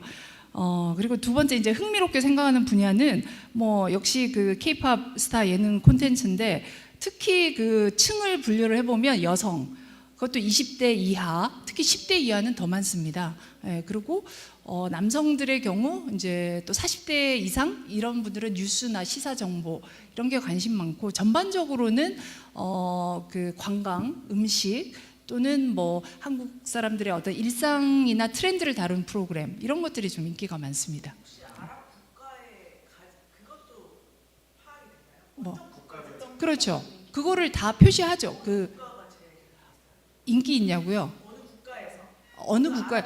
생각보다 북아프리카가 많습니다. 이집트, 알제리, 모로코, 뭐 튀니지 이런 데도 많고, 또 사우디, 이라크도 많고. 근데 결국은 그 저희도 그냥 왜 만들까 했는데, 결국 또 인구 수가 기준이 되는 것 같기도 해요. 네.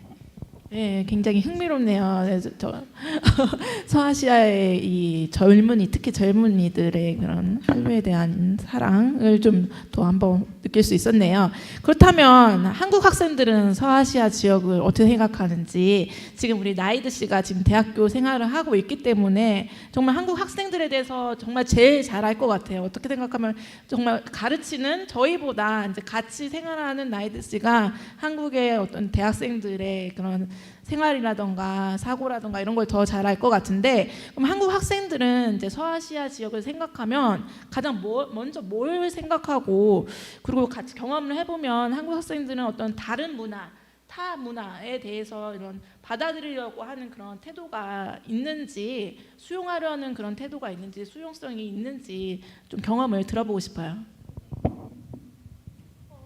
그 대학을 와서 제가 일화를 하나 들려드릴게요. 그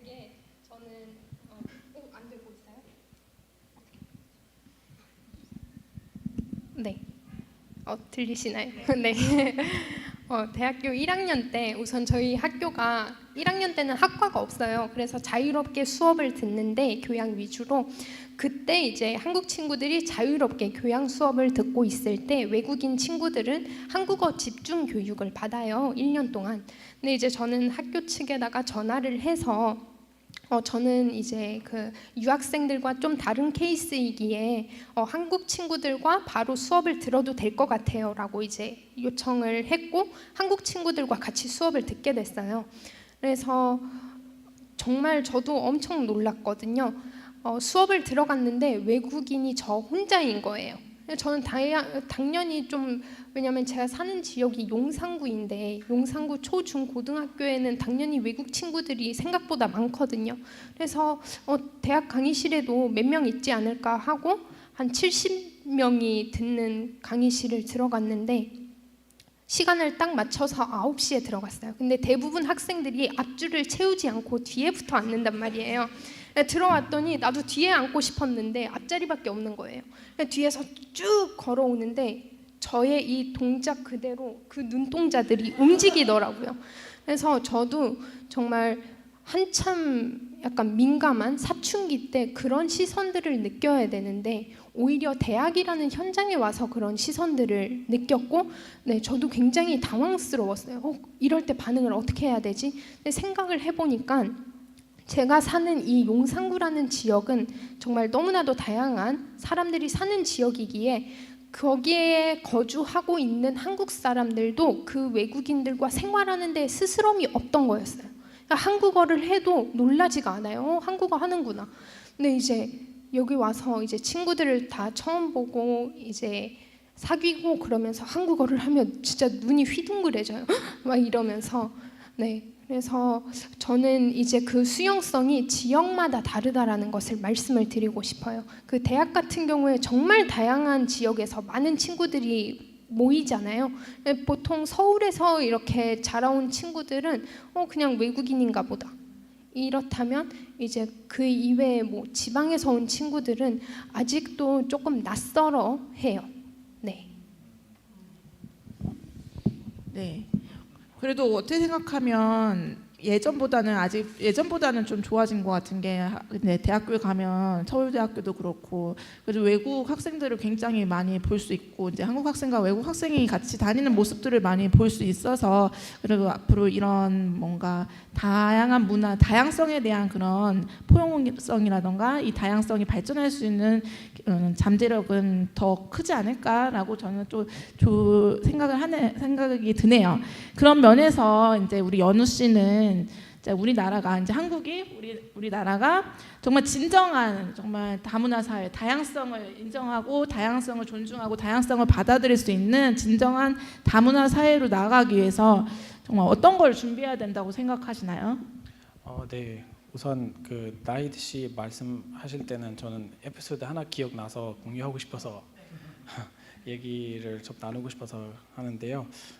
시선이 이제 따라오는 거에 대한 그 에피소드인데요. 전 뭐 이렇게 많은 사람들 앞에서 나가서 시선 따라오는 건 많이 없었지만 최근에 이제 그 민방위 교육할 때 그런 경험이 있었습니다. 네, 갑자기 그런 생각이 나서 저도 네 민방위 갔는데 이제 사람들이 한 몇백 명 정도 있어요. 이게 QR 코드 찍고 들어가는 때부터 앉을 때까지 앉아 있으면서도 시선이 거기 안 보고 저한테 관심이 많았었던 거인데 네, 그런 게 없어져야 되지 않을까 싶습니다. 네, 이제 우리가 무엇을 이제 다문화 사회 만들기 위해서 무엇을 하면 좋을까 이제 이 질문 받았을 때 여러 가지 생각을 했는데요. 사실 말 그대로 이제 다양성 가치를 좀 인식을 해야 된다고 생각을 합니다. 이게 이주민에 대한 이주민은 사실 다양한 문화, 다양한 언어, 다양한 경험을 가지고 이제 한국에서 같이 살아가는데 사실 이 사람들은 우리 한국 사회를 더 다양하게 만드는 사람들이에요. 그래서 그 사람들을 받아들이는 자세가 가장 필요하다고 생각을 하고 그리고 그들도 이제 사회 일원으로서 이제 평등한 교육이나 뭐 의료 뭐 고용에 이제 누릴 수 있는 그 기회를 줘야 된다고 생각을 하는데, 그 분들을 위해서뿐만 아니라 사실 한국 사회 발전하기 위해서 저는 그렇게 생각을 하는데요. 네, 마지막으로 그 근전적인 스토리나 사례를 많이 알려줘야 돼요. 그러니까 이런 사람들이 한국에 오면 이렇게 된다는 그 성공한 케이스들이 좀 많이 알리게 되면 이제 한국 사람들이 그 인식이 긍정적으로 바뀔 수 있다고 저는 그렇게 생각을 합니다. 제가 느끼는 바로는 한국은 사실 장점들이 많이 있습니다. 하지만 이제 외국인 정책을 만들 때 항상 외국인이 이제 한 사회 구성원으로 생각하지 않고 항상 손님으로 언젠간 가야 할 사람 이렇게만 생각해서 이 정책을 만들고 있는데, 저와 아니면 나이 드시 같은 사람들은 사실 우리는 손님은 언제 갈 것 같대요? 우리는 평생 여기서 평생 살 겁니다. 그래서 네, 이런 사람들이 사실 많아지고 있고, 이런 사람들이 한국 사회에서 기여하고 있고, 무조건 가야 할 사람, 그게 아니고 같이 살아야 할 사람, 그걸 가지고 정책을 만들어야 된다고 생각을 합니다. 이상입니다. 네, 오늘 정말 저희가 앞으로 나아갈 방향에 대해서 더 진지하게 생각해 볼 수 있는 그런 말씀을 많이 잘 해주신 것 같아요. 예. 지금 아까도 배종호 PD님께서 말씀하셨지만 이제 한류가 진짜 정말 대세잖아요. 이제 어딜 가든 한류 열풍이 막 어딜 가든 어느 나라에 가든 막 한국 식당은 진짜 만석을 이룬다고 하고, 그런데 이거는 지금 서아시아 지역에서도 마찬가지고, 어떻게 생각하면 서아시아 지역에서 더 한류가 인기가 있는 것이 아닌가 싶을 정도로 한류 열풍이 대단하다고 보는데, 그렇다면 이제 한류가 서아시아 지역 사람들에게는 어떠한 영향을 주었는지 좀 궁금합니다. 그래서 배종호 선생님 한번 의견을 들어보겠습니다. 일단 그 서아시아 특히 청년층들의 어떤 태도가 굉장히 적극적으로 변하고 있는 것 같아요. 그리고 직업 세계도 좀 많이 확대되고 있는 것 같습니다. 그래서 이제 뭐 초창기에 그 한국 문화를 수용하는 태도라고 하면 그냥 뭐 단순한 관심, 흥미 이 정도였다면, 이 사람들을 굉장히 적극적으로 변화시키는 것 같아요. 그래서 그 아까 살라 교수님께서 말씀하셨듯이 뭐 한국어 학과가 있는 대학이 있다. 그러면 중고등학교 때부터 목표로 해서 그 한국어 학과에 진학을 합니다. 그리고 대사관이나 문화원, 뭐 세종학당 이런 데 한국어 강좌가 있으면 이제 직접 등록을 해서 그거를 수료를 하죠. 근데 이제 이게 그 뭐 서울만 생각하면 쉬운 일 같지만, 그 우리가 뭐 저 아프가니스탄이나 저기 어디 모로코, 뭐 이집트 이런 나라들을 생각해 보면 마치 그런 거죠. 그러니까 보통 이 강좌라는 게 서울에 남산에 괴테문화원이 있단 말이죠. 근데 나는 전라남도 해남 땅끝마을에 살아. 근데 이거를 매주 고속버스나 기차를 타고 와서 지하철을 타고 이 과정을 10주 뭐 이렇게 한다는 거는 엄청나게 이 사람들을 적극적으로 변화시키고 있는 거죠. 그러면서 이제 더 적극적인 사람들은 한국 유학을 또 오게 되고, 그리고 두 번째는 이제 보니까 이게 직업으로도 연결이 되는 것 같아요. 자기의 그 소질과 특성을 살려서. 그래서 아랍 소설가 중에는 벌써 한국을 그 소재로 해서 그 소설을 쓰는 아랍 소설가도 있고요. 그 다음에 한국 문화나 라이프 스타일만 전문으로 하는 전문 유튜버, 또 뭐 한식 요리사도 있어요. 그리고 한국 소설만 또 번역하는 번역가, 아까 뭐 터키 교수님도 그러셨지만, 그리고 한국어 뭐 통역사도 있지만 특히 국제회의 통역사, 이런 식으로 한류 전문 직종이 생성되는 그런 그 시기로 이제 진입하고 있다. 그래서 뭐 단순하게 문화를 소비하는 단계를 넘어서 좀 실생활에 정말 깊이 있게 뿌리내리고 있지 않은가 이렇게 생각합니다.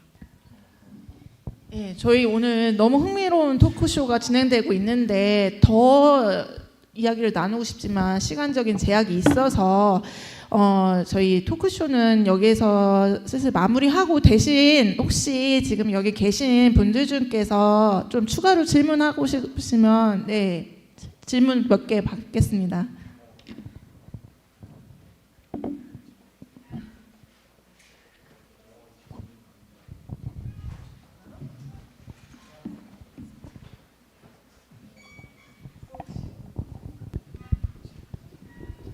네, 안녕하세요. 너무 재밌게 잘 들었는데 아까부터 질문하고 싶었는데 네, 나이드 선생님한테 질문하고 싶은데 제가 평소에 궁금했던 거는 아프가니스탄은 남아시아일까 중앙아시아일까 서아시아일까가 굉장히 궁금했는데 이 자리에서는 그냥 서아시아의 날이니까 그냥 서아시아인 건데 어떻게 생각하시는지가 아니요 어떻게 저희는 그냥 이제 근데 어떻게 생각하시는지가 궁금한데 그거를 조금 더 구체적인 질문으로 한국에 이제 쭉 사시면서 나연우 선생님 같이 이렇게 서아시아 분들을 만나기도 하고 그리고 인도나 파키스탄 분들을 만나기도 하고 그리고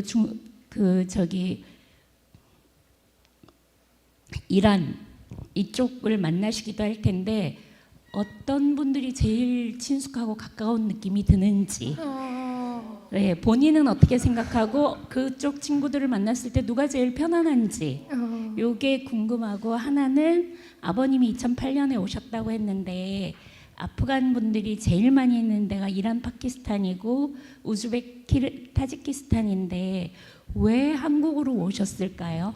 이게 궁금하고요. 혹시 시간이 된다면 라이언 선생님은 지난번에 이제 한국에 있는 시리아 공동체에서 시리아에서도 그랬고 정말 적응하기 어려웠고 네 그래서 관계를 안 가진다 이렇게 얘기하셨는데 그 한국 사회에 대해서 되게 좋은 부분들 많이 말씀하셨는데 개인적으로 지금 쭉 그 민방위 훈련까지 받으시면서 한 에피소드 한국에 오지 않았으면 내가 이런 일은 겪지 않았을 텐데 하는 약간 좀 그런 에피소드 하나를 듣고 싶습니다.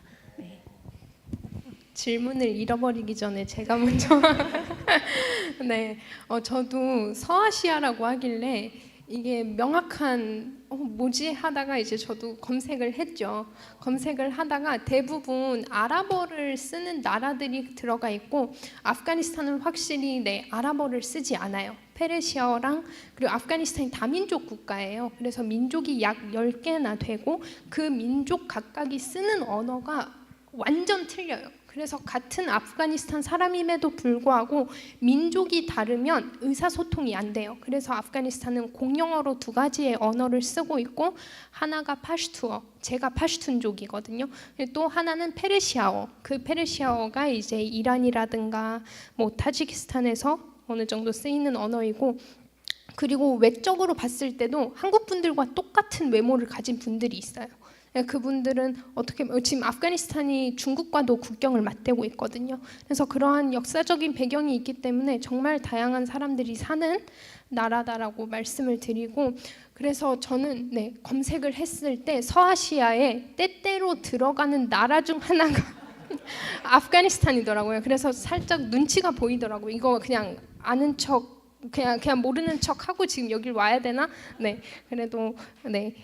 더 넓은 뜻으로 저를 이렇게 불러주신 것 같은데 그리고 이제 아랍 분들과 또 뭐 우즈베키스탄, 이란 등등의 사람들이 있다고 했잖아요. 근데 아프가니스탄이 참 위치로 봤을 때 동서의 갈림길이라 불릴 정도로 딱 중앙에 있거든요. 그러고 그 주위를 이제 우즈베키스탄, 이란, 인도, 파키스탄이 이렇게 둘러싸여져 있고 바다가 없어요. 내륙 국가이고 어느 국가의 사람들이 더 친숙하냐? 참, 네, 한국 사람이에요. 네, 그래도 답변을 드리자면 저는 우즈베키스탄이라고 말씀을 드릴 수 있겠어요. 이란 쪽도 또 달라요. 분위기가 또 다르더라고요. 약간 그 젊은 세대의 분위기를 봐도 그렇고 근데 우즈베키스탄이라고 제가 말씀드리는 이유는 그런 카페트 문화라든가 방석 문화 또는 음식이 굉장히 비슷하더라고요. 음식이 굉장히 비슷하고 저는 한국 와서 이란 분들을 사실 많이 못 만나봤어요. 오히려 그런 뭐 이슬람 사원을 가끔 가면 이제 그곳에서 그 우즈베키스탄 분들을 더 많이 만나거든요. 그래서 이란 분들이 근데 한국에서는 우즈베키스탄보다는 적은 것 같아요. 그 수가 그렇죠. 그래서 제가 더 만나는 사람들이 우즈베키스탄 사람들이기에 네, 부담스럽네요. 네, 그렇다는 거. 네. 네. 정말요. 다행이네요. 그리고 네. 그 마지막 질문이 2008년도에 아버지께서 어쩌다 한국으로 오게 되었냐라고, 뭐 제가 여기서 더 자세히 있는 말씀을 드릴 수가 없겠지만 아버지가 당시 이제 본국을 나올 때 상황이 굉장히 급박했어요. 근데 이제 아버지가 그곳에서 사실 때 뭐 러시아도 갔었고 중국, 뭐 두바이, 일본 등등 많은 국가들을 이렇게 시간 나실 때마다 많이 왔다 갔다 하셨는데, 한국으로 오게 된 계기를 이제 제가 들었을 때는 친구분께서 이제 중국에서 사업을 하셨었어요. 그래서 이제 친구를 따라서 중국으로 가셨다가 중국에서 이제 한국으로 오셨다. 근데 이제 그러면 왜 한국에서 머무르게 되었냐라고는 사실 큰 그게 없었어요. 아빠도 이렇게 지도를 펼치고 한국 이게 아니었거든요. 그래서 정말 그냥 어쩌다 한국이 되었다라고. 네, 어쩌다. 네.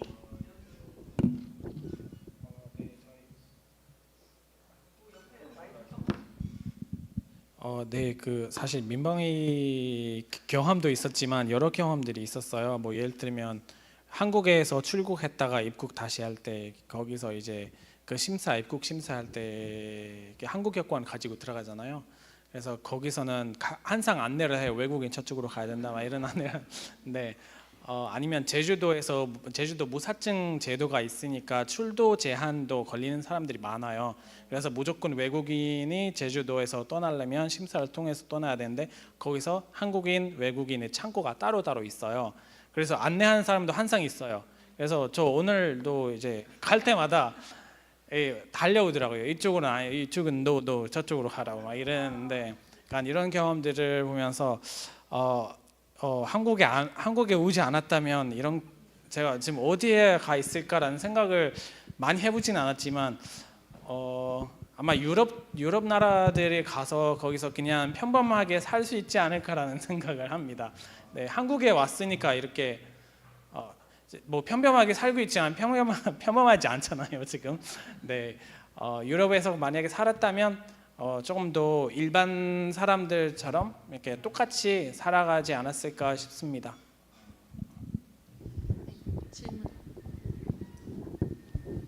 네, 안녕하세요. 중앙아시아센터 최아영입니다. 중앙아시아센터가 계속 질문을 하는데요. 저는 나히드님께 질문을 드리고 싶은데요. 제가 이렇게 조금 늦게 들어왔어요. 근데 밖에서 이렇게 목소리가 들리시더라고요. 근데 외국인이 하시는 말일 거라 상상을 못하고 들어왔다가 깜짝 놀랐는데요. 너무 우리 라이언 선생님도 너무 지난번 저희 센터에도 모셨는데 너무 훌륭하게 한국어를 잘하셨는데 그 이제 파슈투어 이제 모국어가 파슈투어라고 생각을 해도 되는지 모르겠지만 이게 지금 저도 이제 고려인 아이들이 학생들이 이제 어렸을 때 한국에 와서 이렇게 초등학교를 쭉 다니면서 고학년이 되면 이제 굉장히 교과서에 나오는 어휘가 어려워져서 그 어휘를 못 따라가는 이유가 러시아어, 이제 고려인들 같은 경우 러시아어가 모국어거든요. 근데 그거에 대한 리딩이 안 돼서 사실은 한국어 어휘를 쌓는 것도 많이 제한을 받는다라고 생각을 들었는데 나이드님은 지금 파슈투어로 된 뭐 신문이나 책이나 이런 거 읽으실 때 좀 불편함이 없으신지 아니면 그것을 계속 어렸을 때부터 트레이닝을 하셔서 이게 한국어에 도움이 되셨는지가 하나 궁금했었고요. 또 하나는 우리나라에 그 아프가니스탄 특별 기여자 분들이 들어와 계시잖아요. 네, 그분들이 이제 뉴커머라고 볼 수 있고 그 나이드님 조금 전에 오셨는데 그 공동체끼리 서로 이렇게 어떤 커뮤니케이션이 있는지, 예를 들면 뭐 이렇게 먼저 오신 분들이 컬처럴 메디에이터처럼 이렇게 도와주거나 뭐 이렇게 하는 어떤 상호작용이나 그런 것들이 있는지 궁금합니다. 네. 네. 저도 아까 구기현 교수님을 저 뒤에서 만났어요. 근데 구기현 교수님께서 페르시아어를 굉장히 잘하시더라고요. 근데 저도 사실 모국어를 한국어만큼은 못해요. 그러고 지금도 한 2년 정도 됐어요. 모국어를 배우기 시작한 것을. 왜냐하면 이렇게 말은 되지만 쓰고 있는 게 현저히 한국어보다는 떨어지거든요. 근데 현저히 네. 그래서 이제 저는 그거를 늘 걱정을 했었어요. 근데 아버지께서 항상 안심을 시키시더라고요. 왜냐하면 그래도 한 번쯤은 들어본 언어이니까 쓰거나 읽는 건 금방 될 거다. 근데 정말 아버지의 그 말씀이 맞더라고요. 그래서 쓰고 읽는 거를 그렇게 오랜 시간이 필요가 없더라고요. 일단 듣고 말하는 게 되기 때문에. 근데 그 문제는 있더라고요. 제가 한번 그 아빠를 따라서 대사관을 갔는데 거기서는 대화를 할 때 더 막 고급 어휘들이 나오는 거예요. 저도 그거는 못 알아듣겠더라고요. 왜냐하면 가족들과 저는 이 아프가니스탄 언어를 가족들과만 쓰니까 이제 집 바깥을 나가면 다 이제 사방에서 들리는 언어가 다 한국어이기 때문에. 근데 집에서도 아무리 아프가니스탄 언어를 쓰더라도 되게 제한적이에요. 그냥 엄마 배고파, 뭐 엄마 나 몇 시에 깨워줘, 아니면 그게 다예요. 그 일상에서 쓰는 어휘들이 다거든요. 근데 거기를 넘어가면 저도 어렵더라고요. 그래서 저도 지금도 공부를 하고 있어요. 공부를 하고 있고, 일단 그 어휘 부분에 대해서 말씀을 드리자면 저도 한국어를 제2의 외국어로 배운 거예요.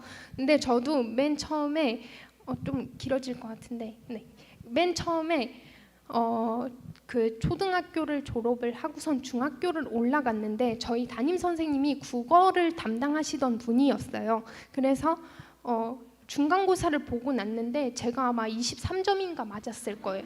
근데 담임 선생님께서는 분명 의사소통을 할 때는 전혀 문제가 없는데 너 수업에서 보니까 되게 그냥 똘망똘망하게 다 잘 듣고 있더니 이거 왜 그런 거야? 이거 뭐 실수야? 아니면 왜 그래? 이제 담임 선생님께 말씀을 드렸죠. 선생님, 저는 이렇게 말을 할 때에는 아무런 문제가 없지만 글로 된 한국어를 보면은 전혀 못 알아듣겠어요. 그리고 특히 중학교 때는 그런 시 같은 거를 많이 다루거든요. 근데 그때 제 담임 선생님이 저한테 딱 하나 제안해 준 게 책을 최대한 많이 읽어라. 그러니까 책을 그 내용에 집중할 필요가 없다. 그냥 읽기 연습을 해라. 근데 제가 거기서 정말 일석삼조, 일석이조지만 일석삼조의 효과를 봤어요. 그게 뭐냐면 맨 처음에는 그 글을 읽어내기에 바빴거든요. 근데 읽기가 되니까 내용이 눈에 들어오고, 내용이 들어오니까 제가 모르는 어휘가 뭔지를 알겠더라고요. 그래서 읽기가 잘 되니까 내용에 집중을 하게 되고, 내용에 집중을 하다 보니까 이 단어가 뭘 표현하는 거지, 뭘 뜻하는 건지를 찾게 되니까 그게 공부가 되더라고요. 그래서 읽기를 정말 그 어떤 언어든 저는 문법 같은 거 공부 안 해도 된다라 그래요. 네, 다른 중도 입국 청소년 친구들을 만나도 그냥 책만 구구장장 읽어라 그러거든요. 그래서 책 읽기를 강조를 드리고 싶고. 죄송해요, 또 질문이. 네. 아프가니스탄 특별 기여자분들이 맨 처음에 들어오셨었을 때 저희 아버지한테 이제 통역 관련해서 자녀분들이 이제 나이가 어떻게 되느냐, 통역이 필요하다. 근데 그때 제 나이가 고등학교 2학년 때였거든요. 미성년자이고 제대로 입증이 안 될 것 같다. 그래서 이제 통역을, 그때는 현장에 제가 가서 뭐 통역을 한다거나 그러지를 못했어요. 근데 그분들이 한 6개월 정도는 정부에서 다 돌봐줬어요. 뭐 그냥 그 안에서 이제 다 트레이닝을 받고 다 훈련을 하고 뭐 병원 같은 것도 그 안에서 다 해결을 했는데 현재는 만나고 있어요, 그분들을. 그래서 현재 같이 뭐 병원을 동행할 때도 있고 출입국을 같이 가줄 때도 있고. 그분들이 그 한국 정부에서 이렇게 정부 관리 하에 계실 때는 제가 만나진 못했고, 이제 지금은 각자의 생활들을 다 꾸려나가고 계시거든요. 지금 만나고 있고, 그리고 커뮤니티 부분에 대해서는 아프가니스탄이 대사관이 있어요.